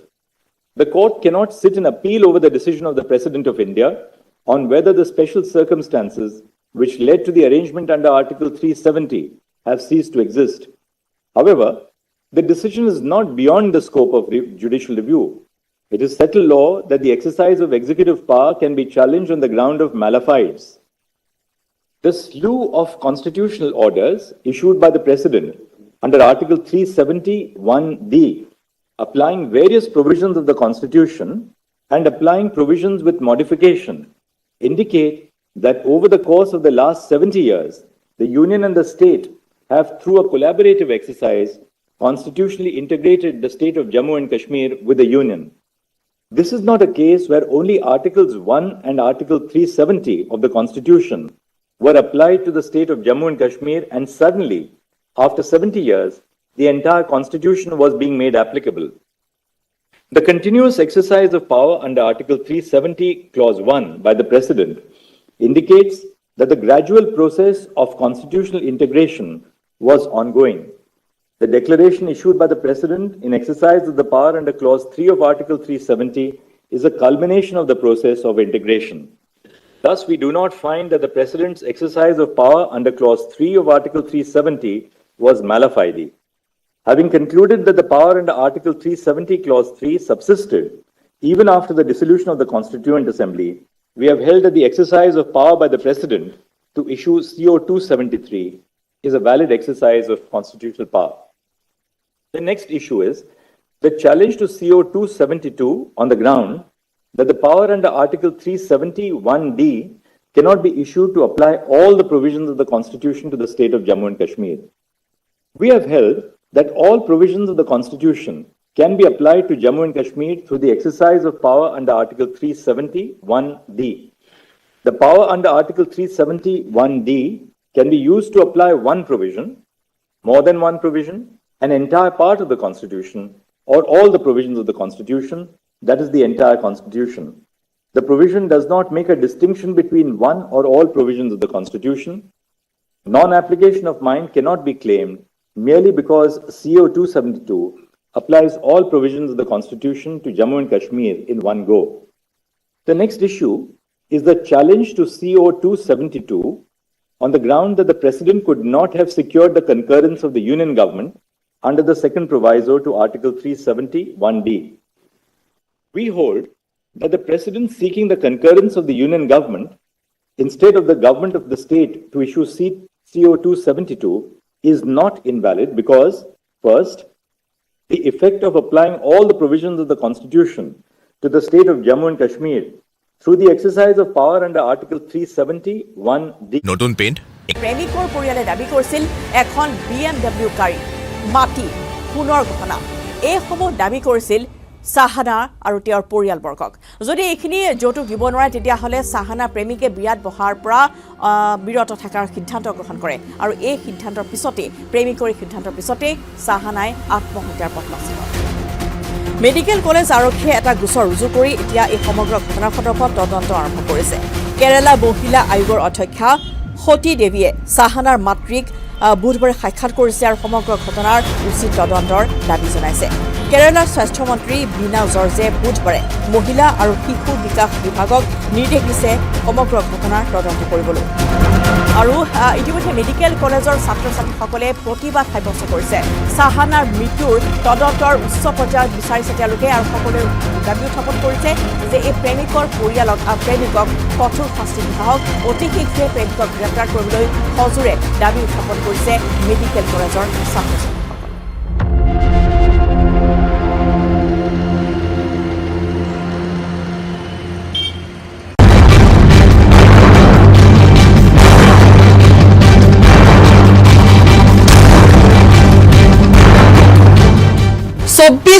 ৰাছিয়াত নিৰ্বাচন 24 মাৰ্চৰ 17 তাৰিখে ৰাছিয়াত নিৰ্বাচন অনুষ্ঠিত হ'ব আৰু আকৌ এবাৰ হয়তো সাজু হৈছে ভ্লাদিমিৰ পুটিন ৰাছিয়াৰ শাসনৰ বাগজৰি সম্ভালি ল'বলৈ এতিয়ালৈকে অৱশ্যে আনুষ্ঠানিক ঘোষণা কৰা নাই কিন্তু পুটিন যদি নিৰ্বাচনী প্ৰেক্ষাপটত অৱতীৰ্ণ হয় বা তেওঁ নিৰ্বাচনী যুঁজত নামে তেনেহলে তেওঁৰ জয় মাত্ৰ হয়তো আনুষ্ঠানিকতাহে হৈ ৰব ৰাছিয়ান সংসদৰ উচ্চ সদনে 17 মাৰ্চ দিনটোক 2024 চনৰ 17 মাৰ্চৰ দিনটোক নিৰ্ধাৰণ কৰিছে ভোটিংৰ জৰিয়তে যে সেই দিনটোতে ৰাছিয়াৰ পৰৱৰ্তী নিৰ্বাচন অনুষ্ঠিত হ'ব আৰু আশা এই ধৰণে কৰা হৈছে বা সম্ভাৱনা এয়াই যে হয়তো এই নিৰ্বাচনৰ জয় হয় পঞ্চমবাৰৰ বাবে ৰাছিয়াৰ ৰাষ্ট্ৰপতি ভ্লাদিমিৰ পুটিনে তেওঁ নিৰ্বাচিত হ'ব বা তেওঁ শাসনৰ বাগজৰি আকৌ ৰাষ্ট্ৰপতি হিচাপে সম্ভালিব ৰাছিয়াৰ যি উচ্চ সদন ফেডাৰেশ্যন কাউন্সিলে সৰ্বসন্মতিক্ৰমে 17 মাৰ্চৰ দিনটো ইতিমধ্যে নিৰ্ধাৰণ কৰিছে আৰু ইয়াৰ লগে লগে হয়তো নিৰ্বাচনী যি কেম্পেইন সেয়াও চাৰিফালে আৰম্ভ হৈ যাব ভ্লাদিমিৰ পুটিন ইয়াৰ পূৰ্বে তেওঁ যি চাৰিবাৰ তেওঁ শাসনত আছে বা তেওঁ ৰাষ্ট্ৰপতি হিচাপে তেওঁ ৰাষ্ট্ৰীয় শাসন কৰিছে তেওঁ আৰু এটা টাৰ্মৰ বাবে সাজু হোৱাৰ বিষয়টোৱে বিশেষ এইবাবেই চৰ্চা লাভ কৰিছে কিয়নো তেওঁৰ বিৰোধী বুলি ক'বলৈ গ'লে হয়তো এই মুহূৰ্তত তেনেকুৱা কোনো মুখ নাই, তেনেকুৱা কোনো তেওঁৰ বিৰোধী নাই। যিসকলে পুটিনৰ বিৰোধিতা কৰি আহিছিল সেইসকলৰ অধিকাংশই হয়তো পুটিনে তেওঁলোকক একাষৰীয়া কৰিছে, পুটিনে হয়তো তেওঁলোকক সম্পূৰ্ণৰূপে কৰ্ণাৰ কৰিছে, নতুবা বহুজন হয়তো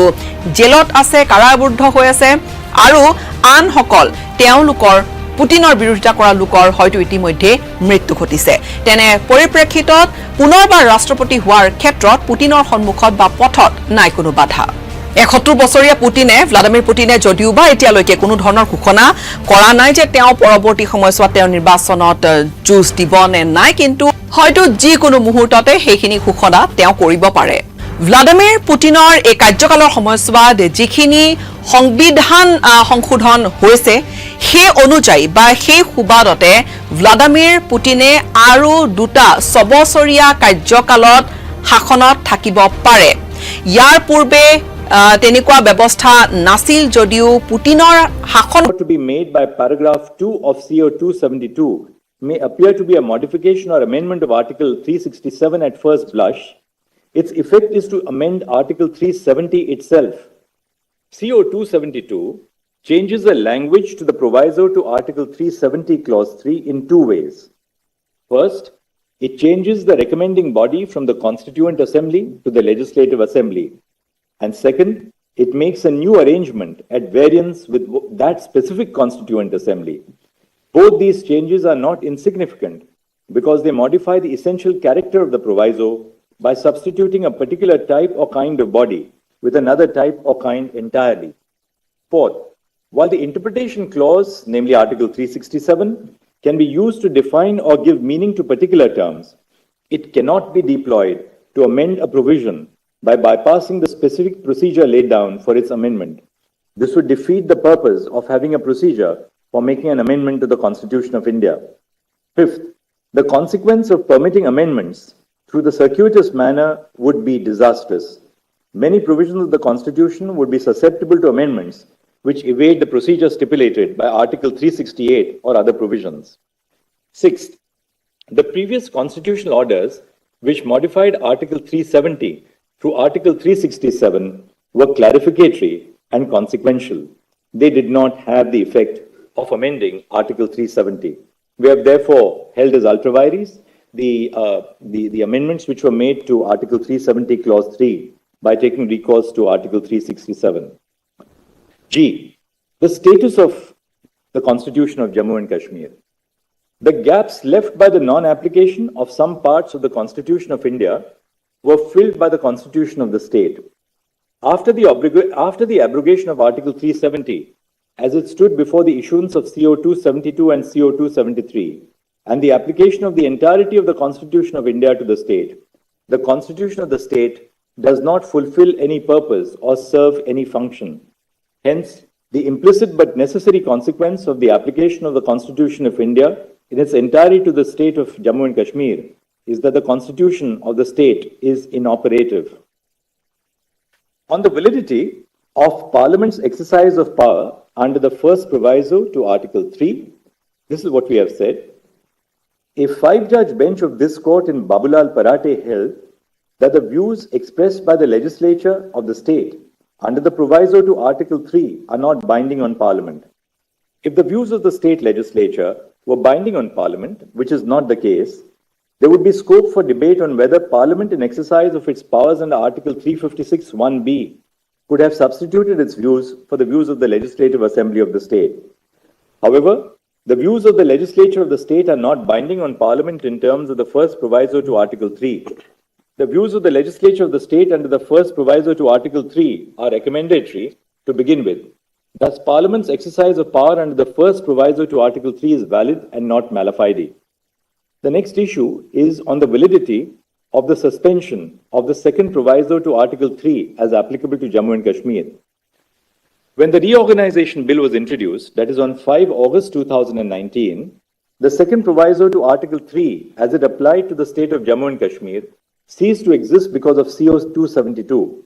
Thus, the issue of whether the second proviso to Article 3 could have been suspended in exercise of the power under Article 356(1)(c) does not survive. The next issue is the validity of the Jammu and Kashmir Reorganization Act 2019.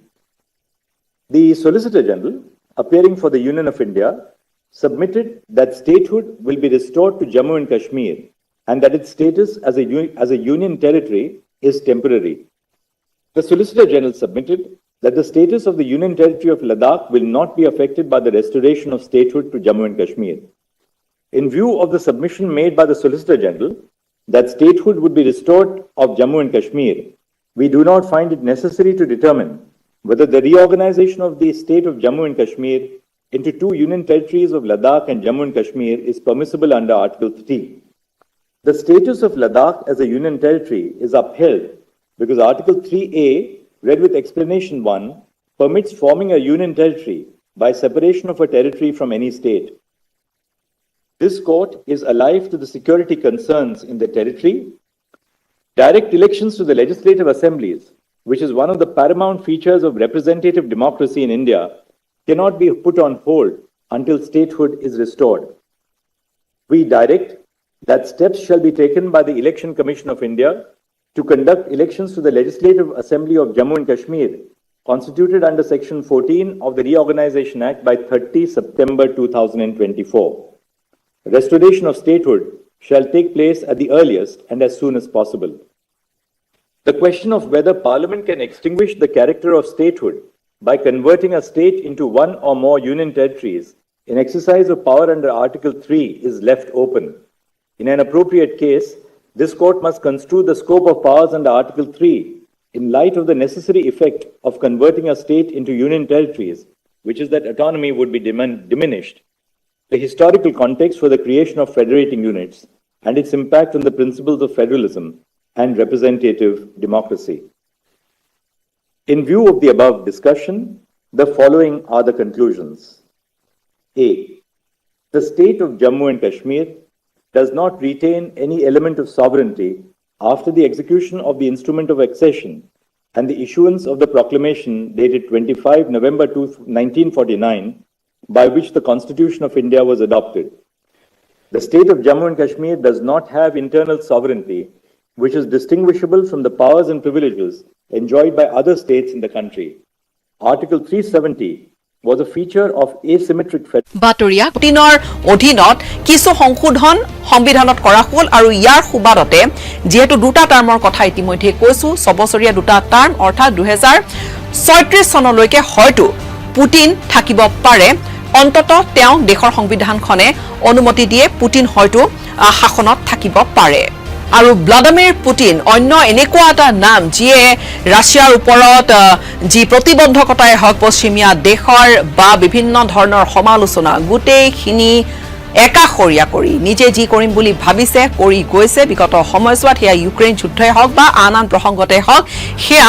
বিশ্ববাসীক এক প্ৰকাৰ পুটিনে দেখুৱাই আহিছে Vladimir পুটিনৰ বাবে এই নিৰ্বাচনত জয়ো হয়তো একেবাৰে সহজ ভ্লাদিমিৰ পুটিনৰ ওপৰত শেহতীয়াকৈ ইউক্ৰেইন যুদ্ধৰ পৰিপ্ৰেক্ষিতত যি ধৰণৰ এটা হেঁচা আছিল বা আভ্যন্তৰীণো তেওঁ শেহতীয়াকৈ এই ইউক্ৰেইন যুদ্ধৰ সময়ছোৱাতে তেওঁ যি বিদ্ৰোহৰো সন্মুখীন হৈছিলে সিপাহী বিদ্ৰোহ বুলি যাক কোৱাও হৈছিলে অভিহিত কৰা হৈছিলে এই গোটেইখিনিয়ে যেন তেওঁৰ যি শাসন কৰা ষ্টাইল ইয়াৰ ওপৰত যেন কোনো বিশেষ প্ৰভাৱ পেলাব পৰা নাই বৰ্তমান আজিৰ তাৰিখত আজি দশক ধৰি প্ৰায় দুটা দশক ধৰি ভ্লাদিমিৰ পুটিনৰ ৰাছিয়াৰ গোটেই ৰাজনৈতিক ব্যৱস্থাটোৰ ওপৰত আছে এটা খুব কাঢ়া আৰু মজবুত দখল পিছে যেতিয়া নিৰ্বাচন হয় বিৰোধী নেতাও থাকে বা কোনোবা এজনৰ প্ৰতিপক্ষৰ নেতাও থাকে আৰু এতিয়ালৈকে ভ্লাদিমিৰ পুটিনৰ বিৰুদ্ধে কোনকেইখন মুখে যুঁজ দিব সেয়া ছবিখন স্পষ্ট হোৱা নাই যদিও দুটা নাম কিন্তু চৰ্চাত আছে বা দুটা নাম চৰ্চিত হৈছে ইয়াৰে এগৰাকী হৈছে প্ৰাক্তন এজন জনপ্ৰতিনিধি এজন প্ৰাক্তন ল মেকাৰ আনগৰাকী হৈছে এজন সাংবাদিক কিন্তু এই দুয়োগৰাকী ব্যক্তিৰ বাবে এই গোটেই প্ৰক্ৰিয়াটোত নিৰ্বাচন জয় হোৱাটো অত্যন্ত এটা কঠিন আৰু প্ৰত্যাহ্বানপূৰ্ণ এক অভিযান বুলি ক'লেও হয়তো ভুল নহব কিয়নো সেই প্ৰত্যাহ্বানখিনি হৈছে যে ৰাছিয়াৰ নিম্ন সদনত আসন থকা বা তেওঁলোকৰ জনপ্ৰতিনিধি থকা যিকোনো ৰাজনৈতিক দলে এই ক্যান্ডিডেটক মনোনীত কৰিব লাগিব হেয়া প্ৰথমটো নীতি বা প্ৰথমটো কথা দ্বিতীয়তে যদি তেনেকুৱা নকৰে সেই কেইখন মুখে বা পুতিনৰ বিৰোধিতা কৰা বা যিকোনো কোনো মনোনীত নকৰা প্ৰাৰ্থীয়ে গোটেই ৰাছিয়াৰ বিভিন্ন ঠাইৰ পৰা প্ৰায় 40খন মান ঠাইৰ পৰা 40টা মান অঞ্চলৰ পৰা হাজাৰ বিজাৰ সহি সংগ্ৰহ কৰিব লাগিব আৰু হিয়া কোনো সহজ কথা নহয় 2018 চনত যেতিয়া ভ্লাদিমিৰ পুটিনে নিৰ্দলীয় হিচাপে অৱতীৰ্ণ হৈছিল এই গোটেই নিৰ্বাচনী প্ৰেক্ষাপটত নিৰ্বাচনী যুঁজত তেতিয়া প্ৰায় তেনেকুৱা হাজাৰ বিজাৰ সহি সংগ্ৰহ কৰিছিল পুটিনে গোটেই ৰাছিয়াখনৰ পৰা এই নেতা কেইজনে যিকোনো এজন নেতাই যদি নিৰ্বাচনী প্ৰেক্ষাপটত বিশেষকৈ ৰাষ্ট্ৰপতি নিৰ্বাচনৰ বাবে যদি নামিব বিচাৰে নিৰ্বাচনী যুঁজত তেনেহলে তেওঁলোকে প্ৰায় কমেও 1 লাখ মান সহি সংগ্ৰহ কৰিব লাগে হিয়া দেশখনৰ নিয়ম ৰাছিয়াৰ যি নিৰ্বাচনী নিয়ম হিয়া এই ধৰণৰ যে কোনো দলৰ যদি প্ৰতিনিধি তেওঁলোকৰ নিম্ন সদনত নাই তেনেহলে সেই দলৰ যিগৰাকী প্ৰাৰ্থী সেই প্ৰাৰ্থীগৰাকীয়ে ৰাছিয়াৰ বিভিন্ন প্ৰেক্ষাপটৰ পৰা প্ৰায় লাখ লাখ 40টা মান অঞ্চলৰ পৰা প্ৰায় কমেও 1 লাখ মান সহি সংগ্ৰহ কৰিব লাগিব আৰু ইয়াৰ বিপৰীতে যদি কোনোবাই ইন্ডিপেন্ডেন্ট ৰূপে নিৰ্দলীয় ৰূপে নিৰ্বাচনী যুঁজত অৱতীৰ্ণ হ'বলৈ বিচাৰে তেনেহলে সেইগৰাকী ব্যক্তিয়ে প্ৰায় 3 লাখ মান বা 3 লাখৰো অধিক এই সহি সংগ্ৰহ কৰিব লাগিব গোটেই ৰাছিয়া খনৰ পৰা ভ্লাদিমিৰ পুটিনৰ ক্ষেত্ৰতো এই নিয়ম একেধৰণেই প্ৰযোজ্য আৰু 2018 চনত ভ্লাদিমিৰ পুটিনে তেতিয়া নিৰ্দলীয় ৰূপে declaring that Article 370 Clause 3 ceases to operate without the recommendation of the Constituent Assembly. The continuous exercise of power under Article 370 Clause 1 by the President indicates that the gradual process of constitutional integration was ongoing. The declaration issued by the President under Article 370 Clause 3 is a culmination of the process of integration and as such is a valid exercise of power. Thus, CO 273 is valid. K. The Constitution of India is a complete code for constitutional governance. Following the application of the Constitution of India in its entirety to the state of Jammu and Kashmir by CO 273, the Constitution of the state of Jammu and Kashmir is inoperative and is declared to have become redundant. L.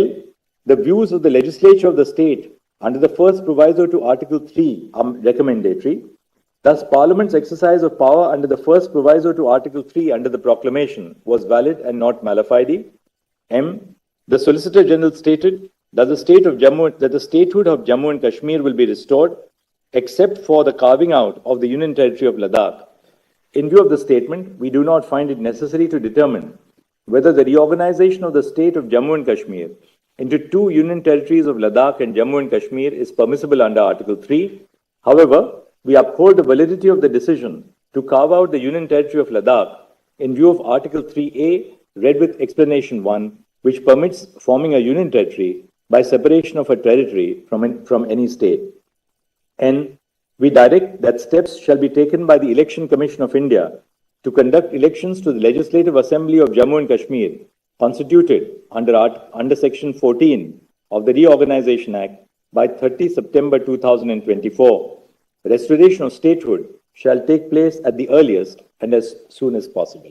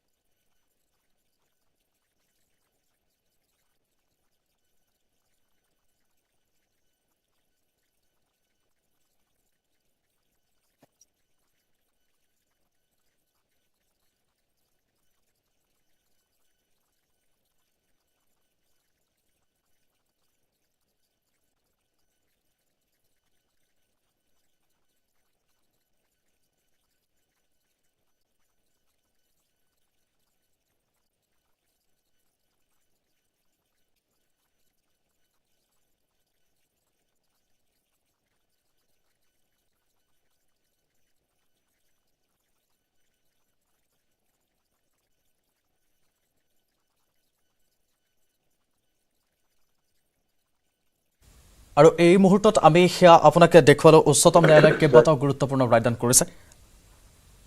আমি পোনপটীয়া সম্প্ৰচাৰত আপোনাক দেখুৱাইছো ইতিমধ্যে মুখ্য ন্যায়াধীশ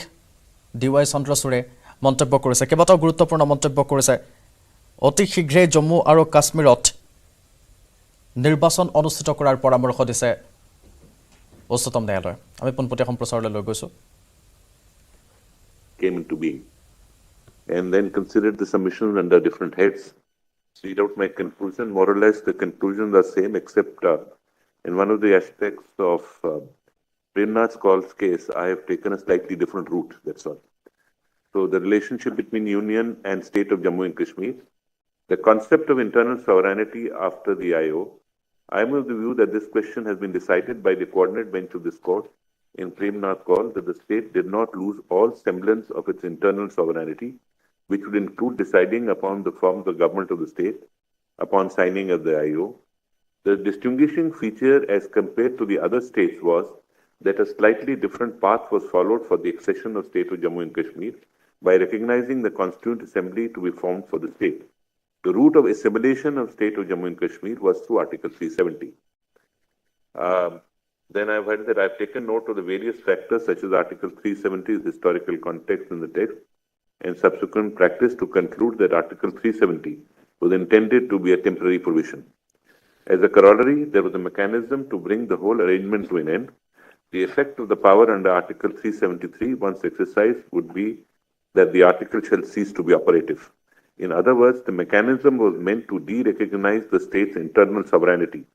Thus, the exercise of power under Article 373 meant that for purposes of the Constitution of India,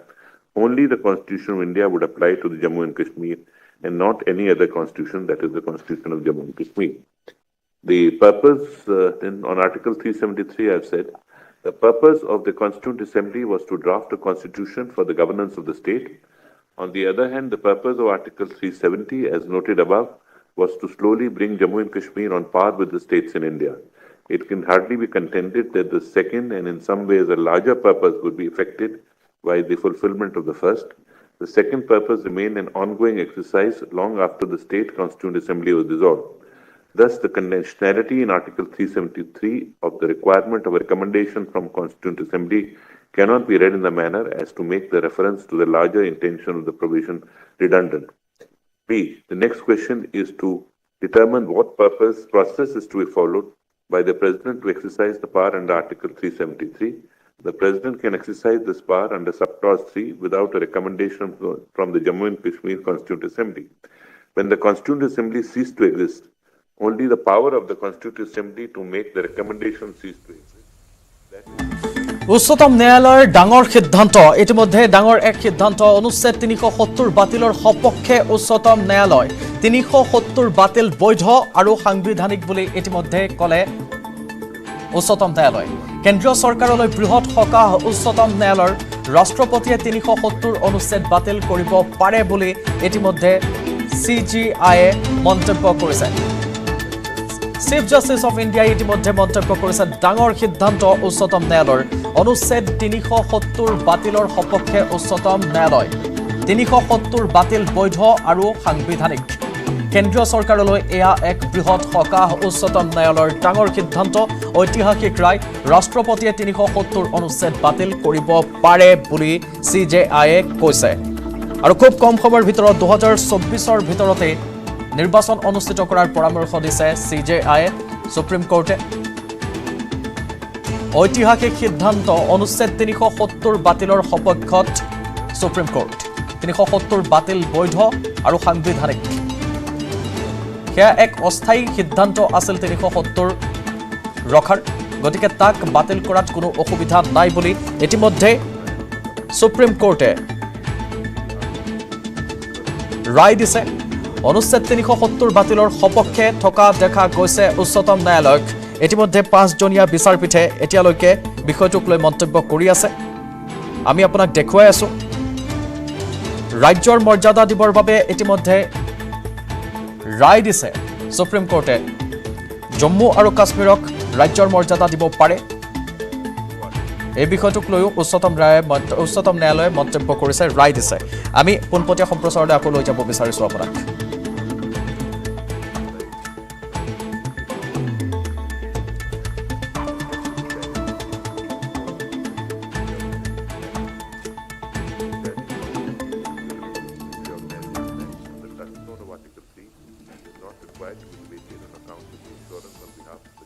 India that statehood of Jammu and Kashmir would be restored on elections being held. B.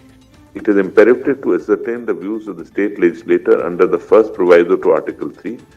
if the proposed bill affects the area, boundaries or name of the state. However, in the instance case, since state of Jammu and Kashmir was under President's rule and the state legislature was already dissolved, the functions of the state legislature were performed by the Union Parliament. Hence, it was not possible to ascertain the views of the state legislature. It follows that Section 3 of the Reorganization Act is valid. I have penned down an epilogue at the end of the judgment, maybe some sentiments involved. The Valley of Kashmir carries a historical burden. It has a social context. Thus, in involving constitutional status of the region, it is difficult to segregate the aforesaid. We, the people of Jammu and Kashmir, are at the heart of the debate. They have carried the burden of victims of conflict for several decades, originating from 1947 with the invasion of the valley. Intervening political circumstances did not permit a redressal to the fullest extent of the invasion. The consequences remained in terms of parts of Kashmir being occupied by other countries. The second round of insurgency holds its origin to the latter part of 1980s. There were troubled situation at the ground level, which was apparently not redressed. It culminated in the migration of one part of the population of the state in 1989-90. It is something that our country has had to live with, and without any redressal for the people who had to leave their homes and hearth. It was not a voluntary migration. The situation became so aggravated that the very integrity and sovereignty of our country was endangered, and the army had to be called in. Armies are meant to fight battles with enemies of the state and not really to control the law and order situation within the state. But then, these were peculiar times. The entry of the army created its own ground realities in their endeavor to preserve the integrity of the state and the nation against foreign incursions. The men, women, and children of the state have paid a heavy price. During my travels home over the years, I have absorbed that the social fabric waning and the consequences of intergenerational trauma on the already fractured society. I cannot help but feel anguish for what the people of the region have experienced, and I am constrained to write this epilogue. In order to move forward, the wounds need healing. What is at stake is not simply preventing the recurrence of injustice, but the burden of restoring the region's social fabric to what it historically has been based: coexistence, tolerance, and mutual respect. It is worth noting that even the partition of India in 1947 did not impair Jammu and Kashmir communal and social harmony. In this context, Mahatma Gandhi is famously quoted to have said that Kashmir was a ray of hope for humanity. The first step towards this is to achieve a collective understanding of the human rights violations perpetuated both by state and non-state actors against the people of this region. There have been numerous reports হৈছিলে, কিন্তু তেতিয়া তেওঁ সেই সহিখিনি সংগ্ৰহ কৰিবলৈ সক্ষম হৈছিল। যিকোনো প্ৰকাৰে এক প্ৰকাৰ ক'বলৈ গ'লে ভ্লাদিমিৰ পুটিন তেওঁ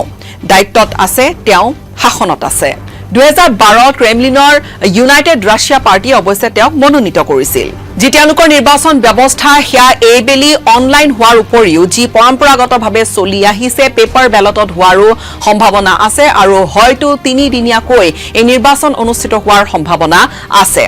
আৰু এই বিষয়টোক লৈ নিৰ্বাচনী বিশেষকৈ 3 দিনীয়াকৈ অনুষ্ঠিত হোৱাক লৈ কিছু চৰ্চাও হৈছে, কিছু সমালোচনাও হৈছে, কিন্তু এই ধৰণে গোটেই প্ৰেক্ষাপট এই মুহূৰ্তত সাজু হৈছে ৰাছিয়াৰ মাৰ্চৰ নিৰ্বাচনৰ বাবে। আৰু চৰ্চা এতিয়া এই ধৰণে যে যদিও বা ৰাষ্ট্ৰপতি ভ্লাদিমিৰ পুটিনে এতিয়ালৈকে কোনো ধৰণৰ ঘোষণা আনুষ্ঠানিকভাৱে কৰা নাই, 2 এদিনতে হয়তো ঘোষণা কৰিব আৰু তেওঁ পঞ্চমবাৰৰ বাবে তেওঁ ৰাছিয়াৰ ৰাষ্ট্ৰপতি হ'বলৈ সক্ষম হ'ব। শেহতীয়াকৈ ৰাছিয়াৰ আত্মবিশ্বাসো বহুখিনি বাঢ়িছে বুলিও বিভিন্নজনে ক'বলৈ আৰম্ভ কৰিছে। বিশেষকৈ ইউক্ৰেইনৰ এই গোটেই যুদ্ধখনত, ইউক্ৰেইনৰ এফালে যুদ্ধত ৰাছিয়াই কৰবাত নহয় কৰবাত এই যুদ্ধখন চলাই নি আছে, আৰু আনহাতে ৰাছিয়াৰ বিৰুদ্ধে যিবোৰ পশ্চিমীয়া দেশৰ বা যিবোৰ প্ৰতিবন্ধকতা লগোৱা হৈছে সেইখিনিও কিন্তু ৰাছিয়াৰ ইকনমি ভাঙি পেলোৱা নাই, বৰ বিশেষ তেনেকুৱা প্ৰভাৱ অন্তত পৰা নাই। তাৰ পৰিপ্ৰেক্ষিতত পুটিনো যেন আৰু অধিক আত্মবিশ্বাসী হৈ আছে। এজন প্ৰাক্তন KGB এজেণ্ট ভ্লাদিমিৰ পুটিনে যোৱা 2 দশক ধৰি শাসনত আছে। হয়তো তেওঁ প্ৰধানমন্ত্ৰী হিচাপে কেতিয়াবা শাসনৰ বাগজৰি চম্ভালিছে, নতুবা তেওঁ ৰাষ্ট্ৰপতিৰ আসনত বহি আছে। 1999 চনৰ পৰাই তেওঁ এই ধৰণে শাসন চম্ভালি আছে ৰাছিয়াৰ।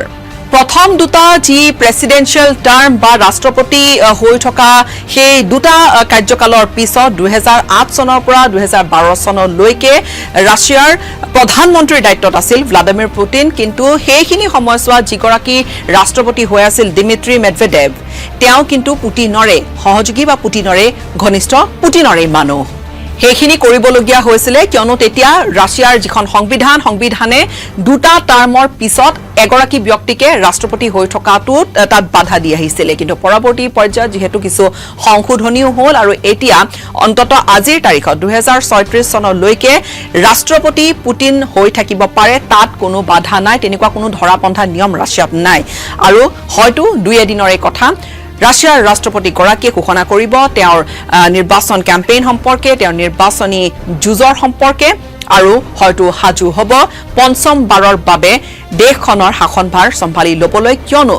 এই মুহূৰ্তত তেওঁ বিৰোধিতা কৰা বা তেওঁৰ বিৰুদ্ধে থিয় হ'ব পৰা তেনেকুৱা কোনো বিশেষ ব্যক্তিৰ কথা চৰ্চাত নাই যিসকল তেওঁৰ একেবাৰে আৰম্ভণিৰ পৰা বিৰোধিতা কৰি আহিছিল সেইসকল অধিকাংশই হয়তো কৰবাত ৰাছিয়াৰ বাহিৰত আছে কোনোবা হয়তো জেলত আছে কাৰোবাৰ মৃত্যু ঘটিছে মুঠৰ ওপৰত পুটিন এক প্ৰকাৰ একছত্ৰী হৈ আছে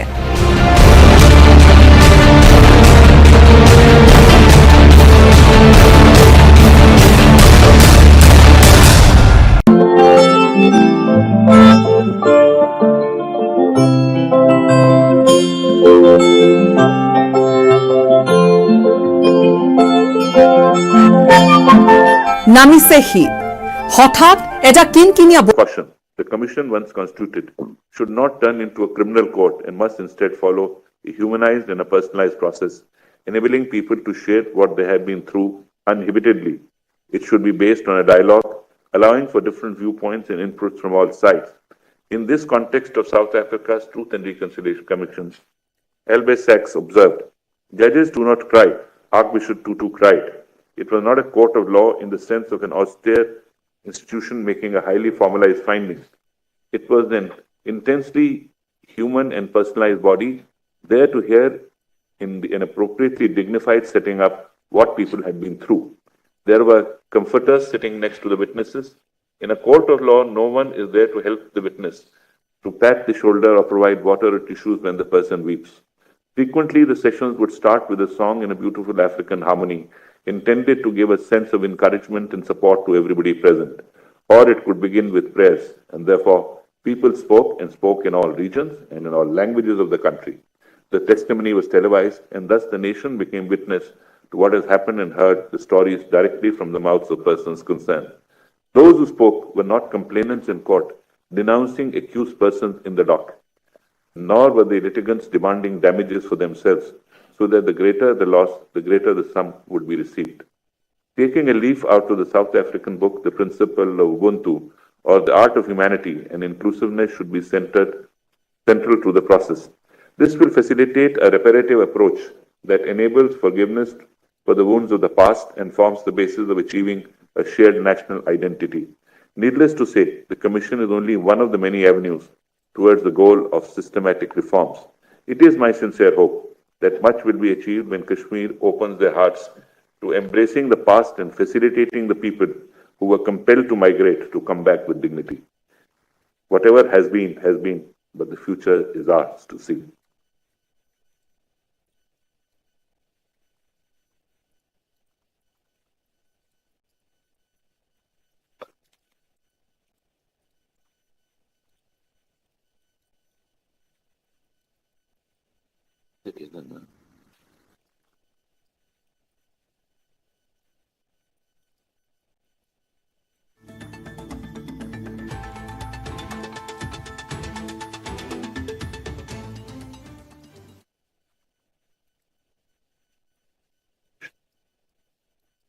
A judgment is a decision which gives reasons to arrive at and reach a conclusion. By that stretch, my order is not a judgment. We have only two judgments. Both judgments are in seritum and uniformly agree that Article 370 of the Constitution of India was a feature of asymmetric federalism and not sovereignty. Article 370 was enacted as a temporary provision and did not have a permanent character.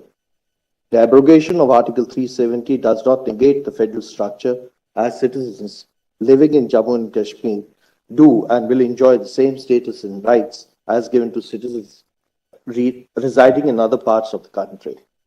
Paragraph 2 of CO 272, by which Article 370 was amended by taking recourse to Article 367, is ultra-virus and bad in law, albeit it can be sustained in view of corresponding power under Article 371D. More importantly, Article 370 has been made inoperative in terms of Clause 3 to Article 370. Lastly, CO 373 is valid. I have agreed with what Justice Chandrachud has said, Chief Justice has said with regard to Article 356 of the Constitution of India. I have also made reference to Rameshwar Prasad and others versus Union of India and others, with which I respectfully agree. I also agree with the conclusions recorded by Dr. G.Y. Chandrachud, taking record of the statement made on behalf of the Union of India for restoration of the statehood of Union Territory of Jammu and Kashmir. শীত নামিছে বিশেষকৈ গুৱাহাটী মহানগৰীৰ কথাই কক বা ৰাজ্যৰ আন আন ঠাইৰ কথাই কক বৰষুণ বৃহস্পতিবাৰৰ পৰা যি আৰম্ভ হ'ল আৰু তাৰ পিছতে ঠাণ্ডাৰ যি পৰিৱেশ সেয়া আৰম্ভ হৈ গৈছে যদিও বা এতিয়া লৈকে আনকালে হয়তো আজি কিছু বছৰ পূৰ্বে এইখিনি সময়ছোৱাত গৰম কাপোৰ পিন্ধি হয়তো থাকিবলগীয়া এটা শীতৰ পৰিৱেশ আছিল কিন্তু আজি লাহে লাহে কৰবাত সেই ছবিখন যেন হলনি হ'বলৈ ধৰিছে আজি কিছু বছৰৰ পৰা ডিসেম্বৰ মাহটোতো প্ৰায় যেন শীত পৰু নপৰু কৈয়ে পৰে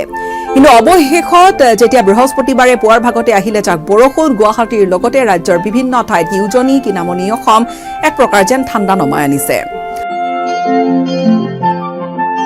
আৰু বতৰ আগন্তুক অন্তত দুটা দিনলৈ হয়তো এই ধৰণৰ বৰষুণ থাকিব পাৰে বতৰ ডাৱৰীয়া হৈ থাকিব 10, 11, 12 আৰু 13 ডিসেম্বৰলৈকে ডাৱৰীয়া আকাশ থাকিব লগতে কুঁৱলী অৰ্থাৎ শীতৰ সম্পূৰ্ণ সেই আমেজৰ এক পৰিৱেশ নামি আহিব হঠাৎ বৃহস্পতিবাৰে পুৱাৰ ভাগৰে পৰা অহা সেই বৰষুণ জাকৰ পিছতে যেন চাৰিওফালে ছবিখনে হলনি হৈ গ'ল ঠাণ্ডা লাহে লাহে বাঢ়িল গুৱাহাটী মহানগৰীত কংক্ৰিটৰ গুৱাহাটীত সাধাৰণতে শীতৰ প্ৰকোপ কমেই থাকে কংক্ৰিটৰ গুৱাহাটীত যি সৰ্বনিম্ন তাপমাত্ৰা সেয়া 17 ডিগ্ৰীৰ পৰা 15 ডিগ্ৰী সেলসিয়াছলৈ নামিব পাৰে সৰ্বোচ্চ তাপমাত্ৰা শুকুৰবাৰে 27 ডিগ্ৰী সেলসিয়াছ একেদৰে ডিব্ৰুগড় আৰু লখিমপুৰতো ক্ৰমে 15 ডিগ্ৰী সেলসিয়াছ আৰু 16 ডিগ্ৰী সেলসিয়াছ মুঠৰ ওপৰত শীতৰ সেই পৰিৱেশ আহি গৈছে বতৰ বিজ্ঞান কেন্দ্ৰই জনোৱা আগজাননী অনুসৰি যেহেতু আগন্তুক দিন কেইটা ডাৱৰীয়া হৈ থাকিব এই ধৰণৰ পৰিৱেশ অনাগত 13 ডিসেম্বৰলৈকে হয়তো অব্যাহতই থাকিব চহৰাঞ্চলৰ কথা যদিও বা কিছু হুকিয়া হয় তাত কংক্ৰিটৰ চহৰ বুলি যাক কোৱা হয় শীত কিছু দেৰিকৈ আহে কিন্তু গ্ৰামাঞ্চলত অৱশ্যে কিছুদিন পূৰ্বৰে পৰা শীতৰ প্ৰকোপ দেখা গৈছে যদিও বা পূৰ্বৰ সেই আগৰ কিছু বছৰ পূৰ্বৰ দৰে সেই পৰিৱেশ আজি দেখিবলৈ পোৱা নাযায় অসমৰ বিভিন্ন স্থানত বৰষুণ হৈ আছে আৰু এই বৰষুণৰ ফলত তিনিচুকীয়া বা জোৰহাট আসলতে ঠায়ে ঠায়ে মানুহে গৰম চাহৰ সোৱাদ লোৱাৰ লগতে জুইৰ কাষত বহি জুইৰ ৰুম লৈছে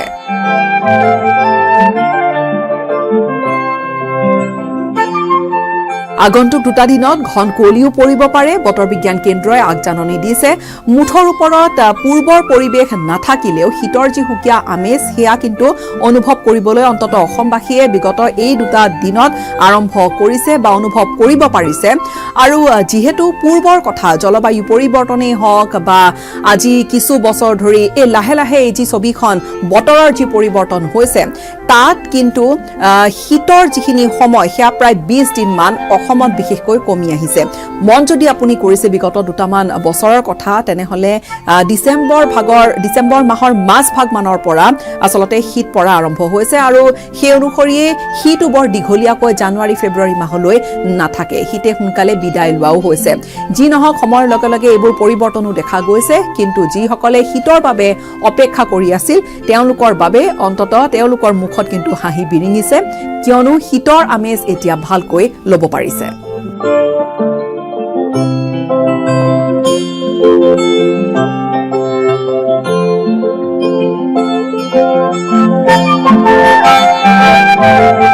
Thank you. Assam originally was a part of Myanmar. And it was way back in 1824 after the British Mullahs conquered a part of it. নমস্কাৰ প্ৰিয় দৰ্শক, মই পাৰ্থ বৰা। জ্যেষ্ঠ অধিবক্তা তথা সমাজবাদী পাৰ্টিৰ সাংসদ কপিল সিব্বালে অসম সন্দৰ্ভত কেতবোৰ অপব্যাখ্যা আগবঢ়াইছে। অসম সন্দৰ্ভত सरताज हूँ मैं, शहर से गांव तक सड़कों का मोहताज हूँ मैं। आ रहा हूँ मैं आसाम की सड़कों पर, कुमार इंजीनियरिंग का नया ताज हूँ। Coming soon, Kumar engineering, we understand your need.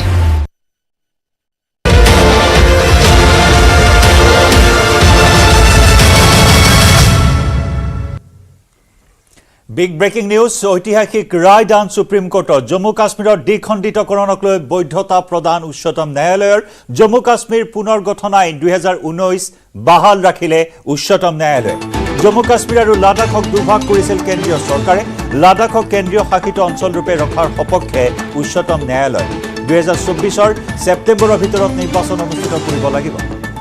জনাইছো বিগ ব্ৰেকিং নিউজ। সুপ্ৰিম কোৰ্টৰ দেশৰ সৰ্বোচ্চ ন্যায়ালয়ৰ ঐতিহাসিক ৰায়দান। জম্মু কাশ্মীৰৰ পৰা 370 আৰু 35A ধাৰা প্ৰত্যাহাৰক লৈ যি আজি ৰায় প্ৰদান কৰিলে। চৰকাৰৰ সাংবিধানিক বৈধতা সন্দৰ্ভত বিভিন্ন মহলে আবেদন কৰা ৰায়ৰ শুনানিৰ আজি চূড়ান্ত ৰায় প্ৰদান কৰিলে দেশৰ সৰ্বোচ্চ ন্যায়ালয়ে। আৰু এই ন্যায়ৰ জৰিয়তে কেন্দ্ৰীয় চৰকাৰক সকাহ প্ৰদান কৰা হ'ল। দ্বিখণ্ডিতকৰণক বৈধতা ঘোষণা উচ্চতম ন্যায়ালয়ৰ। আগবঢ়াইছো পোনপটীয়া সম্প্ৰচাৰত বিভিন্নজনৰ ভাষ্য। कानून को बहुत नुकसान होगा, ज़मीनें महंगी हो जाएंगी,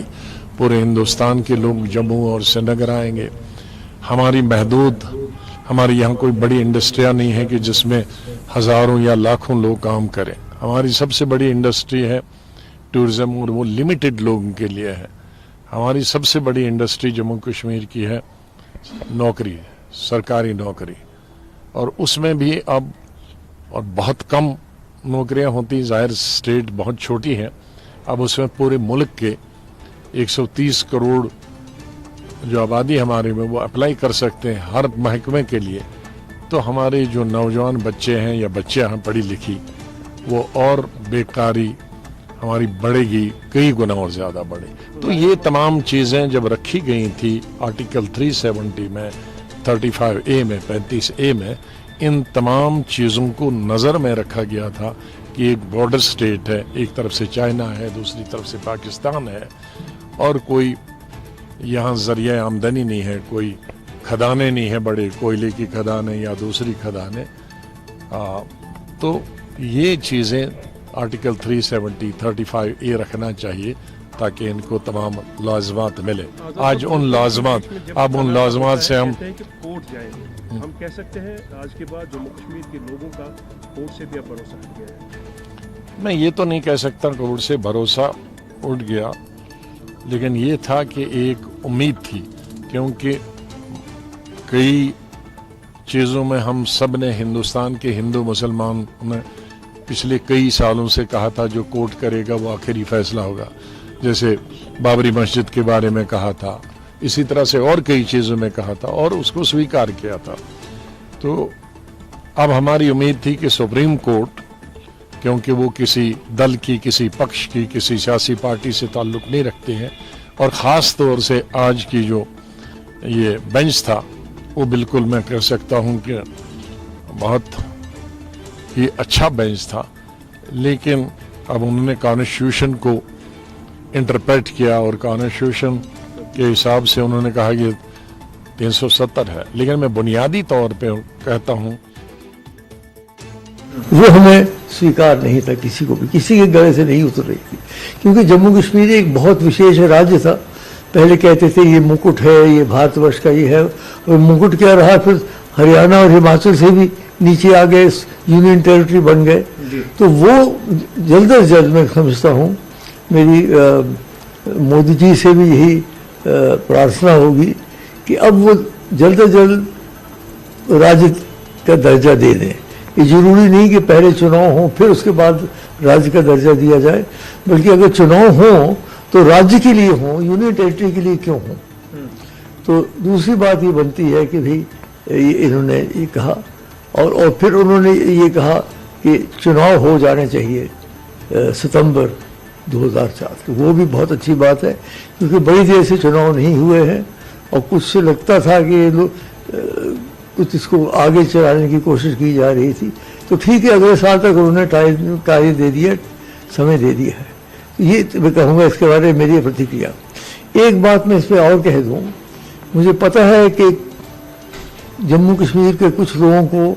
ये निर्णय अच्छा नहीं लगेगा, क्योंकि मेरी उनसे राय है, उनके हमदर्द होने के नाते, क्योंकि मैं भी तो जम्मू कश्मीर का ही हूँ। हमारा सारा अगर राज्य उभरा तो जम्मू कश्मीर की वजह से उभरा। तो उनसे मेरी प्रार्थना है कि अब वो इसको स्वीकार कर लें। अब कोई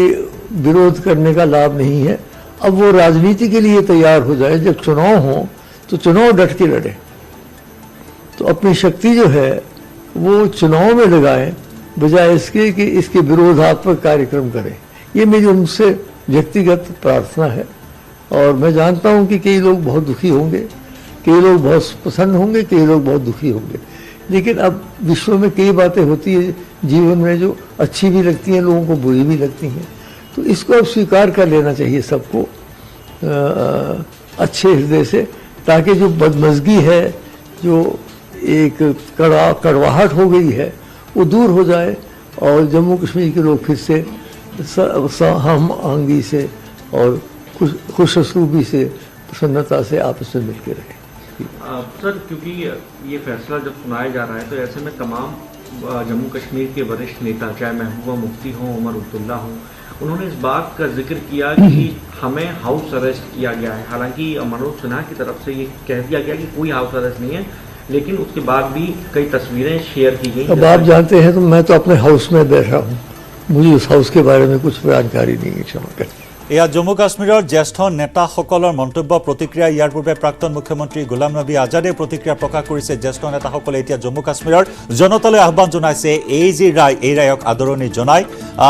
পূৰ্বৰ সকলো বিৰোধিতা পৰিত্যাগ কৰি জম্মু কাশ্মীৰত শান্তি প্ৰতিষ্ঠাৰ বাবে আহ্বান জনাইছে।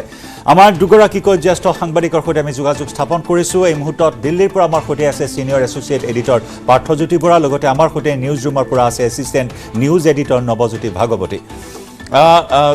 পাৰ্থ, প্ৰথমে আপোনাৰ সৈতে সংযুক্ত হৈছোঁ। ঐতিহাসিক ৰায় সন্মুখলৈ আহিল আৰু কেন্দ্ৰীয় চৰকাৰক সকাহ সুপ্ৰিম কোৰ্টৰ।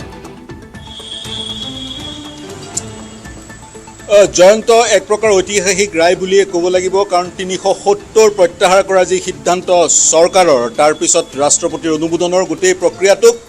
বৈধ বুলি ক'লে উচ্চতম ন্যায়ালয়ে। 5জনীয়া সাংবিধানিক বিচাৰপীঠ গঠন হৈছিলে দেশৰ মুখ্য ন্যায়াধীশ DY চন্দ্ৰচূড়ৰ নেতৃত্বত। 16 দিন ধৰি অবিৰত গতিত তেওঁলোকে শুনানি গ্ৰহণ কৰিছিল। দুইটা পক্ষৰ, অৰ্থাৎ কেন্দ্ৰীয় চৰকাৰৰ পক্ষৰ আৰু সমান্তৰালকৈ যিসকল আবেদনকাৰী অধিবক্তাসকলৰ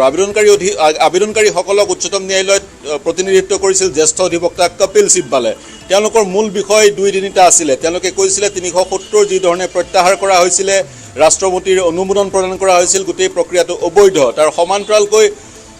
যি ধৰণে বিধানসভাখন ভংগ কৰা হৈছিলে 2018 চনৰ ডিচেম্বৰত, তাৰপিছত ৰাষ্ট্ৰপতি শাসন লাগু কৰা হৈছিল, তাৰপিছত 370 প্ৰত্যাহাৰ কৰা হৈছিলে। সমগ্ৰ প্ৰক্ৰিয়াটো অবৈধ বুলি ক'ব বিচাৰিছিল পিটিশ্যনাৰসকলে। তাৰ সমান্তৰালকৈ ডাউনগ্ৰেড কৰা হৈছিল, অৱনমিত কৰা হৈছিল জম্মু আৰু কাশ্মীৰক এখন কেন্দ্ৰীয় শাসিত অঞ্চললৈ। সেই প্ৰক্ৰিয়াক অবৈধ বুলি পিটিশ্যনাৰে ক'ব বিচাৰিছিল। কিন্তু উচ্চতম ন্যায়ালয়ে ইতিমধ্যেই ক'লে 370ৰ অনুচ্ছেদ 370ৰ যি দফা 3, সেই দফা 3 অস্থায়ী আছিল। মূলতঃ ক'বলৈ গ'লে 370 অস্থায়ী আছিল। 370ৰ যোগেদি জম্মু কাশ্মীৰক পৃথকে ৰখাৰ পৰিকল্পনা নাছিল। 370ৰ যোগেদি জম্মু কাশ্মীৰক ভাৰতৰ অবিচ্ছেদ্য অংগৰ কৰাহে পৰিকল্পনা আছিল আৰু প্ৰয়োজন সাপেক্ষে 370 প্ৰত্যাহাৰ কৰাৰ তেতিয়াই পৰিকল্পনা আছিল। গতিকে ৰাষ্ট্ৰপতিয়ে 370 প্ৰত্যাহাৰ কৰাৰ যি অৰ্ডাৰ, কনষ্টিটিউশ্যনেল অৰ্ডাৰ,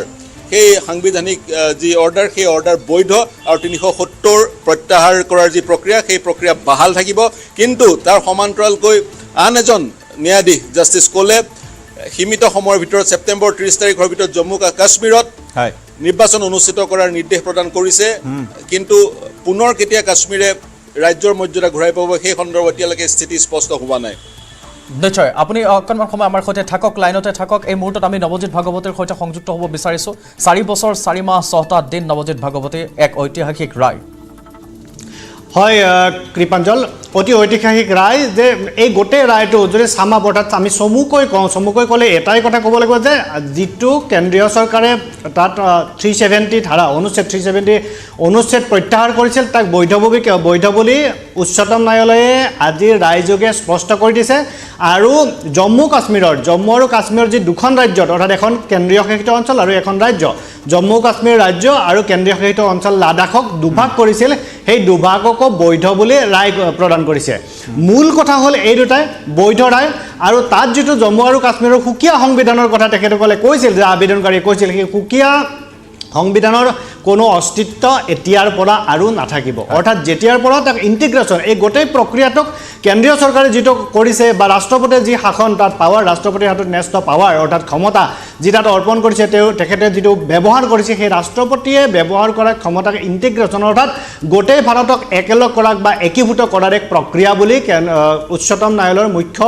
দেশৰ মুখ্য ন্যায়াধীশ DY চন্দ্ৰচূড়ে স্পষ্টভাৱে নিজৰ ৰায়টোত কৈছে আৰু কেইবাটাও কথা উল্লেখ কৰিছে যদি উচ্চতম ন্যায়ালয়ৰ আমি মুখ্য ন্যায়াধীশৰ কথাটো আমি চাওঁ তেখেতসকলে কেইবাটাও কথা কৈছে যে অৰ্থাৎ জম্মু আৰু কাশ্মীৰৰ কোনো সুকীয়া সাৰ্বভৌমত্ব নাছিল অৰ্থাৎ এনেকুৱা কথা নহয় যে দিল্লীৰ সাৰ্বভৌমত্ব নাথাকিব বা হাৰিয়ানা নাথাকিব জম্মু আৰু কাশ্মীৰৰ থাকিব তেনেকুৱা কথা নহয় উচ্চতম ন্যায়ালয়ৰ মুখ্য ন্যায়াধীশে আজি ৰায়টো প্ৰদান কৰি থকা অৱস্থাত স্পষ্ট কৰি দিছে যে জম্মু আৰু কাশ্মীৰৰ কোনো সুকীয়া সাৰ্বভৌমত্ব নাছিল গতিকে জম্মু আৰু কাশ্মীৰ যেনেকুৱা এখন ৰাজ্য ভাৰতৰ আন এখন ৰাজ্যৰ দৰে এক কৰিবলৈ গৈছে সেইটো এটা তেখেতে কথা উল্লেখ কৰিছে দ্বিতীয়তে উল্লেখ কৰিছে যে নো ইন্টাৰনেল সভৰেনিটি ফৰ জম্মু অৰ্থাৎ আভ্যন্তৰীণ কোনো সাৰ্বভৌমত্ব জম্মু কাশ্মীৰৰ ভাৱে নাথাকিব অৰ্থাৎ আন ৰাজ্যৰ দৰে একে ৰাজ্যত পৰিণত হ'ব আৰু যিহেতু এই প্ৰক্ৰিয়াটো আছিল সাময়িক অৰ্থাৎ 370 অনুচ্ছেদৰ যেটো আছিল সংবিধানৰ সেইটো সাময়িক আছিল সেইটো কোনো স্থায়ী ব্যৱস্থা নাছিল ইতিমধ্যে সলিচিটৰ জেনেৰেলে সেইটো যুক্তি প্ৰদান কৰিছিল আৰু যিহেতু সেই যুক্তিৰ আধাৰতে কৈছে যে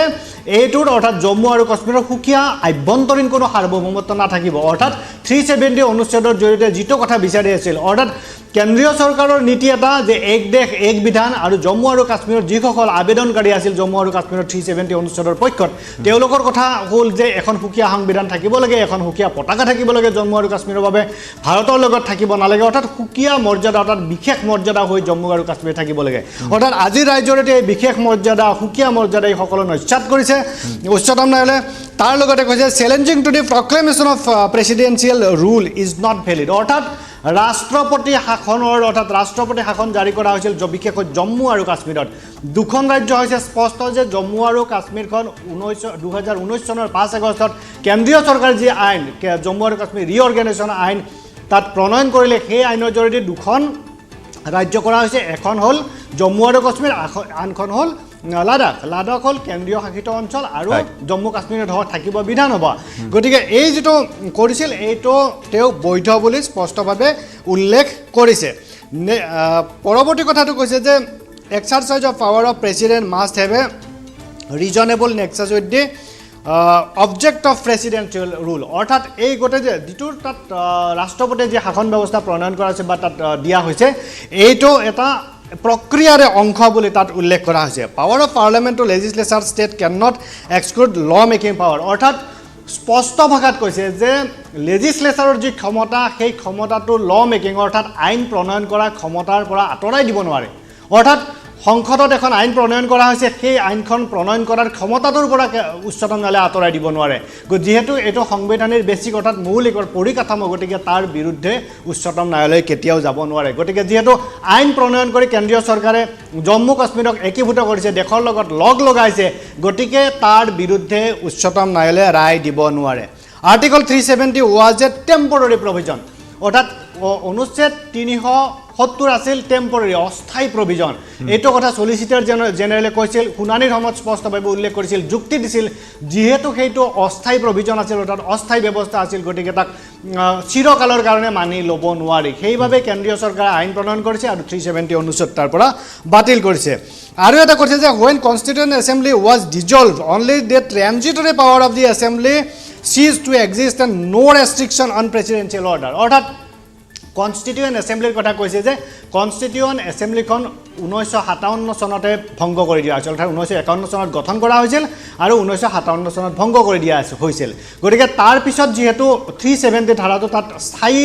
যেন লগা হৈছিল, অৰ্থাৎ ইমান দিন ধৰি চলি আছিল, কিন্তু মোদী চৰকাৰে সাহস কৰিলে, কেন্দ্ৰীয় গৃহমন্ত্ৰী অমিত শ্বাহে সাহস কৰিলে আৰু 370 ধাৰা, অৰ্থাৎ এটা কথা স্পষ্ট যে বিজেপিৰ এইটো আছিল মেনিফেষ্টো, অৰ্থাৎ তেওঁলোকৰ ইস্তাহাৰত যেতিয়াৰ পৰা বিজেপি গঠন হৈছিল তেতিয়াৰ পৰা তেওঁলোকৰ এটা কথা আছিল যে 370 ধাৰা তেওঁলোকে জম্মু কাশ্মীৰত নাৰাখিব। আনকি বিজেপি গঠনৰ যি আৰৰ মানুহ শ্যামা প্ৰসাদ মুখাৰ্জীৰ বেছিক, অৰ্থাৎ এই গোটেই কথাটো আছিল তেওঁলোকে 370, অৰ্থাৎ কাশ্মীৰক সুকীয়াকৈ চাব নোখোজে, কাশ্মীৰ হ'লে ভাৰতৰ অংগৰাজ্য হিচাপে চাব খোজে, আন ৰাজ্যৰ দৰে সমমৰ্যাদাত চাব খোজে। আৰু সেই শ্যামা প্ৰসাদ মুখাৰ্জীয়ে তাত অৰ্থাৎ জম্মু কাশ্মীৰত যদি হিষ্ট্ৰী চাই জয়ন্ত জম্মু কাশ্মীৰলৈ গৈছিল, তেখেতক এৰেষ্ট কৰিছিল, তাৰপিছত তেওঁৰ তাত দেহ ত্যাগ কৰিছিল, অৰ্থাৎ তাতেই মৃত্যু হৈছিল। আনকি তেওঁৰ অস্থিও তেওঁৰ ঘৰলৈ অনা হোৱা নাছিল বহুত বছৰ ধৰি। গতিকে এই বিজেপিৰ অৰ্থাৎ মূল যিটো কেইটামান ধাৰা আছিল তেওঁলোকৰ ৰাম মন্দিৰ নিৰ্মাণ আৰু 370 ধাৰা আঁতৰোৱা, অনুচ্ছেদ আঁতৰোৱা, প্ৰত্যাহাৰ। গতিকে বিজেপিয়ে যিহেতু নিজৰ অৰ্থাৎ নৱজিৎ যদি চোৱা হয় বিজেপিৰ যিসমূহ লক্ষ্য আছিল এই লক্ষ্য এটা এটাকৈ পূৰণ কৰা হৈছে। এফালে যদি ৰাম মন্দিৰৰ প্ৰসংগ চোৱা হয়, ৰাম মন্দিৰৰ নিৰ্মাণৰ প্ৰতিশ্ৰুতিৰে বিজেপিৰ উত্থান ঘটিছিল দেশত, আৰু 370 প্ৰত্যাহাৰৰ যি লক্ষ্য সেই লক্ষ্যটো অৱশেষত উপনীত হ'ল বিজেপি। নিশ্চিতভাৱে জয়ন্ত, অৰ্থাৎ ৰাম মন্দিৰ নিৰ্মাণ এতিয়া হৈ আছে, জানুৱাৰীত নিশ্চিতভাৱে মুকলি হ'ব। গতিকে তেওঁলোকৰ যি মূল দাবী, অৰ্থাৎ মূল যিটো ইস্তাহাৰ আছিল যে যি কাৰণে বিজেপি গঠন হৈছিল, গঠনৰ যি দাবী দুটা লৈ চলিছিল তাৰ দুইটা দাবী, অৰ্থাৎ তেওঁলোকৰ যি লক্ষ্য আছিল লক্ষ্য পূৰণ হ'বলৈ গৈ আছে। জানুৱাৰীত ৰাম মন্দিৰ মুকলি হ'ব আৰু 370 ইতিমধ্যে 2019 চনতে তেওঁলোকে প্ৰত্যাহাৰ কৰিলে। আৰু উচ্চতম ন্যায়ালয়ৰ সংবিধান পীঠ হ'ল আটাইতকৈ ডাঙৰ পীঠ, ইয়াৰ ওপৰত আৰু উচ্চতম ন্যায়ালয়ৰ নাই। অৰ্থাৎ 5জনীয়া যি বিচাৰপীঠ বা সংবিধান পীঠ বুলি কনষ্টিটিউশ্যন কোৱা হয়, সংবিধান পীঠ বুলি কোৱা হয়, কনষ্টিটিউশ্যন বেঞ্চ বুলি কোৱা হয়, এই সংবিধানৰ ওপৰত আৰু আপিল কৰাৰ কোনো ঠাই নাই। অৰ্থাৎ সংবিধান পীঠে যেতিয়া দিলে, অৰ্থাৎ সাধাৰণতে হয় কেনেকুৱা যে সংসদে প্ৰণয়ন কৰা বিলৰ যেতিয়া তাক প্ৰত্যাহ্বান জনোৱা হয়, সেই প্ৰত্যাহ্বানৰ আবেদনখন সংবিধান পীঠে বিচাৰ কৰে, তাক এজনীয়া পীঠ বা দুজনীয়া পীঠে সাধাৰণতে বিচাৰ নকৰে বা কৰিব নোৱাৰে। সংবিধান পীঠে বিচাৰ কৰে, যিহেতু আজি দিয়া সংবিধান পীঠে যি ৰায় দিলে এই ৰায়টো আইনত পৰিণত হৈ গ'ল। হয় কি যে উচ্চতম ন্যায়ালয়ে দিয়া প্ৰতিটো ৰায়েই হ'ল আইন। গতিকে সংবিধান পীঠে দিছে যে আটাইতকৈ ডাঙৰ বেঞ্চ, আটাইতকৈ ডাঙৰ উচ্চতম আৰু উচ্চ ক্ষমতা সম্পন্ন এখন বেঞ্চ বা বিচাৰপীঠ, সেই সংবিধান পীঠে যিটো ৰায় দিছে এইটো ৰায় হ'ল আইনত পৰিণত হ'ল। আৰু বিজেপিৰ যে লক্ষ্য আছিল নৱজিৎ সময় ৰখাম, অধিবক্তাৰ ভাষ্য আছে, আমি পোনপটীয়াকৈ সেই ভাষ্য আগবঢ়াই ল'ম, সংযুক্ত হৈ থাকিব নৱজিৎ আৰু পাৰ্থ। इस तरह से आज का जो जजमेंट है जम्मू कश्मीर के परिप्रेक्ष्य में एक ऐतिहासिक जजमेंट है और जितनी भी अमेंडमेंट्स आई सबको वैलिड माना गया है। सर, चुनाव करवाने का फैसला भी आज चुनाव आयोग को दिया है कि चुनाव करवाया जाए सितंबर 2024 की डेट। बिल्कुल, चूंकि सॉलिसिटर जनरल ऑफ इंडिया ने स्पष्ट कोर्ट को कहा कि हम जम्मू कश्मीर को स्टेटहुड सरकार देना चाहती है और वहाँ हम चुनाव करवाएंगे। उसी के कंटेक्स्ट में माननीय सर्वोच्च न्यायालय ने डायरेक्शन दिया है कि 30 सितंबर 2024 तक वहाँ सरकार का गठन हो जाना चाहिए और उसको स्टेटहुड मिल जाना चाहिए। धन्यवाद। Varun Kumar Sinha for be the citizen पहले 2014 में हमारा এয়া দেশৰ সৰ্বোচ্চ ন্যায়ালয়ৰ ঐতিহাসিক ৰায়দান সন্দৰ্ভত অধিবক্তাৰ ভাষ্য 30 ছেপ্টেম্বৰ 2024 ভিতৰত নিৰ্বাচন অনুষ্ঠিত কৰিব লাগিব, জম্মু কাশ্মীৰত চৰকাৰ গঠন কৰিব লাগিব, এই সময়সীমা বান্ধি দিয়া হৈছে। আৰু তাৰ পিছত এয়া দেখুৱাইছো আমি বিভিন্ন প্ৰান্তৰ পৰিৱেশ, জম্মু কাশ্মীৰৰ দৃশ্য। জম্মু কাশ্মীৰত এই ঐতিহাসিক ৰায় প্ৰদান কৰাৰ পাছতে আনন্দ হৰ্ষোল্লাস, জম্মু কাশ্মীৰৰ জনতা ৰাজপথলৈ ওলাই আহি উচ্চতম ন্যায়ালয়ৰ এই ঐতিহাসিক ৰায়দানক আদৰণি জনাইছে। বিজয় উৎসৱ পালন কৰা হৈছে। तो लिहाजा अब जो है सुप्रीम कोर्ट का वर्षन जो है, सुप्रीम कोर्ट का बिहेवियर भी हम समझते हैं उसके साथ चेंज हो चुका है। इस फैसले से जम्मू कश्मीर के आवाम पे क्या असर पड़ेगा? बहुत ज़्यादा मायूसी है। जम्मू कश्मीर के लोगों ने जिन शराइत पे, जिन कंडीशंस के साथ भारत के साथ विलय किया था, वो 3 शराइत थी, आपको पता, फॉरेन अफेयर्स और कम्युनिकेशन और डिफेंस का जो था। और आज जो है जम्मू कश्मीर के लोग ये समझते हैं कि उनके साथ विश्वासघात हुआ है और कॉन्स्टिट्यूशनल जो गारंटी उनको दी गई थी, ठीक है जी, और 370 और 35A के जो एक पुल था इंडिया और कश्मीर के बीच में, तो वो समझते हैं कि उसका विश्वासघात हुआ, उनके ट्रस्ट को जो है वो ब्रेक किया गया है। আৰু মিশ্ৰিত প্ৰতিক্ৰিয়া দেখা গৈছে বিষয়টোক লৈ মিশ্ৰিত প্ৰতিক্ৰিয়া অব্যাহত আছে আমি পাৰ্থজ্যোতি বৰাৰ ওচৰলৈ যাব বিচাৰিম এই বিষয়টো সংক্ৰান্তত পৰৱৰ্তী সময়তো আমি কথা পাতি যাম এই বিষয়টোৰ প্ৰতিক্ৰিয়া আগবঢ়াই যাম এফালে আনন্দ मैं बताया कि ये हमारे लिए एक नई रोशनी की किरण है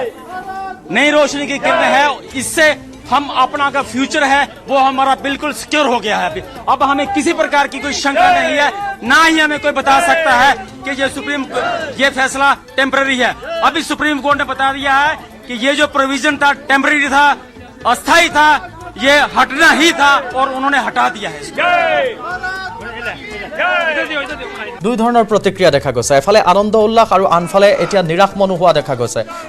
মিঠাই বিতৰণ কৰিছে তেওঁলোকৰ মাজত আমি এই বিষয়টো সংক্ৰান্তত কথা পাতিম পাৰ্থজ্যোতি বৰাৰ সৈতে এবাৰ সংযুক্ত হ'ব বিচাৰিছো পাৰ্থজ্যোতি বৰা দুটা মিশ্ৰিত প্ৰতিক্ৰিয়া দেখা গৈছে স্বাভাৱিকতে আমি প্ৰতিক্ৰিয়া ল'বলৈ যত্ন কৰিছিলো জ্যেষ্ঠ নেতাসকলেও কৈছিল যে দুই ধৰণে বিভক্ত হ'ব এতিয়া কাশ্মীৰখন সেয়া দেখা গৈছে প্ৰতিক্ৰিয়া এই মুহূৰ্তত কৃপাঞ্জল আজিৰ 5জনীয়া সাংবিধানিক পীঠৰ যি ৰায় সেই ৰায়ৰ পিছত 370 ইতিহাস হ'বগৈ যদিও 5জনীয়া সাংবিধানিক বিচাৰপীঠৰ ৰায় 7জনীয়া সাংবিধানিক বিচাৰপীঠ বা তাতকৈ অধিক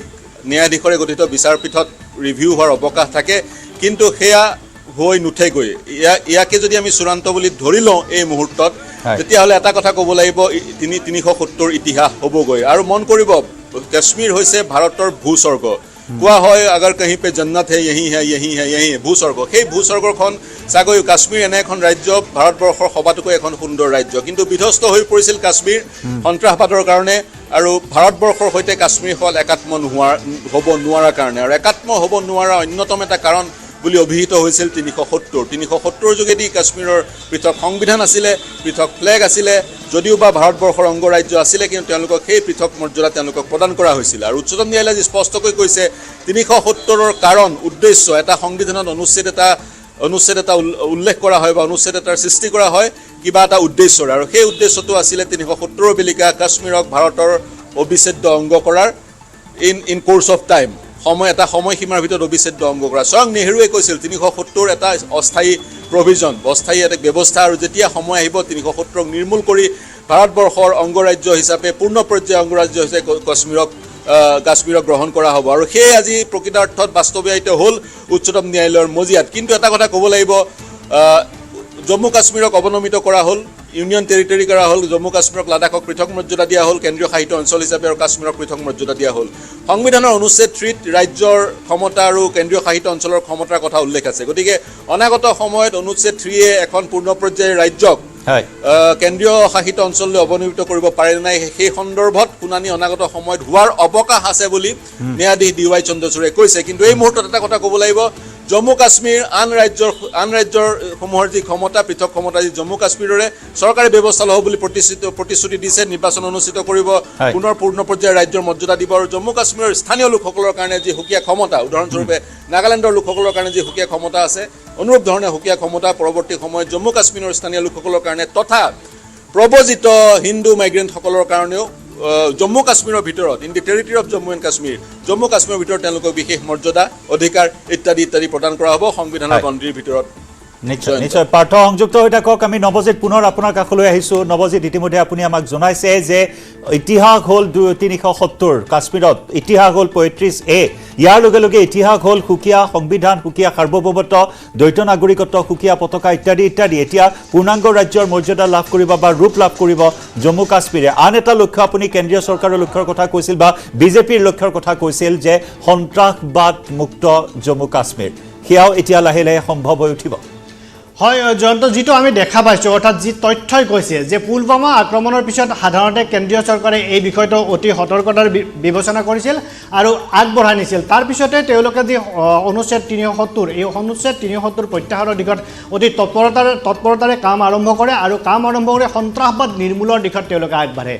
মূলত সন্ত্ৰাসবাদ নিৰ্মূলৰ ক্ষেত্ৰত আগতে পূৰ্বে শিলাবৰ্ষণকাৰী যেটো গেং ষ্টোন পেল্টিং গেং এই ষ্টোন পেল্টিং গেঙে তাত নিৰাপত্তাৰক্ষীসকলক তাত পানী খুৱাই আহিছিল সাধাৰণতে নিৰাপত্তাৰক্ষীসকলে অৰ্থাৎ সেনা হোক বা CRPF হোক তেওঁলোকে যেতিয়া তাত ল এণ্ড অৰ্ডাৰৰ কাম কৰি থাকে এই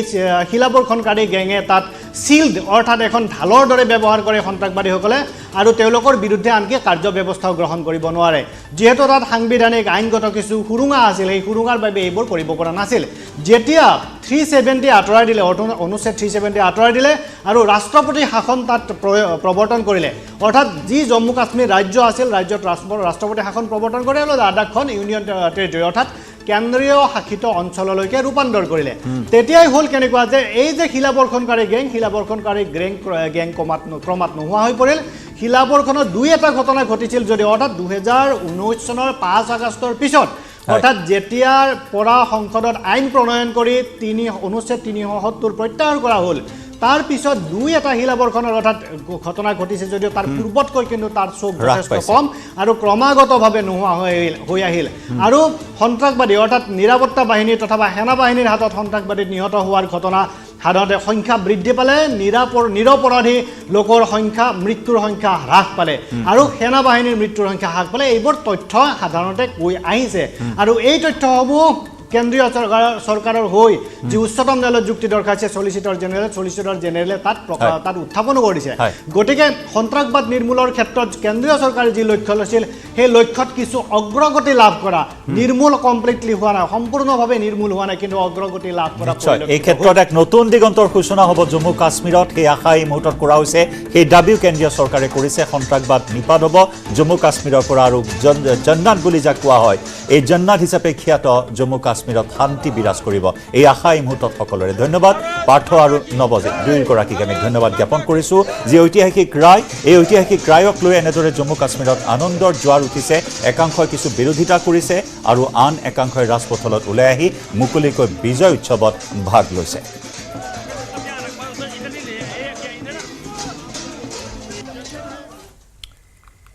খবৰ অব্যাহত থাকিব লৈছোঁ এটা বিৰতি